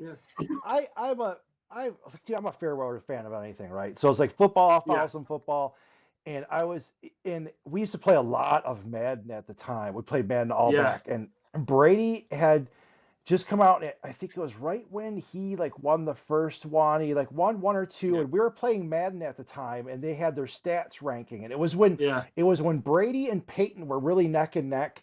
And and it was before he won a bunch, and I was like, dude, Brady's underrated, and I forgot all about it. And he texted me years later, he literally texted me this last year, and it was after Brady won again, and he texted me, he's like, remember when you said Brady was underrated? I was like, I forgot all about that. I was like, oh, it's so right, because after that he won another 5 Super Bowls or something. But it's the same thing, with any successful sportsman, the vocal minority or whatever it be will be, they're overrated. And it doesn't matter which sportsman it is, what sport they're in. If they're amazing, people will try to pick holes in them. And the thing is whether you like the sportsman or not, it's like for me in Formula One, like Lewis Hamilton, he's undoubtedly the best Formula One driver that ever lived. And Tom Brady is undoubtedly the best quarterback the NFL has ever seen. But people will still pick apart and say, oh, no, they're not. They're doing this with this, and this. Oh, it's not Brady, it's Belichick. It's like, well, he's gone off to Tampa and he's won again. So I know, which was the craziest thing that he went there and won the next year. Oh, straight away, literally, I'm going to sign. Yeah, I'm like, that's I'm like, good. I'm like, major kudos, because that's almost not impossible, but the odds of a new team, a new scheme, a new city, and do all this that, is the thing, though. What I find really weird about it, and you can help me a bit. So, in Britain has a thing that we don't like success. We don't like we like the underdog. If someone becomes too successful, then they no, that's not British. Yeah. But America's always been this. I always see America as being this really sort of positive, really sort of. This is like that whole USA national pride. It is. That's where it comes from. Success. And you get Michael Jordan. Did this happen with him when the Bulls were winning everything? did people start tearing him down and stuff? Because like it seems I see that in America, there's real hatred towards Brady and the Patriots, and I'm like, surely you should be like celebrating the success of No, of this it seems player like, who is American, who is dominant. I mean, granted, it's a yeah. massively majority There American was a thing, players. yeah, there's a couple things with that where it's like they start getting on those cases for like other reasons other than football sometimes and that. But Yeah, here in general, it seems like you do reach a certain point and then you just get, I don't know if it is they want to tear you down. So there's a certain point where it's like, yeah, especially like back in the day when I was younger, it's more like hoorah, like USA, USA. And then you get to a certain point of success, and then it's like you're like the big bad, and then people are yeah, trying to tear you down. And like what's weird is a lot of times with sports players, what they'll do is it's not like they tear them down on the field, but then it's like your private life. You know what I mean? They're all about, yeah, oh, look what he did this. And then like that's how they, like in America, they try to be like, okay, we, and I think it was like a culture, it all the way goes back to like, way like the founding or whatever. It was kind of like, hey, yeah, we can do this and we got this, and like, let's do our own thing and all that. And I think it kind of translated, but then as soon as you reach like that certain point, like you do just garner haters, and it seems like, and I can't just say not haters or whatever, but it yeah, does seem like a lot of it has to do with like, outside of the actual sport and whatever, yeah. it's like, we don't want to like you that much or whatever.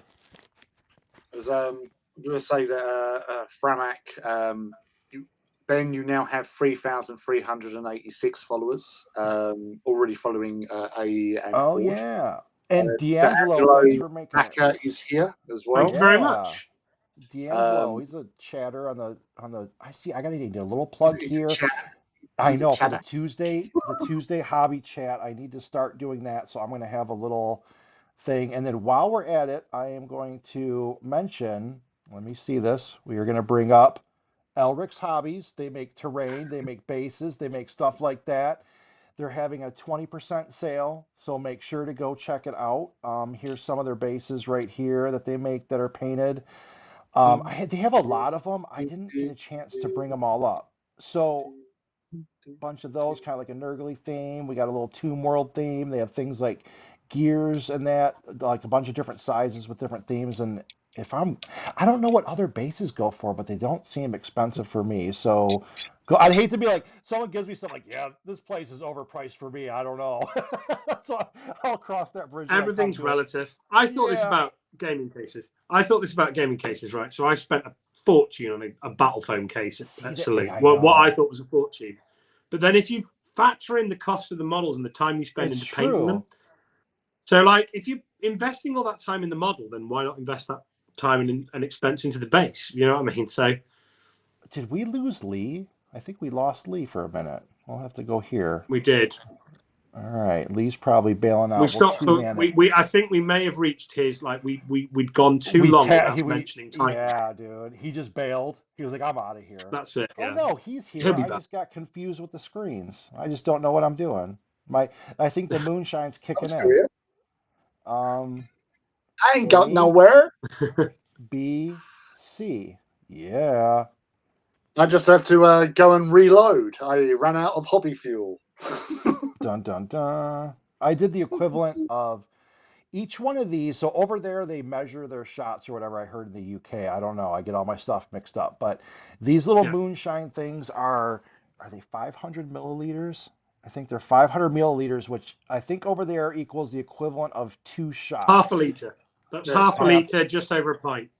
Okay, so that's what it is of 40% alcohol. So what does that mean? I probably did 2 of these. There, boy. Steady on. I do. I feel a little. Don't go near any naked flames. I got a little baby buzz. I feel good about it. That's like the extent of my drinking. I would drink like if I had a little bit more, I would probably instantly get tired and be like, I'm going to bed, guys. Finish up. It's 4 p.m. Time to nap. So I would never make a good alcoholic because I would always just go to sleep. Right. So I'm a happy drunk. I'm one of those guys that just gets silly. Me too. Like, I'm not. I know you're. I think I was talking to. I'm trying to think who I was talking to. It might have been again on one of the Twitter Spaces about that Horus Heresy Weekender, where, Yeah. when I was like in the bar with you guys to like what well, you lot all left me and just left me with Ben Yip, and Yeah. and then the next morning when you saw me and Scott, because I'd been drinking from the time I arrived at the Weekender all the way through to about 2 a.m. Everyone had gone to bed and all that stuff. Or I'll go to bed, and I was sharing a room with my mate Scott because we got this free upgrade to like the presidential suite, which had like a 4-poster bed in it. So I thought, yeah, we'll just share that. That's fine. So I've crept in because Scott went to bed about 10 p.m. Sorry, because he's an old man. And I've gone sneaking in because obviously when you're drunk, you are ultra stealthy. Yeah, absolutely. In your Everybody knows that. Yeah. So he's gotten up and he's gone, oh, all right, mate. Come on. You know, I said, look, I'll go sleep on the sofa. He said, no. Look, we've paid for this room. We've got this room. Get in bed. So I've got in there. I've woken up about 7 and the bed is empty. I'm like, oh, where's Scott gone? Sort of thing. And I've gotten up, gone and had a shower, had a coffee, and he's sort of like on the sofa because in this room you had a lounge as well. So he's on the sofa in the lounge, and he's come walking out looking like bloodshot eyes and stuff. And I've gone, you know what, mate? He says, oh no, you're really snoring last night, which is a side effect of drinking a lot. So I said, look, you go into bed. I'm going to sort some things out. I'm going to move the car, start loading stuff up. And then I've come back after all of that and I said, look, we've got to go down for breakfast, because otherwise you're not going to get any breakfast. And you'll be paid for breakfast. Let's go get breakfast. So he said, all right. So we've come out of the room and we've met Ben and Wheelie, his mate, Jonathan. And Ben just gone, oh man, you were on it last night. You were really fucking putting them away. And then he's looked at Scott and he's just gone, wow, you look worse than he does. And I was like, hey, I feel as fresh as a daisy. It's like, and he's like half dead. Don't get enough sleep. Yeah, well, the weekend after that was a weekend where I got properly drunk. And if it weren't for Matt Swift, I don't think I'd have been allowed to go to a weekender again afterwards. There was a certain person at that weekender who had been, shall we say, unkind about me on social media. I didn't even know the guy, but I knew him cursory. But I'd Thromac, wait. Literally. I just want to say goodbye to Thromac because he always chats with me and everything. So appreciate you stopping by, and also anyone else I might have missed in there. So you have a good evening, and now back to the story. So yeah, I'd learned about things literally the night with. This is at the Radisson. Do you remember the first one at the Radisson? Oh yeah, first and only. Yeah, so I'd learned about these things that this person had been saying about me in what he thought was a place that I wouldn't see. Literally, I'd arrived and then someone had shown me all that, and I was like, "That's fine." But I was playing catch up to the guys that had been there for a few hours, so I'd drunk quite a bit. And I'm like, "No, I'm going to go and speak. I'm going to go and speak to him. No, I'm going to go. And they're like, "No, Ben, I really don't think that's a good idea. It's fine. He's probably not even here. No, I'm going to go and find him. I'm going to go and ask him why he's saying all this crap." They're like, no. Matt's like, Ben, come on. Nothing's ever done well after you've done alcohol. I'm like, no, I'm going to go and find. Anyway, everything's completely fine. And I've calmed down and we're talking about various things. Oh, what do we think we're going to see at the weekend? What we're going to... And I have no recollection of this, by the way. I was told this the next day. And I'm sat there completely silent, staring dead ahead, but like occasionally just popping my head up, as you do, head bubble. Yeah, and then back down.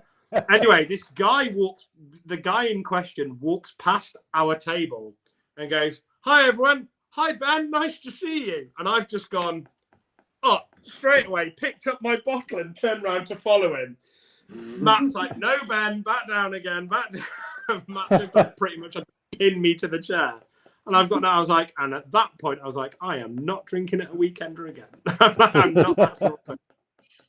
I was like, what happened? Matt's like, well, you were going to go and have a nice chat with him, but you were in the process of smashing your bottle on the floor. So I was like, right, okay. Yeah. I did have the chat with him in the end though, so it was okay. But I had it once I was sober. Yes. That's the best time to do it.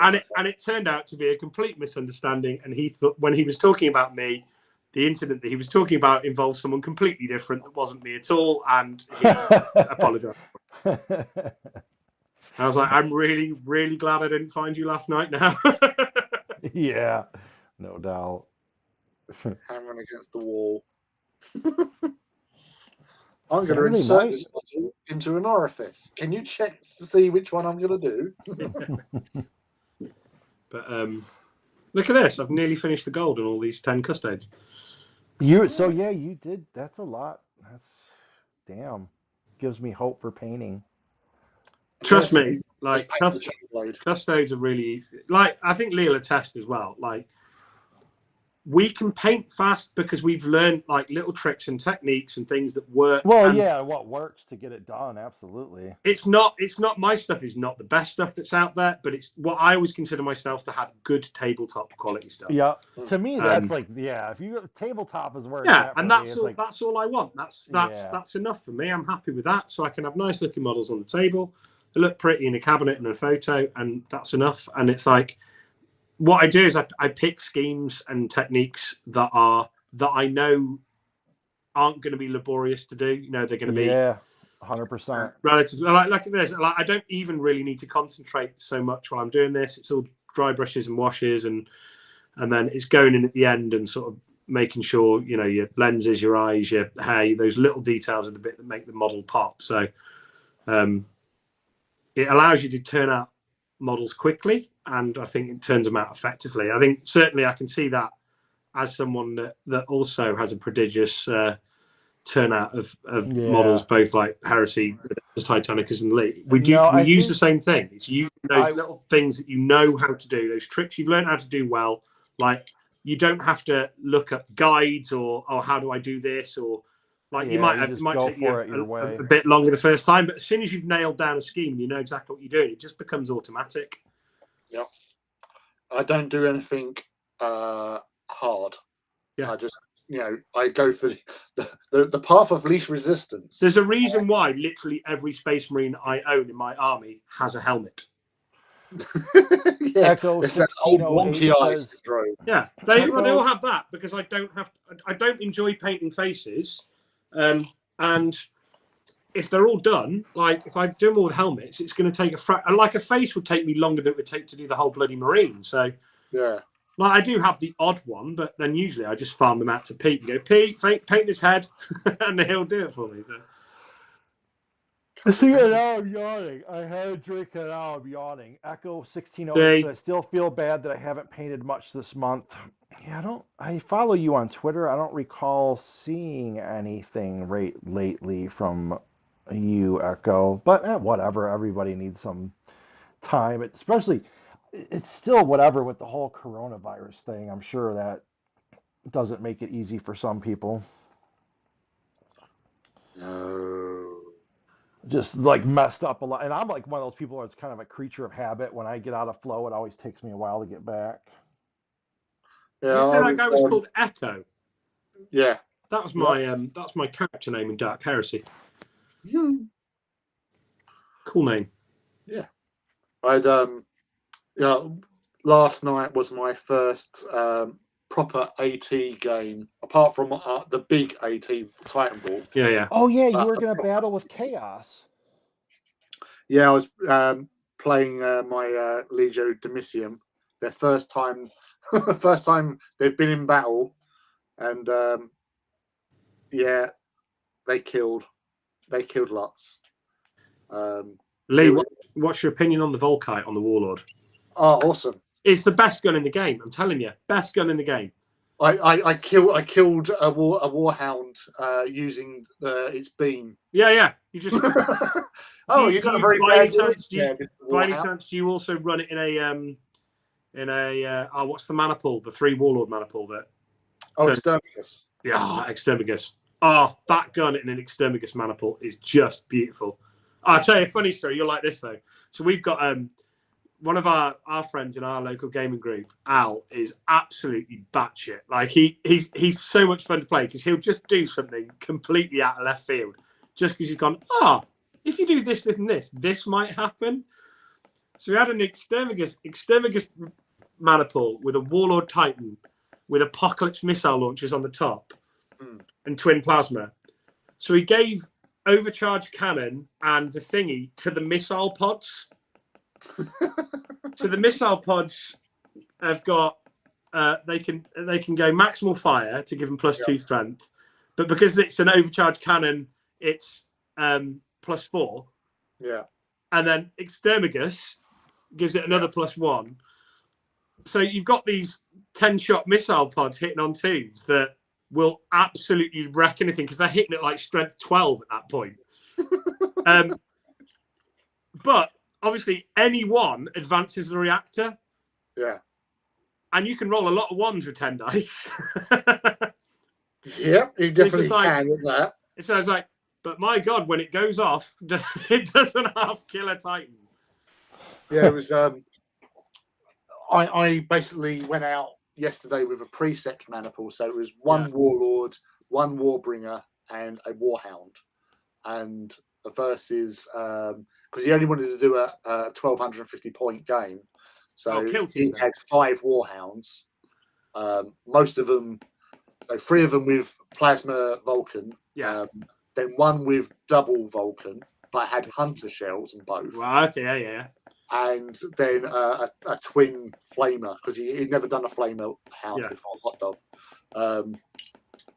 So both of them were squadroned. He won first turn, but he didn't do full stride, so he just moved along.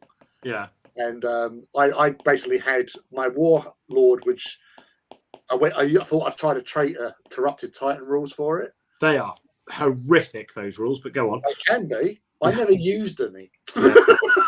I bought them, but because he was sort of trying to keep as far away from the Warlord as possible, my threat range was, apart from the APOC launchers, it was only 24 inches because I had Sun Fury and Volkite. Yeah. So they were on the far side of the table, so I could only hit them with barrage shots because of the scenery for most of the time. And so I built this Warlord to be basically because it was the Domitian, the Unbroken Lords. I thought, I'm going full on survivability. So it was like Unholy Vigor, Preternatural Regeneration on it, and Chitinous Carapace. And the only thing I got to use from the sort of Corrupted Titans things was the Princeps thing, which was I had Tormentor.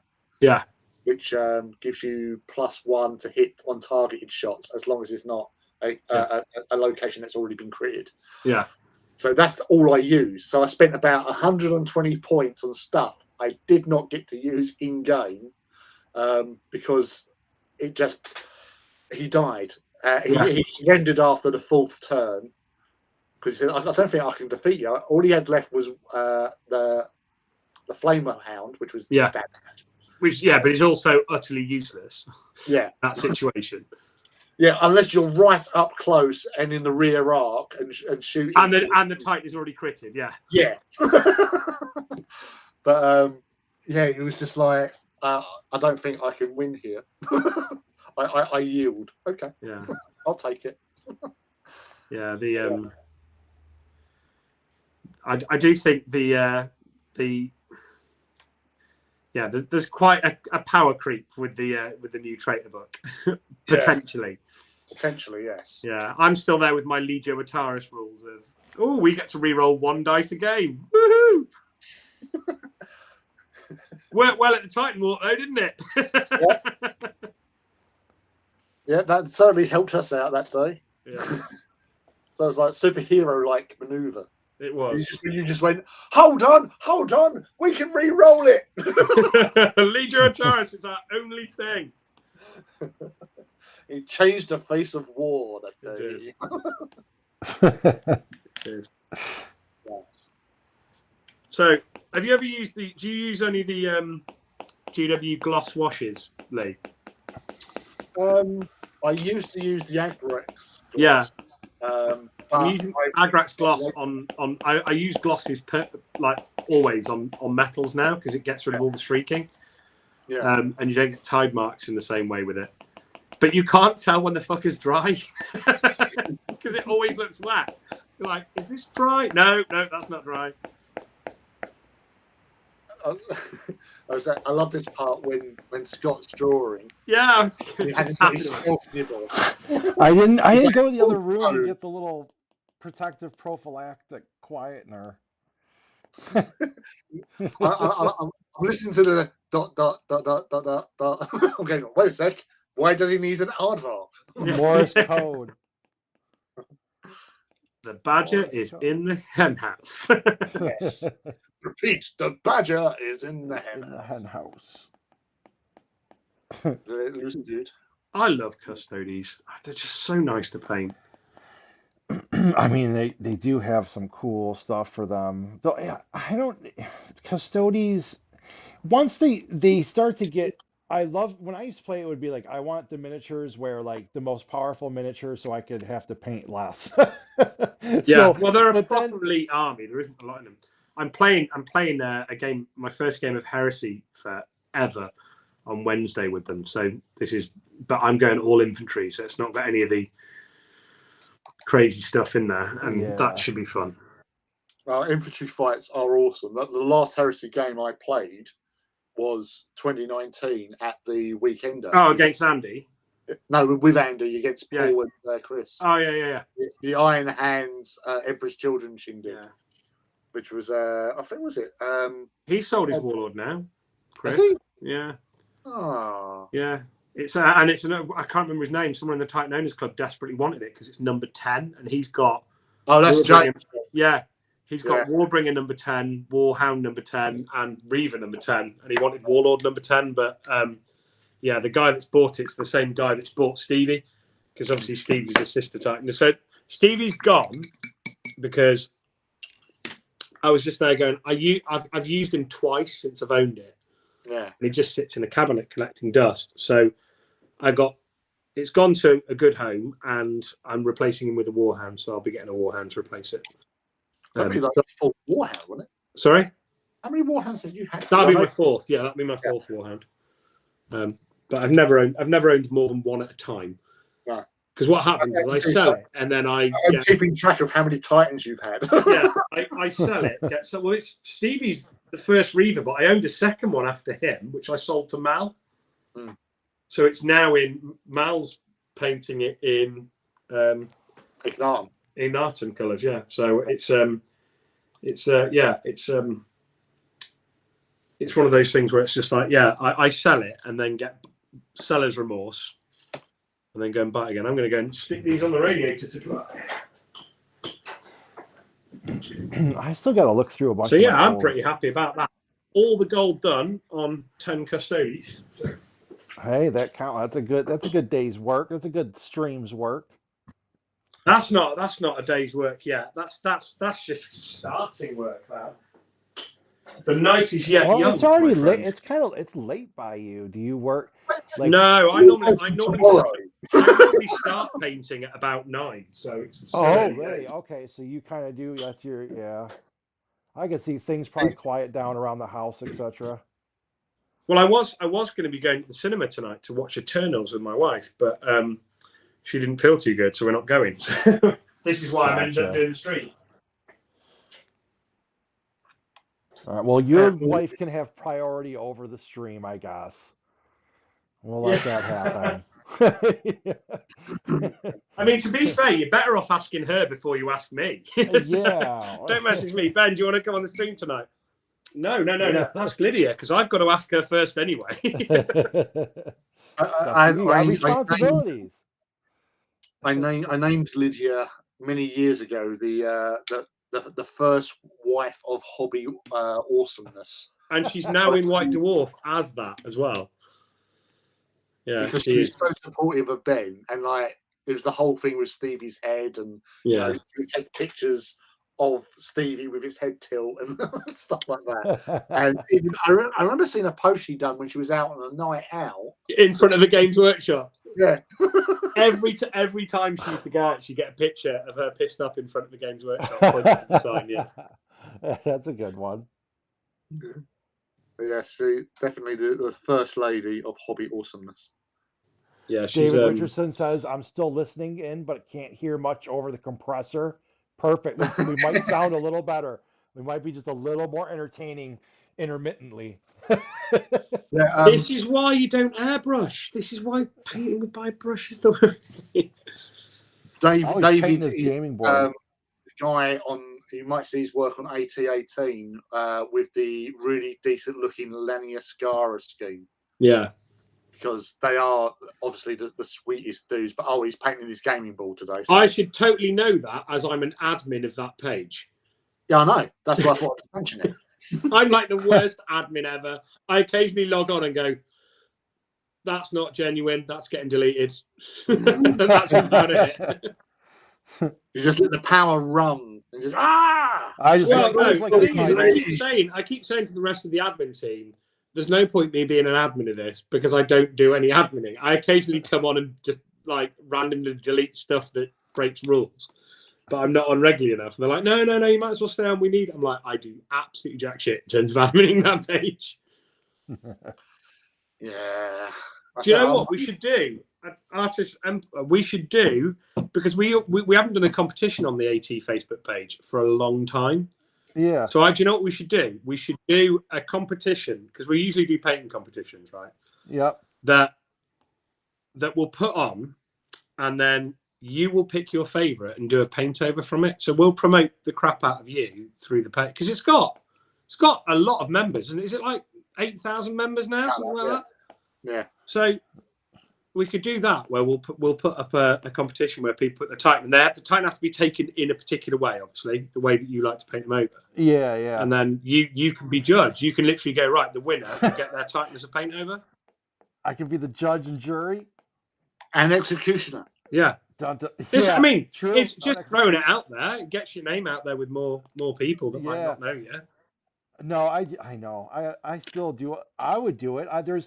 Because I want to start doing kind of, I was going to do that too, and something with like, not themed paint over days, but sort of. So, especially on the Wednesdays, I was going to start doing one, like, especially, Mantic, they hired me to do some more stuff. So it's like, oh man, I should do a Mantic themed paint over day. You know what I mean? And be like, the people with that and so important. So I'm going to branch out and kind of do some more of that, like kind of come up with themes. So that might be a absolutely perfect one for it, that way. Because I'm like, I want to do that. And then, because there's some of them, like even the Dungeons and Dragons type crowd, or even the like cosplay. Yeah.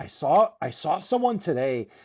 Cosplay was never really like my thing, right? But I still saw someone today, and they had like the awesome Imperial Guard outfits. I was like, dude, you know what? I was thinking, I was like, you could literally, someone who cosplayed could take pictures of them, and I'm like, we basically could make a comic out of it. Like, if they knew how to pose, you're like, hey, pose this way, I'll do it. I'll paint in some background and that, and then we'll do these shots. That's and cool. Basically storyboard it, cosplay the pictures, and then paint in backgrounds and basically do a story that way. That sounds awesome. That might be pretty cool one day. Yeah, I think it's a good idea to get out there. The thing is, I remember seeing you did a paint over of my friend Hughes Lizardman on one of your free paint overs. That's the first time I saw you. I remember that. I was like, holy shit, that's amazing. And then it's there's loads of things out there. You see it and you just go, wow. And then these Titans just look. There's a lot. I mean, everyone, because it's a lot of talented people. Because you can express, I think, your creativity in so many different ways in this hobby. Yeah. I think that's why it attracts all kinds of people who like, I do this, you do that. Like everyone's pushing it. I see those like LED light up minis. I see like, just so many things going on with what people do. The only thing that really annoys me is the people that think that if you don't hobby their way, you're doing it wrong. And it's like, So I've had this discussion many times, because the issue in our gaming club, the issue comes up all the time. Like, someone raises do you think there should be female Space Marines? And I said, it's kind of irrelevant, because it doesn't matter whether I do or I don't. If I do, then I'd make some, and if I don't, then I won't. But why should whether I do or not shape anyone else's hobby? So, like, me personally, no. But I love seeing what some people do on Twitter and seeing those things. It's not for me, but it's not for me to say that your hobby's wrong. Yeah. It's your hobby, and you do what you want with it. As long as what you're doing isn't hurting someone else, then what's the issue?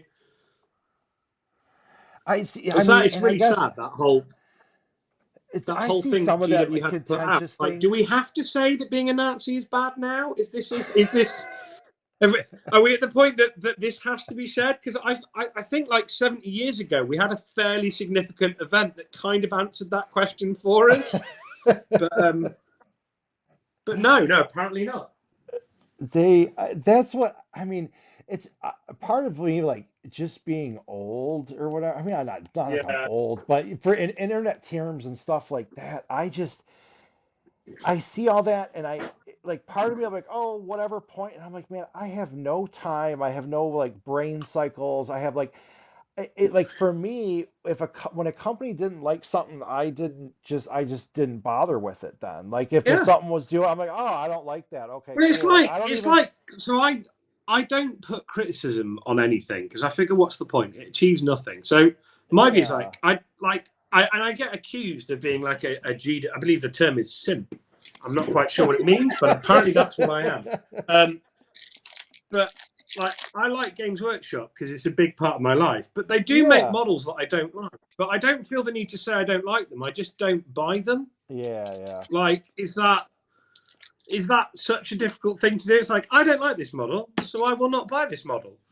And it doesn't matter for me whether or not someone else likes it, because I don't care. Like, it doesn't affect me. I don't feel the need that I need to go and put a post online and go, I really dislike this. Good for you. But I don't dislike it enough to say that I dislike it. Yeah, I know. I think, I guess it doesn't evoke enough emotion in me if I don't like something to talk about it. You know what I mean? It's like, you're already dead to me. Why do I want to bring up something that's dead to me, kind of deal? Yeah. And I think that's, a lot of how I don't know, is how I feel about. And for me too, when I see stuff, and if I don't like something, I guess that's my thing of, like, well, for me personally, I don't care. Not that I don't care about what other people do, but everyone handles stuff differently. But for me, it's like, okay, well, then if I don't like something, why don't I go make what I want to make? Why don't I go make what I think is cool? Why don't I go make? Well, the only time I ever call it out, if I see something that someone is being, like, a big enough dick that I feel like I need to comment. Mm-hmm. There's one yesterday. So the Hero Quest is being re-released. Have you seen that? Yeah. I know a little bit about it. Yeah. I'm not a massive Hero Quest fan. Like, I remember playing it, but it doesn't bother me enough that I'd want to buy it. Yeah. But there's a shop in the UK called Alchemist Workshop. They're fantastic. Like, I've ordered loads of stuff from them past. They're absolutely brilliant. I've seen them around. And they put up Hero Quest for pre-order, and then they got an email from the suppliers, is Asmodee or whoever it is. Yeah. That said, sorry, we got the price wrong. So it essentially meant that had they sold any of those pre-orders that price, they lost like £6.60 on every one. They'd be paying people to take these things, which you can't do as a business. So they said, look, they put up, like, we're really sorry. The price information we were given was wrong. We're going to have to cancel these pre-orders and put it back up with a new price. And someone just put up a really dickish post about, oh, I wouldn't buy from this company. They cancel your pre-orders, da-da-da-da-da. Yeah. To the point, it annoyed me so much that I have ordered Hero Quest from them. Because I'm like, no, if you're going to be such a dick, I'm going to actually buy it from this company now, just because you were being a dick about it. I have no desire to own this game, but I've now bought a game that I don't really want just because someone was being a dick on the internet. Yeah. Ben, I guess. Yeah. It's not the hero we want, but it's the hero we need. And on that note, I'm going to recharge my brew. Hey, do it up. I'm having a cold coffee from this morning. Yeah, that was my yesterday, right? On Fridays at work, I am on my own. So there's normally only two of us. Unsupervised Lee at work? Unsupervised on a Friday. And the past 4 weeks, on Fridays, I have taken a ridiculous amount of money on those days, sort of Yep. thing. Like, it's like, oh my God, like how busy. Like yesterday, I'll send you a picture. I'm going to send you a picture, right, on the Twitter of Yep. after my second customer of the day, right? So 2 seconds, Yeah. I'll send this over to you. And I'd like to hear on stream your reaction. All right, to this DM it to me. I'll pull it up. Yeah, it's going over now. Right, so here it is. Let me see. It'll probably take a few seconds. Dun, dun, dun. I have to go to Lee. Where is Lee? There is It's the Lee. one that sent a message to you. And no worries. Oh, damn, dude. That in my hand is £5,500 in £20 notes. Oh yeah, you unsupervised go. You should have just went casino, double it. Go to the casino, double that. Leave them their half, so it's not like you're stealing. And then bam, dude, bam. Honestly, I've never taken in one order that much cash in all my working career. Yeah, like, that's a big. Five bricks of 20s. Yeah, like, and to carry around that much cash at a place these days, yeah, that's funny. Gosh, that is £5,000. But the thing is, I have to count that all. Yeah, make sure it was there. Yeah, you gotta make sure it's real and shit. I'd be like, here you go, Lee. They'd be like, what's this? Like Monopoly money. Yeah, but one of those that stacks was today. You're today unsupervised. You're probably gonna go in tomorrow and they're gonna be like, Lee, why did you let someone give you 5,000 counterfeit bills?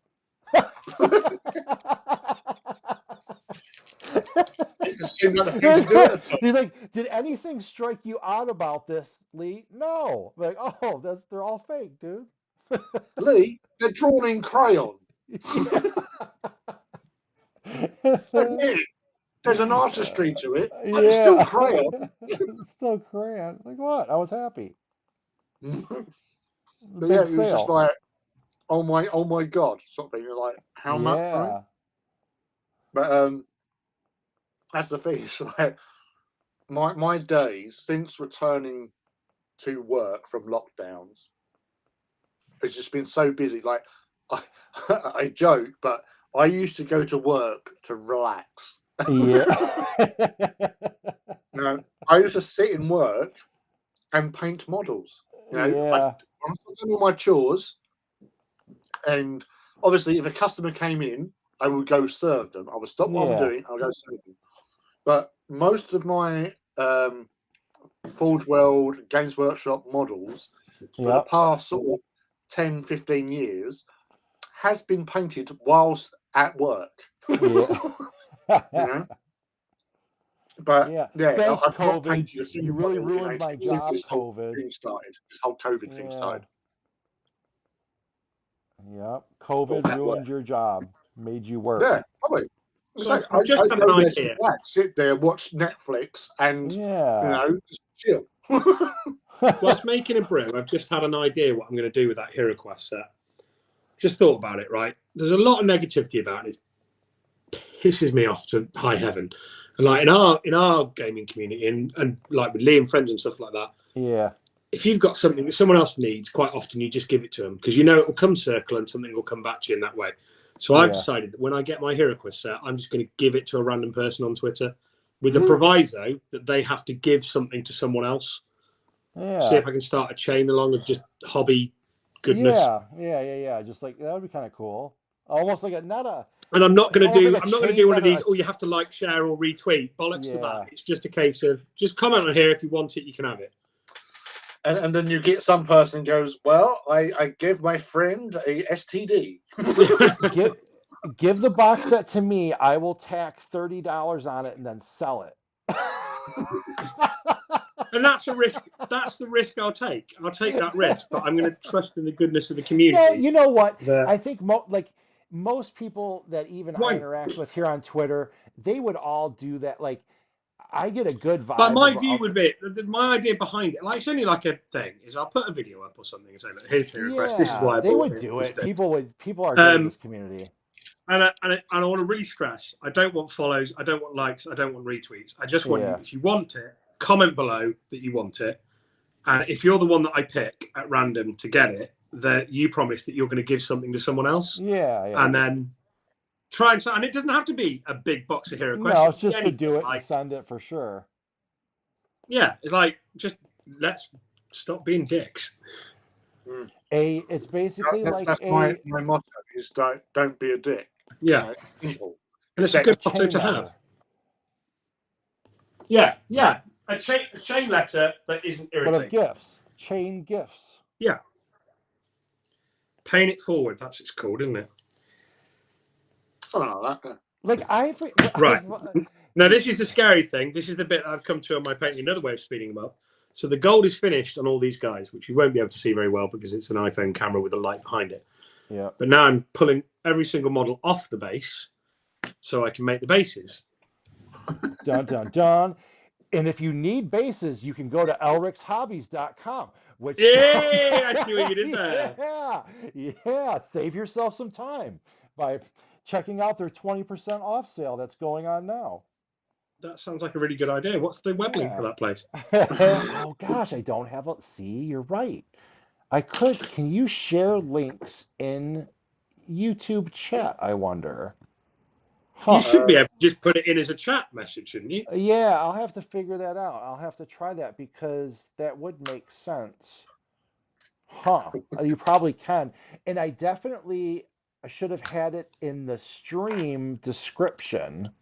So that's so like at any time I have like a little sponsor like that, something, I should definitely attach the link in the description. That would probably be one of the most basic things to do. You do realize, Lee, that in 6 months' time, when this is like a huge channel with like hundreds of thousands of followers and things like that, and he doesn't even mention us, we can be there when he didn't even know how to copy and paste a link into a chat. I'm still I'm a professional coattail rider. I'll still need someone to know about the hobby. I still won't know anything. So I'm like, I have no aspirations about my own. But you'll look gorgeous when you're doing it. Yeah, I'll for sure, dude. I can't do anything on my own apparently, so I'll be coattail riding. Don't you worry. He can't do anything on his own. I can't be left unsupervised. Yeah, we got a lot of things working against us, but if we all team up together. Oh my God! It's like the Centurions. Yeah, dream and a machine. What was the other one? Was it Visionaires or Visionaries? That was cool. No, that was. Wait, we had. Okay, wait. What was the one where like the different robots? We had Voltron. Wasn't Voltron one? Okay, Voltron. Yeah. Okay, was Voltron? I never liked Voltron. There? It's too much like Power Rangers, which suck ass. Okay, see, but Voltron was before Power Rangers, right? There was no Power Rangers when I was a kid. Yeah, so I didn't like. Voltron was Voltron like proper Japanese? It was, wasn't it? Yeah, but it was named something different too. I think it was Voltron and. I'll have to look that up. I can't remember. That's a bit saucy. Echo, please do, Ben. Lee is way ahead of you, Echo. Way ahead of you. We haven't got that far. I didn't drink nearly that much. It hasn't been on the first day. Yeah, the odds of that are pretty low. See, Scott's working on the first base method. I'll go for a home run. Did you say first base? Speaking of bases, have you seen the 20% off sale currently? Is that Elric's Hobby? It is indeed. Is that Elric's Hobby?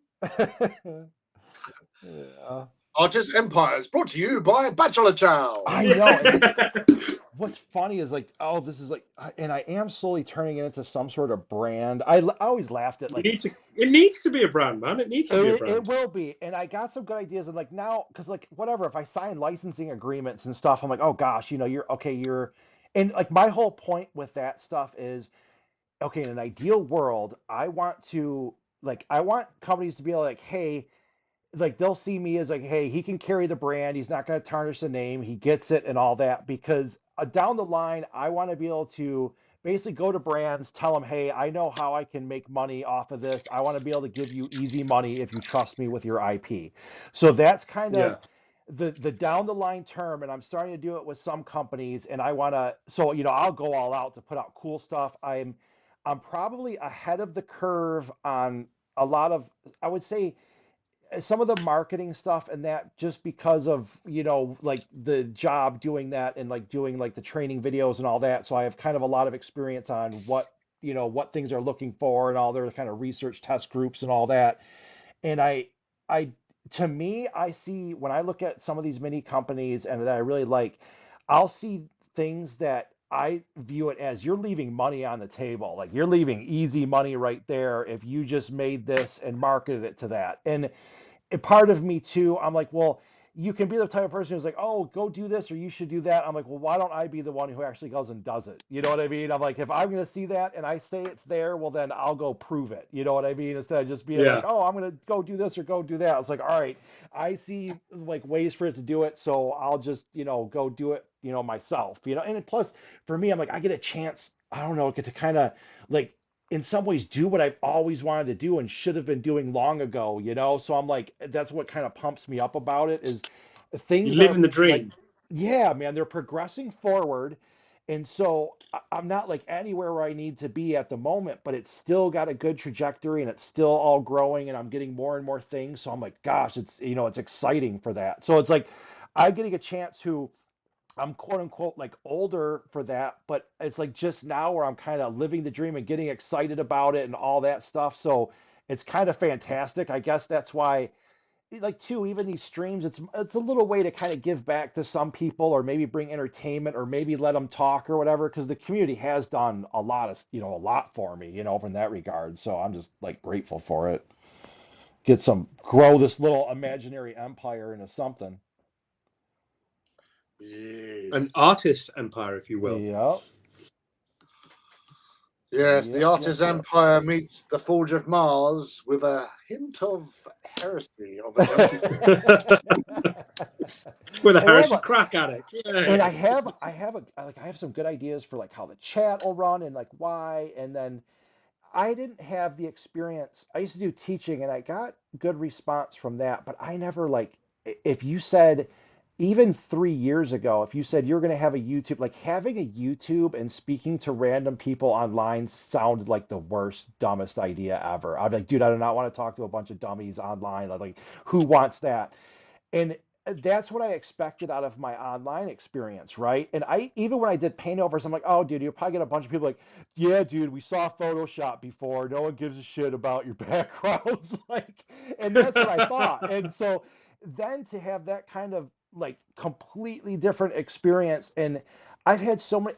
When I first started doing this, I had people that they commissioned me to do art, and not even for them, for other people. And they did it just so that it would help me get exposure to the people they did it for, which I was like, wait, seriously, you're paying me to do art and not even for you, of like other people's miniatures to basically help promote me? I was like, that was like, who does that? Like, what job do you go into and you had that happen, and things like that. And I see, people bring up stuff about the community and all that, and I'm like, dude, this has been the best community I've ever experienced in my life, bar none. I have people sending me painted cool miniatures, you know what I mean? I'm like, who just Yeah. sends someone like a here? I'm like, my friends don't even paint and give me miniatures. I got random people who will paint a miniature and send it to me as like a gift. I'm like, what? That's like unheard of to me. And all I know is like, I'm like, I just want to But be the thing around is, that like, environment. it shouldn't be. This is the part of this community that I've always known. Yeah. And hearing you say like, oh, who does that? I'm like, well, that's the wargaming community. It's not this toxic gatekeeping No, thing that you keep yeah, seeing yeah. talked about. No, it's not. There are elements of it, and they're very vocal, and people hear these things.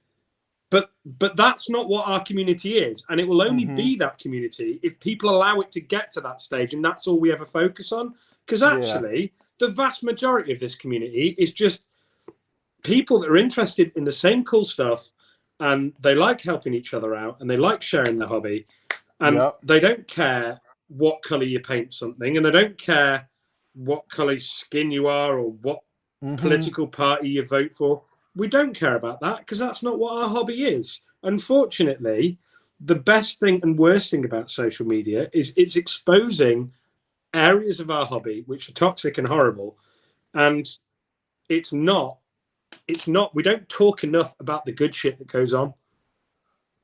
And that's a part of me. That's why You end even up when I having have this the self-fulfilling prophecy, don't you? yeah, Sorry, bud. and that's why for me I keep it positive in the open Twitter chats, right? So I do that, and that's why one of the things I kind of stress was like, hey, I want to. Like in me, I'm like, oh God, if I wanted a real popular like hobby chat, I should open hobby bitching, dude. Like, let's bitch about products because like everyone would probably go in to complain about stuff, but that's just not my vibe. I'm like, especially I view it as you never know what's going on in someone's life, right? And you like No, somebody of may have some horrible course not. day, and I want them to be able to join a stream and hear some uplifting little stories, maybe talk about their hobby, just like keep it positive so that in my like whatever in my little interactions I try to just like be positive and be something like a good sort of, I don't know if it's influence, but like something that brightens. If I have a little chance to make someone like smile or laugh, that's what I want, like give me that, and then whatever. And so I I guess mean, like the thing is, it's called a hobby for a reason. yeah. You do hobbies to bring yourself enjoyment. And if you spend all your time speaking about what's wrong with the hobby, then it's no longer a hobby, is it? No, You'll end up hating the thing that you love. for me, I'm like, dude, you take any group, like you can prove it with science. Anywhere there's a lot of people, there's a lot of a-holes. Like it's all, Yeah, yeah. it's like that's just it Well, for me. I'm like, dude, I can grab any group and go find a whole bunch of like people I would like and a whole bunch I wouldn't like. so I can bitch with the best of them, especially about like movies and things like that. And one of my friends is a massive Star Wars fan, huge Star Wars fan, and like I was like, how can you possibly defend like the sequel trilogy? It's like the worst thing to happen to cinema since Weinstein. It's like I don't understand how any of this thing could anyone could even get any joy or enjoyment out of what Yeah. they've done to the Star Wars universe. And he's there going, dude, like Star Wars is my life. I don't care if it's good or bad as long as it keeps coming. And I was like, Yeah. that's a really Interesting. positive way of looking at it. And he's just like, yeah, there's problems with those films, but you know what? It's a Star Wars movie, and I get to go to the cinema to watch it. And I was like, fair play. I can't argue with that. Something good Yeah, to keep in mind. I've been watching the Wheel of Time that dropped yesterday, and I only got introduced to the books about 4 or 5 years ago, and because I obviously about my audiobook listening Yep. to and from. Yeah. In the sort of 4 or 5 years since my discovery of said books, I've listened to the entire series like 3 times. Oh God! I've never heard of it until You today. are crazy. I've literally never heard of Wheel of Time until I saw someone tweeting today about I'm assuming a streaming service that has it on. I know literally nothing about Wheel of Time. So go on. I want to learn.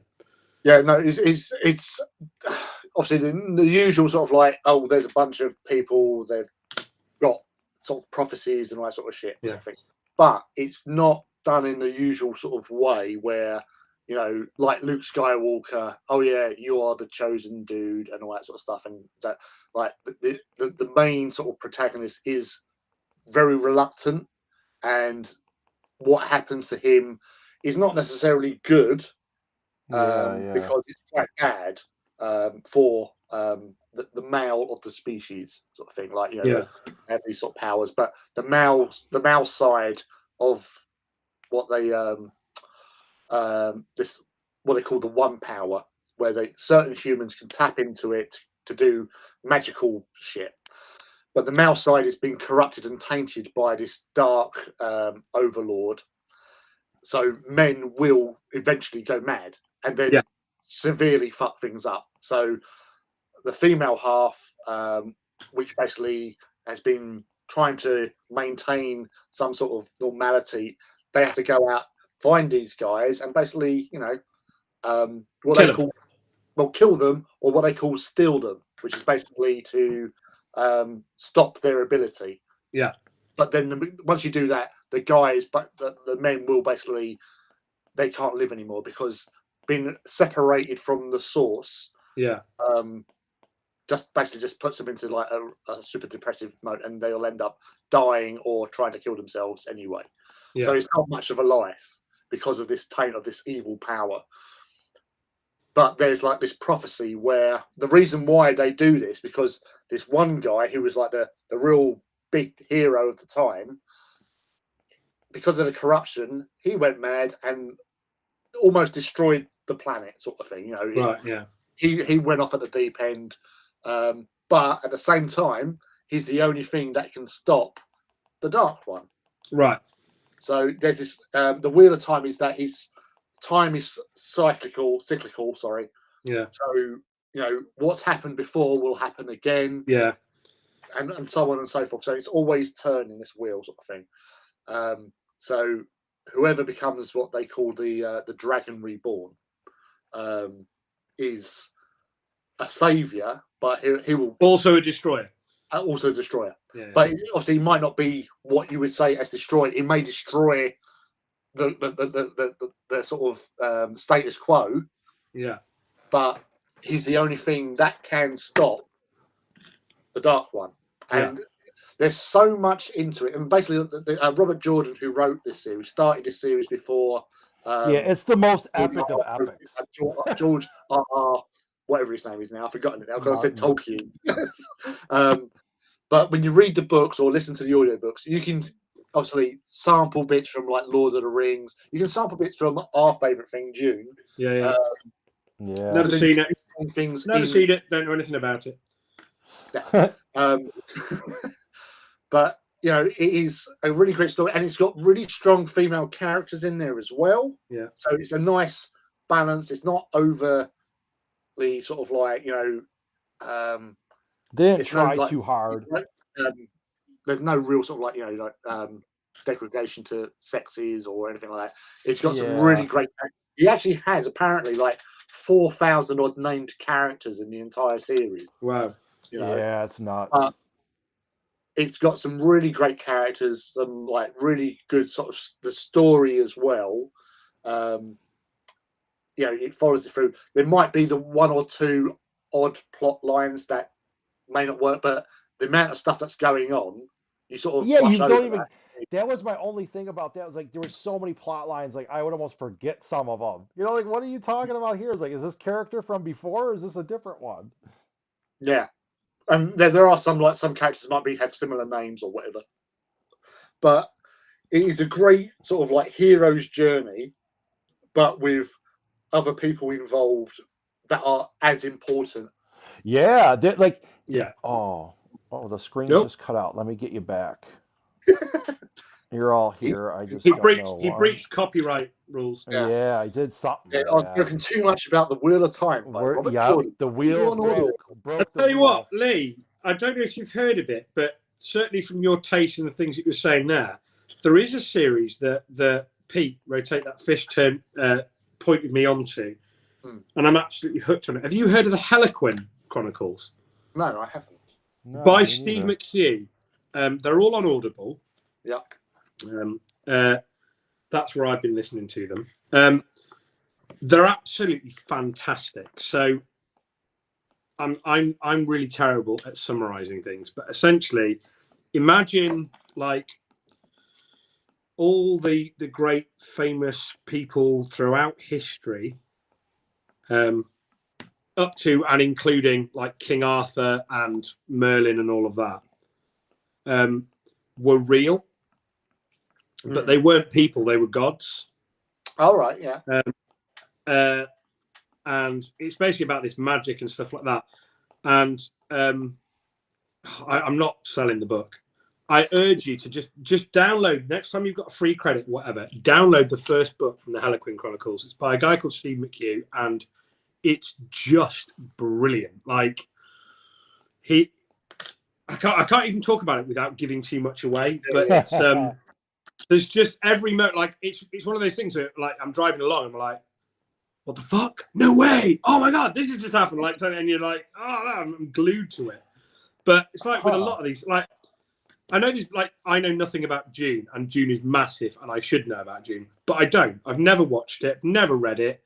The only reason I'm likely to go and see the new one is because Zendaya's in it. Is that I don't know anything about it. Everyone's told me I should watch it, so I will do at some point, or read it at some point. Peer But a lot of pressure. these things, like, there's amazing things out there that people don't realize exist. So if I could recommend one book series to you, it's the Harlequin Chronicles. All right. That's a good endorsement. I like it. Hang on. I can't because I'm using my phone. I was going to go. I'll find a blurb summary for it. No, I can't. No, they can look it up. Well, I'll check it out actually. Look it up. Harlequin.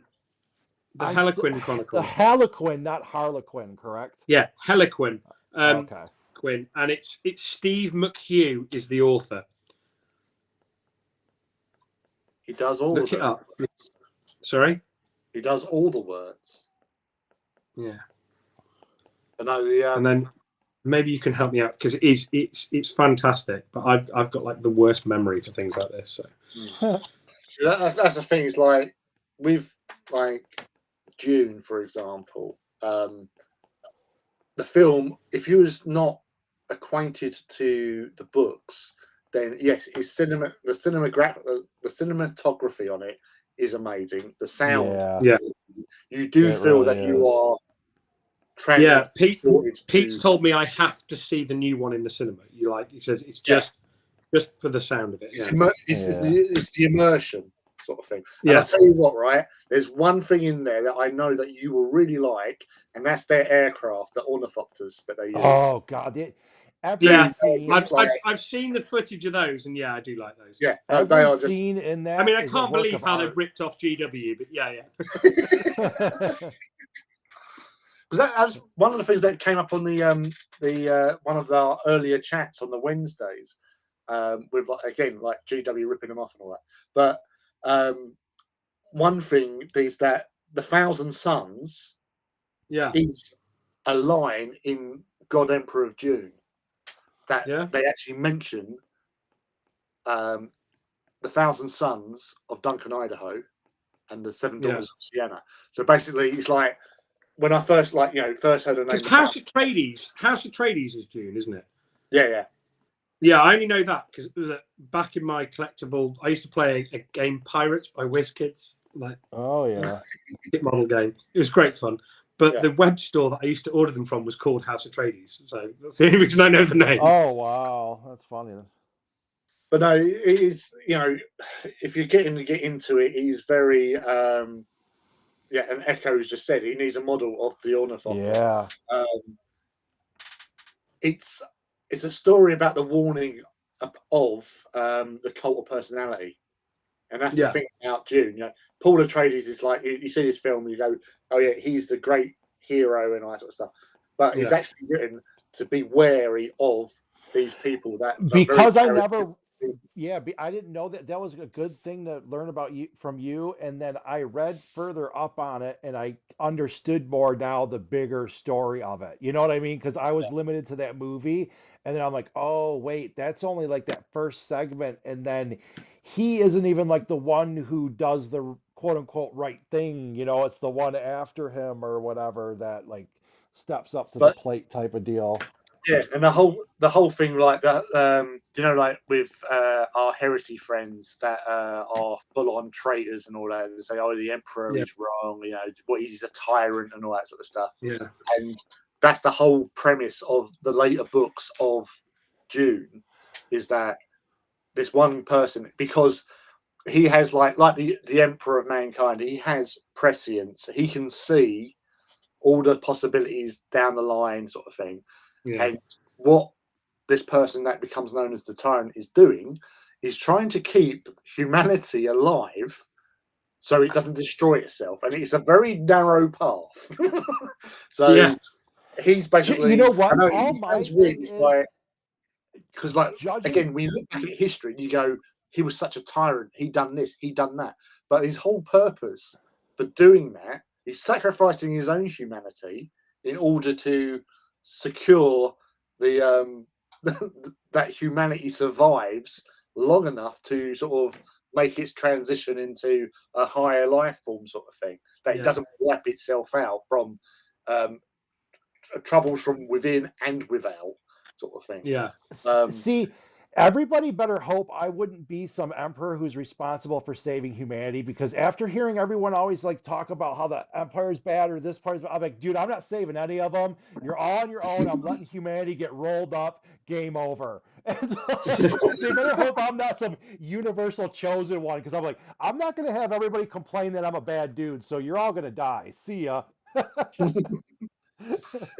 remember I was taking my kids out with my nephew and niece, and my son Thomas could be very sort of we've got to do this, we've got to do that, and my nephew, like he's like sort of at the time he was like 19, 20, and he's gone, oh, so you would be some sort of like beneficent tyrant, and Thomas, who was only like 10 at the time, he goes, I'm not beneficent.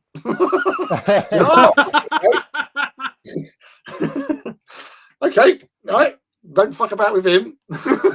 He will kill us in our sleep. Yeah. As I say, it's like, I love all that sort of the whole Dune sort of experience. Also, like Game of Thrones, when that was popular before season 8. I love how literally no one talks about that show at all now. They absolutely murdered it. And that's the thing, it's like, you think, oh, like I've been watching. I will confess I watched the first series of Game of Thrones, and I started to watch the second series, and I just thought it was utter shite. So I stopped watching it. Now, the reason I thought it was utter shite is there was no payoff whatsoever. Like, I was just like, oh, you like this guy? He's dead. You like this guy? He's dead. You like this girl? She's dead. It's like, what's the fucking point? Like, there's no point investing in any of these characters. You're just going to kill the fuckers off, you twat. That should be a good review. That would be a good review of the show. Let's just sum that one up. Yeah, you do get payoff, but it is much further down the line. Think of Saturnine in the Siege series. Yeah. You've read that now, yeah? But actually, to be fair, that's why I didn't like the Solar War, the first Solar War book, because I was like, "There's nothing happens in this book, and there's no payoff." Because all the fights that took place in there, you're like, "We know that guy doesn't die. We don't care about that guy, so it doesn't matter if he doesn't die." So yeah, it's the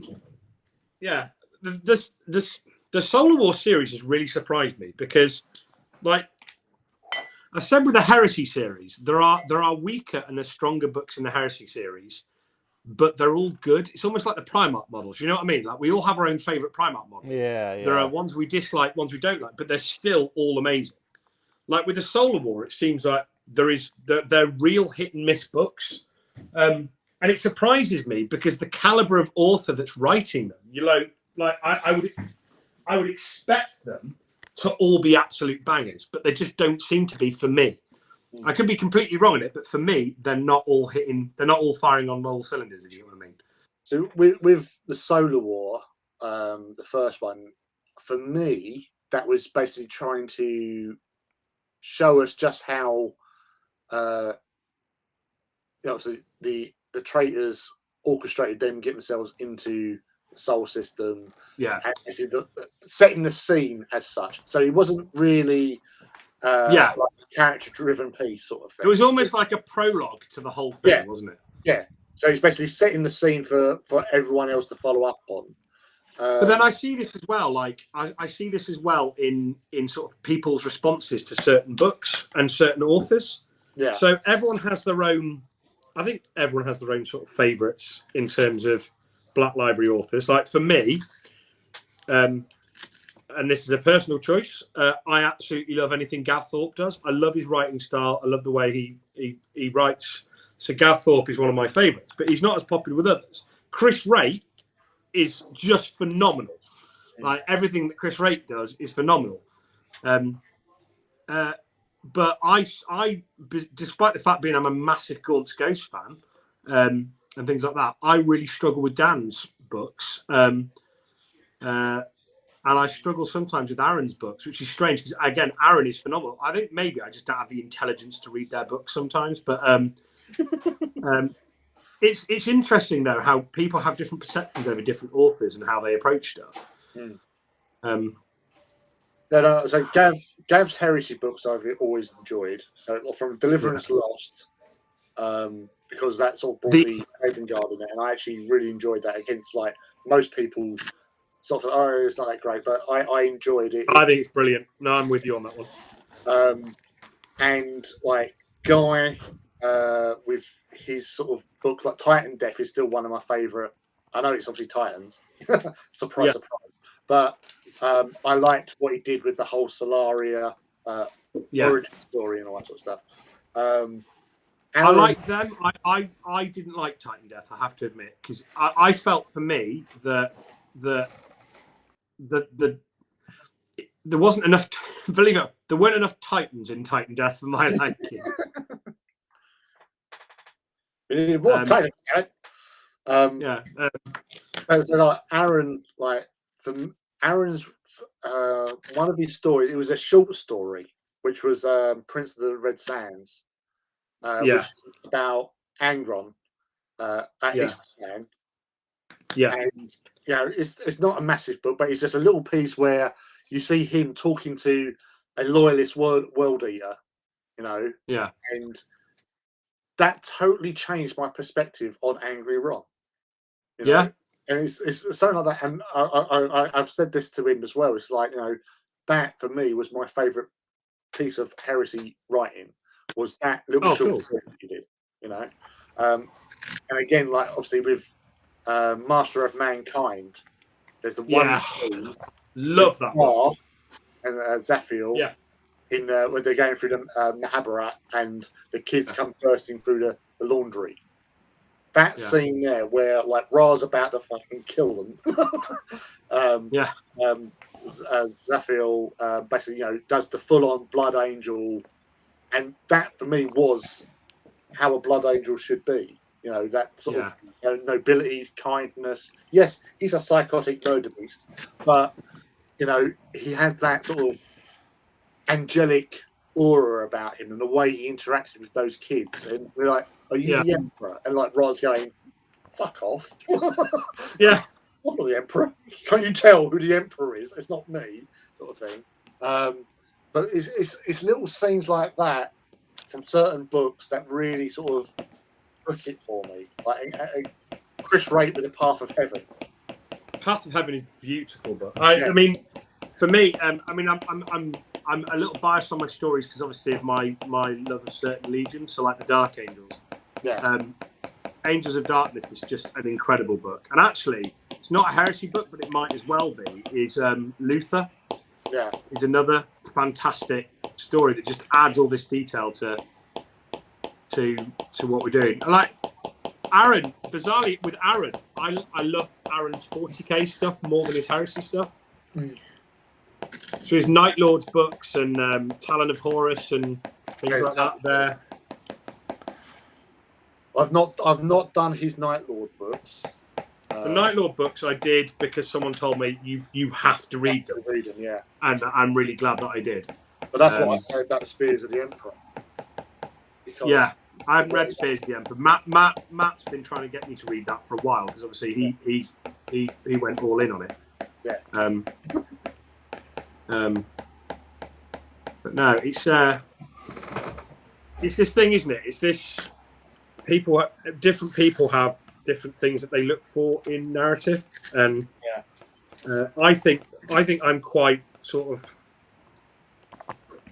basic when it comes to things that I just like it. That's why I like the Marvel Cinematic Universe. I know it's not great cinema. I know it's not even great storytelling, but I love it. You know what I mean? It entertains me. Yeah, it's a nice, clean, kind of usually simple-ish story where it has some. I'm very much the same way. I like just a nice, clean story. And I like fan service. I like. I kind of do too. I wouldn't go heavy fan service, but I think I like a good amount of it. You know what I mean? You don't have to get too crazy. Like, surprise me a little, but I like fans. Like, I guess I'm going for entertainment, and I don't want too much. Yeah, Like, I don't want it to be like stressful or something. You know what I mean? In some ways, it's just like, hey, I just want a nice, whatever kind of story you're trying to tell me. yeah. It's like taking like films like Pacific Rim and stuff like that. The film is utter garbage, but I'm not there for a plot. I'm there to watch 30-foot Yeah. robots batter the shit out of kaiju. So it's like I don't care whether the story's any good or whether the acting's any good. I want to see robots. It's a legitimate region to watch. Yeah. It's like, yeah, it's not going to win an Oscar, but Best kaiju battle. yeah. Was it? I'll tell you what I'm really enjoying at the moment is on Warhammer. Is it Warhammer Plus or whatever? Yeah. Oh God, I'm hooked every Wednesday. I'm like, and then this week I was just like, me and Pete's been laughing because I'm Really, obsessed which with one? right? I'm obsessed with Dreadnoughts. Okay. And they've been teasing this Dreadnought for like 6 episodes. So I'm like, if they don't put a Dreadnought in this episode, I'm gonna write to my member of parliament. I am gonna lose my shit. And obviously right at the end of it this week, spoilers, they're like, yeah, the Dreadnought gets awoken. You're like, yeah, shit's going down in the next episode.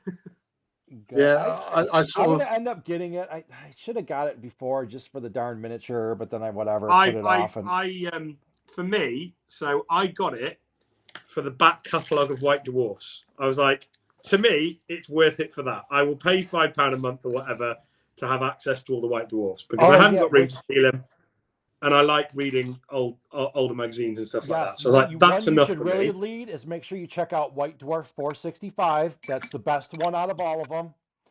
No, it's not. Hang on. In a minute. Don't make me go downstairs and get the 4 issues I'm in. Here it is. It says so right on the Chiron or whatever these are called. It's official. Greatest magazine ever is 465. Right, hang on. You brought this on yourself. I'm going down to get my issues. This is the advantage of doing streaming at Pete's house because he has every issue of White Dwarf downstairs. He's not even in his own house, guys. Remember, that's why 465 is better. He's not in his own house. He doesn't need to be in his own house. Wait, hold it up. Look. Which one is that? That's 460. That's possibly. Is that epic? No, that's the oh, sorry, still loading up. That was the one that had the Empress Spears. New codex. Are you in that one, Lee? Yeah. Yay! Look, there I am. Yeah. Right, I'm going to go downstairs and get my 4 issues, bitches. Wait, Lee, hold that up. I'm going to go solo on your camera real quick. Hang on. I want to see that. Oh, yeah. Okay. So there's Iracundus, my Titan. And the dude in the red at the top of the second picture. I gotta get some of these to have. I'm gonna have some. The ones I did, I want to have some people sign them, and I wouldn't even like something like that. I would actually want to get one of those episode issues and have you sign it. Like that would actually be cool to me. Let me see this and that. There we go. Yeah, I'm gonna have to do that sometime. And there's a couple of them that, like some people that I interact with regularly on the, in the streams and stuff. They have some in there, and I wouldn't mind getting some signed versions. I'm gonna have to wait until Ben comes back. I've just come out of looking at the thing. I had some notifications on Facebook. Yeah. So I've gone on there. I won't say it until Ben comes back because he'll appreciate this because he knows this person. Okay. So I'm going to go and grab my final hobby fuel charge. Do it. Do it. And you look after the place. I'll hold down the fort. I will hold down. Oh, that came over this blade. I got to erase this part. Nope, I don't like any of that. Let me get rid of this yellow. Let me get rid of all that. Dun, dun, dun, dun. Oh, what was here? Okay. There. It's been a 5-hour stream. Thanks for everyone. A lot of people still joined. Appreciate you watching. If you are streaming, what are you working on? Are you working on any hobby stuff yourself? Let us know in the comments. Oh, it's taking forever, honestly. I should just get out. I'll get out the. What do I have? I probably have 12 issues of that 465. Remember to So frame at least one of them. I will, and which means I have like 12 of those for the Tome Keepers. I have their decals or whatever. So if I ever want to decal up a Tome Keepers army, I got a lot. You've got them all. Yep. I have the They're all power. there, ready and waiting. Like we are for Ben. Mm-hmm. I love that he went to get his forward. I'm in these. I like It was that. actually right with Ben, right? When he had some of his Tyrannus Knights done like a nice little feature thing. Yep. And when I got hold of the White Dwarf, I'd open up the White Dwarf to the pictures of where his knights were, and I arranged several of my knights as if they're reading the magazine. Oh yeah. And then took a picture and sent it to him. Yeah. Yeah, it's all honestly, I cannot believe that when I just checked onto the thingy.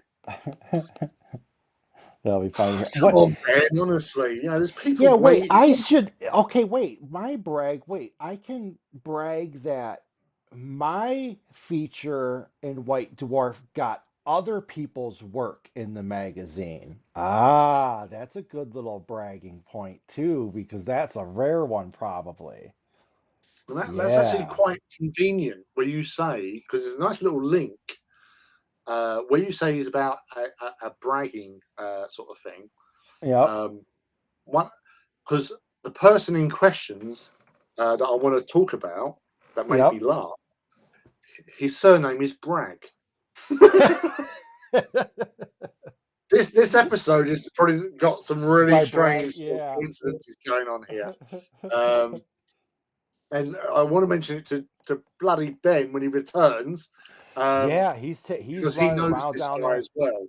He's probably distracted by different magazines. He did probably get caught up reading my article. That's what he's doing. He's probably reading my interview. He's looking at it and he's weeping. Yeah. He saw it. He's like, oh, tears of sorrow. Yeah, that's what happened. He's reading my interview. Sorry, people who are watching. Right. He'll be Remember, back. people watching on YouTube, stay tuned because if you've watched this all the evening, there's a little payoff here, which is quite. Well, I suppose I might be building up too much now. After 5 hours, if you're still watching after 5 hours, yes, welcome. Here he is. Right. Like no pressure. I don't know what issue I'm in, but I found one of them, and this will be your favourite, Lee. So this is Warhammer Visions. Warhammer Visions issue 23. Yeah. Oh, that is a nice one. So this is when I got my House Tyrannus feature. I'm going to zoom in on you. You're going to go solo. Here's your big solo moment. Hang on. Bam. Solo. So this is back when I got to. They featured all my knights at the time. Which way am I going for the camera? Wow, you got quite a few in there. I would hit the Titan horn, but I think everyone goes deaf if I do. There. That was my nice 8-page spread on Tyrannus. And wow, Lee even gets a mention in this. Lee's mentioned in this somewhere. You did? He got a mention in the magazine? Lee's been mentioned twice because I've mentioned Lee in both my in 2 of my articles. Oh wow! So friends helping friends. And then the other one will be in here somewhere because these are all white, the smaller White Dwarfs. They're all in binders. So right, Ben. Yeah. Right. You know James Bragg. Wait. Before I interrupt, hang on. Wait, I do know James Bragg. Yeah. What episode did you just show? What issue that did you just show? Issue 23 of Warhammer Visions. Okay, which just is for anyone watching. Now it's in the vault as well. Lee is going to make this whole 5-hour stream pay off right now, so we got to listen to this. Right. So after we was just chatting and you disappeared, sort of thing, I saw that I had several notifications on my Facebook. So I thought, whilst I'm faffing around and everyone's doing bits and pieces, I'll go and check on it. I went onto my news feed, and the first story that came up is from James Bragg. And in it, he says, "So, we went to Urban Exotics today, my usual haunt for reptile food and kit. Today, we gone and got this little gem. Meet Meko, our 12-week-old parrot." You can't write this stuff. You can't. You know, Grandma goes out for new potatoes, comes back with an African grey parrot. He goes there for lizard food and comes back with a goes with a parrot. 12-week-old parrotlet, as he calls it. It's a very cute little thing. But I saw that and I did chuckle quite heartily. Can't write this shit. Well, I think we might have to get together again for some kind of Saturday streams once in a while or something. Oh, I have found. I'm nearly found my first ever White Dwarf article. I'm just cycling His through. first ever. We can humble brag. Everyone's allowed to humble brag on this show. You started it. You started waving it around on screen. Yeah, dude. Yeah, just sort of standing there waving it around like I don't remember you keep issue saying numbers. you were Warhammer 465. Yeah. I just remember the front cover, so I've got to flip through. These are all the, when White Dwarf was small White Dwarf. He doesn't even remember what issue he was in. Only claim to fame was that he was in the Drop Zone Commander rulebook. Oh wait, let's see. I want to see that. I just had to switch off that. My only claim to fame is I'm in the Drop Zone command. You were also in the Artist Empire hobby chat. Don't say that's yourself way short. more than That counts. That counts to me. I say with the I'm playing with my War Master Iconoclast, as I often do. I'm sure I was in this one. But the real cool thing about the Chainblade of the Chainblade of much contestation, because where's he got that thing there? Is that it is actually movable, so it can go up yonder. Really? Oh wow! Where you can put it back further, but yeah, so that's a proper sort of like hooking over the top of a wall. Yeah, and then just pulling on it and letting the teeth do the work. Oh yeah, that is a good weapon. I like that. Yeah, you hook onto them and let the saw keep going. Yeah. Yeah, exactly. Because it's going nowhere. It's pulling on you and eating through your protective barrier. Dun dun dun. Dun, dun, dun. Da, da, da, da, da, Oh my da. gosh! I think Ben was kind of making it up that he was in White Dwarf. I'm not. I'm just trying. I can't remember the year or like if I was at home, I could because I've got them on my wall. I've got the front covers framed on my wall, but I can't remember what the front covers look like because it was that. Like, was that one of mine? Was I in that one? It's hard to tell with the little one. No, that's when Horus Heresy was released. Wow, that's Betrayal at Kelth. So it has to be after that. I was seen in War Games Illustrated. Yeah. At the last salute, I got asked to judge a speed painting contest. You ate Black Lotus. That's my favourite story of yours. Yeah, I know that is pretty awesome. Oh yeah, that was a great one. That was a good that was a good one. Eating a Black Lotus. Yeah, Andy Hoare actually messaged me. He said, "Is this you in the background here?" It's a picture of me standing there. So they took a picture and I got into War Gamers Illustrated. Yeah, that's me. I found my issue. Bang. There we go. So my very first White Dwarf article. What year? What year? So this was 19th of September 2015. Oh, here we'll give so you. This is back when. So this is back when you had Little White Dwarf. So this was 19th of September, issue 86 of the. And this was my first ever Best Army win. So it was my first Mechanicum army when the Mechanica stuff came out. So it was all about the Omnicized Chosen, and then we've got like all my Mechanica stuff. So it was nice because it was a thin one, but I still got a fair few pages on it. And then my old Mechanicus army. And I'm pretty, and again, I'm sure this is the one that Lee was mentioned in. Yeah. So yeah, because that's the night. Yeah. Yeah, because that was basically that was the year that we met at the Horace. It was, yeah. So that was the night that I took to. Those are the nights I had with me at the first weekender that we met at. The convocation of the House Tyrannus Owners Club and Inception on 8th. I still love the fact that we had Graham McNeil there for its inception. We had everyone there. Alan Bly, Tony Cotterill was, because Andy messaged me on the Monday saying, can you guess who's featured in the internal Forge World newsletter? And apparently, because Tony come over and was taking photographs of obviously our Knights, Titans, and the Mechanicus. Yeah. I can't even name drop because I don't know anyone, or else I would name drop. But you can name drop Ben Greaves. He's a big name. No, yeah, absolutely not. I'm not a big name. I'm a loud mouth. There's a difference. That's right. I'm a black library. I'm a whatever. I'm in the black library. So there. Yeah. Who's that aimed for? I don't know. I'm a very lucky hobbyist that happens to have been in the right place at the right time. I feel like I did something. I feel like I accomplished something.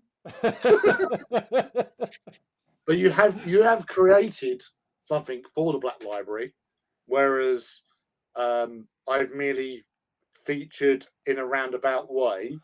You did, heavily in my talks, and obviously improved sales. Yeah, we have a hopping chat of hobby, whatever. I don't know, somebody. We're somebody. If you combine all of us, you got somebody. Would you excuse me? I'm going to go and spray these bases. Go spray. You unleash the sprays. Dun, dun, dun. Lee, are we on for Wednesday? Always. All right. Yes. Now that you've sorted out your time difference problems. Yeah, I know. It's like we're 2 weeks after your time change, so it's like, oh. Yeah, what's wrong with that?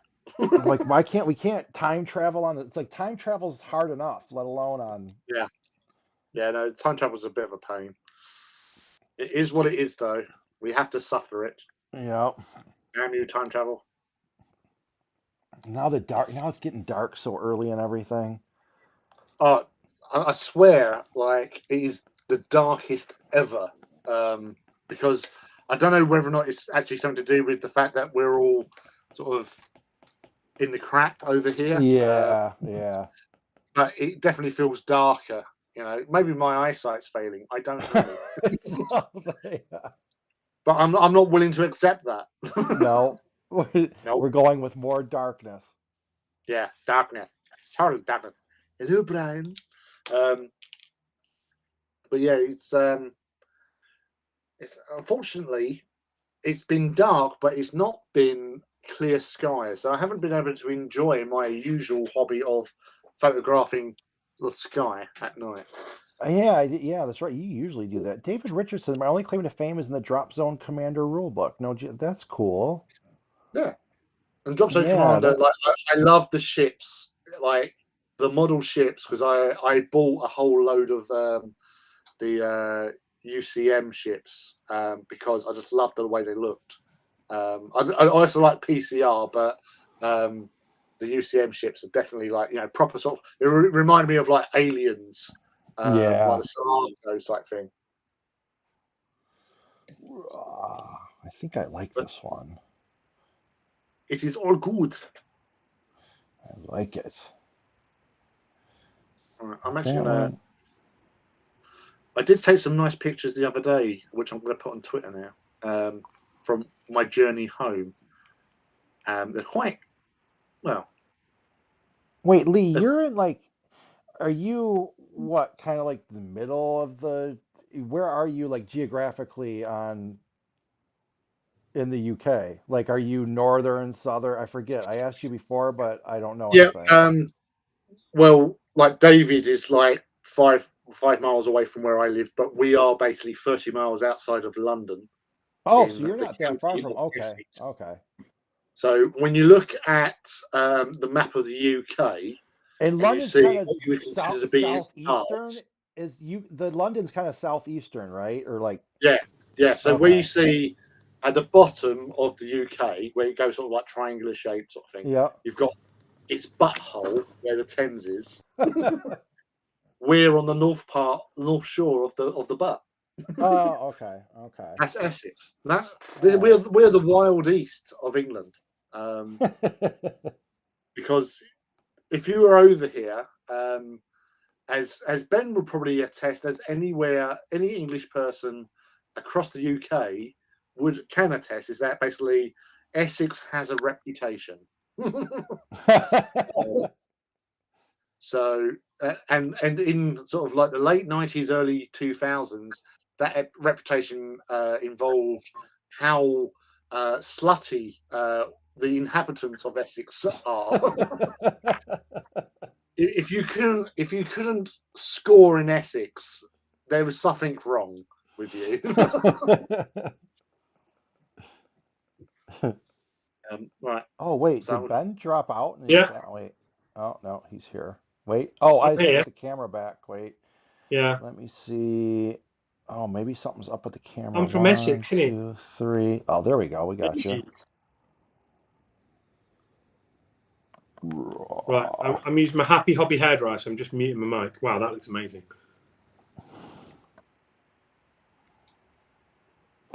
Yeah, these miniatures.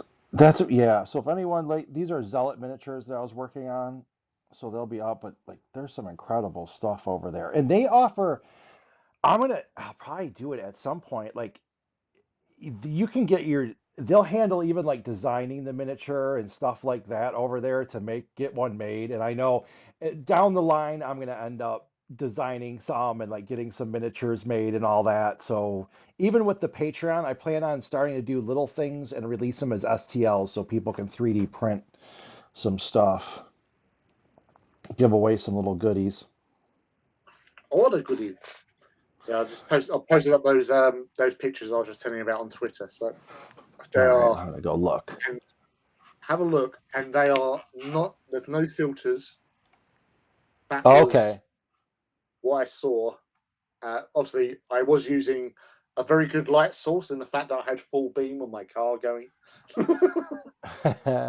why don't I see it? Profile. It should pop up because no, it's not my profile. It should be notification explore. Isn't it home? Where's my normal stuff come up? You'll find it. Yeah, well, yeah, that's probably an easier way Martin to the do Great it. Potato Mage has found it. I'm still with you staring at 5,000 UK dollars. Notifications. Oh wow, that's a cool picture. I love tunneled forested pictures like that. Yeah, it sort of just reminds you of sort of like those like Hansel and Gretel sort of like grim Yeah. fairy tales. You know, you half expect to see like a satyr walking across So there. I wonder if I have a picture there was a time up north there was a road much like this, but it was just a little wider, but it had trees like that, and it had up there you get a ton of snow, and the snow clung to everything because it was kind of wet, and it completely made a cave like that, but of all snow colored branches. And at night, when you had lights on to drive the road, it was kind of like this amazing, like, I don't even know, it was like a ride or something. You go through it and you're like in a whole tunnel of snow, and it was just amazing. I think I got a couple of that one day. I have to look up. It made me remember that. Yeah, you just remind me of the favorite thing that most nerds of our age enjoys driving in blizzards. Oh Yeah. yeah. Be transformed into hyperspace. Yeah. It's so true. It's I'm in the hyperspace. Millennium Falcon. I'm going Yeah. at like 14 points past light speed. David Richardson, do I follow David? Do I follow you on Twitter? Yeah, let me know if I follow you, if you have a Twitter, if I'm following you. I don't recall that. David Richardson, maybe. You know, you've not been concentrating properly when you get a paint pot out, and instead of shaking the paint pot, you start shaking the paintbrush. Yeah. And all you've been on is the tea. I've kept quiet of all the stupid shit I've been doing. All right, mate. We'll have to schedule one again. We'll have to do a little Saturday stream again. Maybe we'll Yeah, we'll I've enjoyed it. drum. This is a good mix. A good hobby mix We've of covered a different lot stories. of things, to be fair. We've gone all over the place. Yeah, we back again. have. We've We're solved like a a lot bunch of of issues. We've solved a lot of the world's issues here today. We have. And I gained Especially- and followed. In particular, if you're looking for hobby bases, which Elric's Hobby right now has a sale going on at 20% Do you know off. what? So definitely I go wish check I'd them known out. that before spending an hour building bases. See, you could just order them for a couple bucks. You would have had them and been done. That's the point. No, lesson learned, Ben. Lesson learned. lesson Lesson learned. learned. That's what we're here for. We're here to teach you lessons whether you want them or not. Yeah. Like I was saying before you got here, Lee, the motto of Zinj: we make the shit that you don't really realize you need until you've seen it. Yeah. Mm-hmm. That's where Pete is tonight, by the way. Pete is doing a post-salute stock check.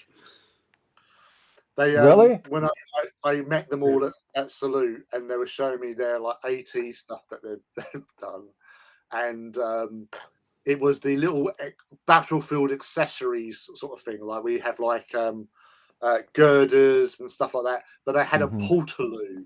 To go in your base. Portaloo. And I just instantly thought, well, I'm going to be making a War Master, and maybe I can have it just a foot above a portaloo with like a guardsman coming out of it. So I've just had a dump, and then the War Master goes, stumpy dumpy. I still think, and I'd have to say this, I'd be remiss of it saying it without Pete being here, is that the most important upgrade they do for AT is the devotional bell. Every Titan DJ should have at least one Titan with a devotional bell. So ringing the changes. Yeah. Banners. Titans need banners. Yeah, they do. Soldiers They do need banners. banners. Everything They do needs banners. banners.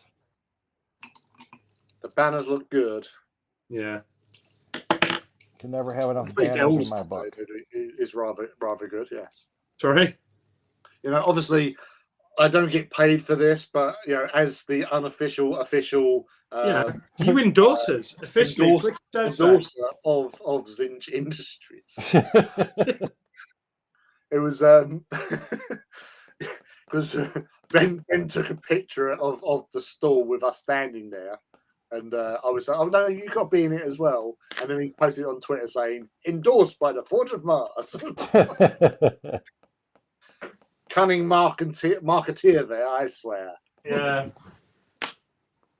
Oh, I'm literally waiting for paint to dry. It's frustrating as hell.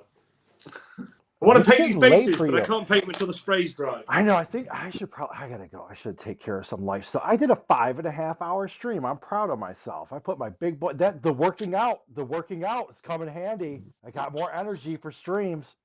Make this empire grow. I even drank. Golf.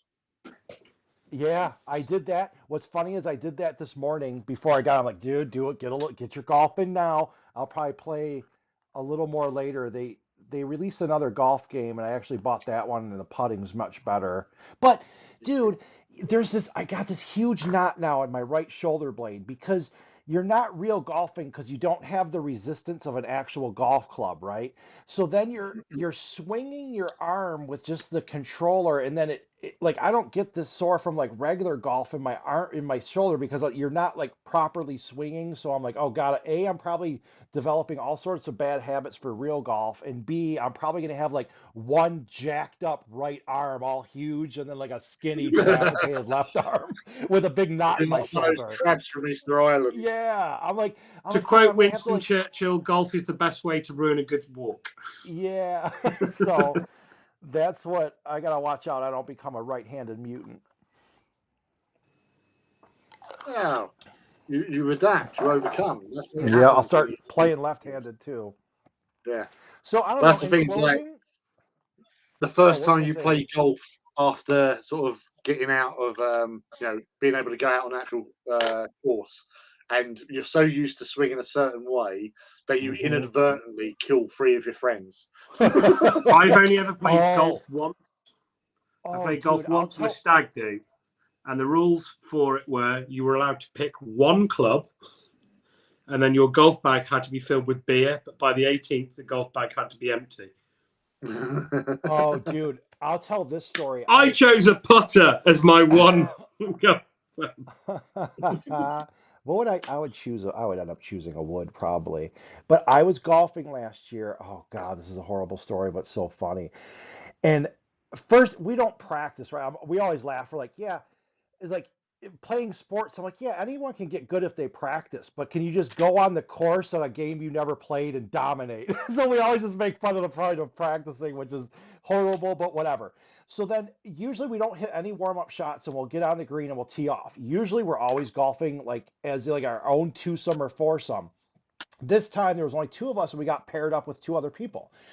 I was up on the tee off, and usually we'll say like, "Hey, for us, since we don't have a practice shot, you get 2 off the first tee." I teed one up. I shanked it hard left, and it just whips across the path where we would walk across. And the 2 new guys that we were with start going down the path, and the one guy who was still with me had to hit. I'm like, hey, hang on, I'm going to hit again. And they're like, all right. And they stopped the cart right where I shanked the first one. And I looked at him and I'm like, hey, man, that's like right where I hit. I don't know if you want to stand there. The dude's standing there and he's watching me and I'm about to go hit. I hit again, shank it hard in the exact same spot. It was basically like a full speed shot, but on a massive shank, it just rips him right in the stomach, dude. And oh my God, I felt bad, but I was like, dude, come on. You just saw me shank there. I warned you, and then you stood right there. And I'm like, I've never shanked like twice that bad in my life, but that one nailed him. He probably had a huge welt because it was like a ripper, dude. I was like, oh, that was the one time I hit someone with a golf ball last year. I don't know what that story I means. was before I was getting married. My father-in-law to be, who is a massive golfer,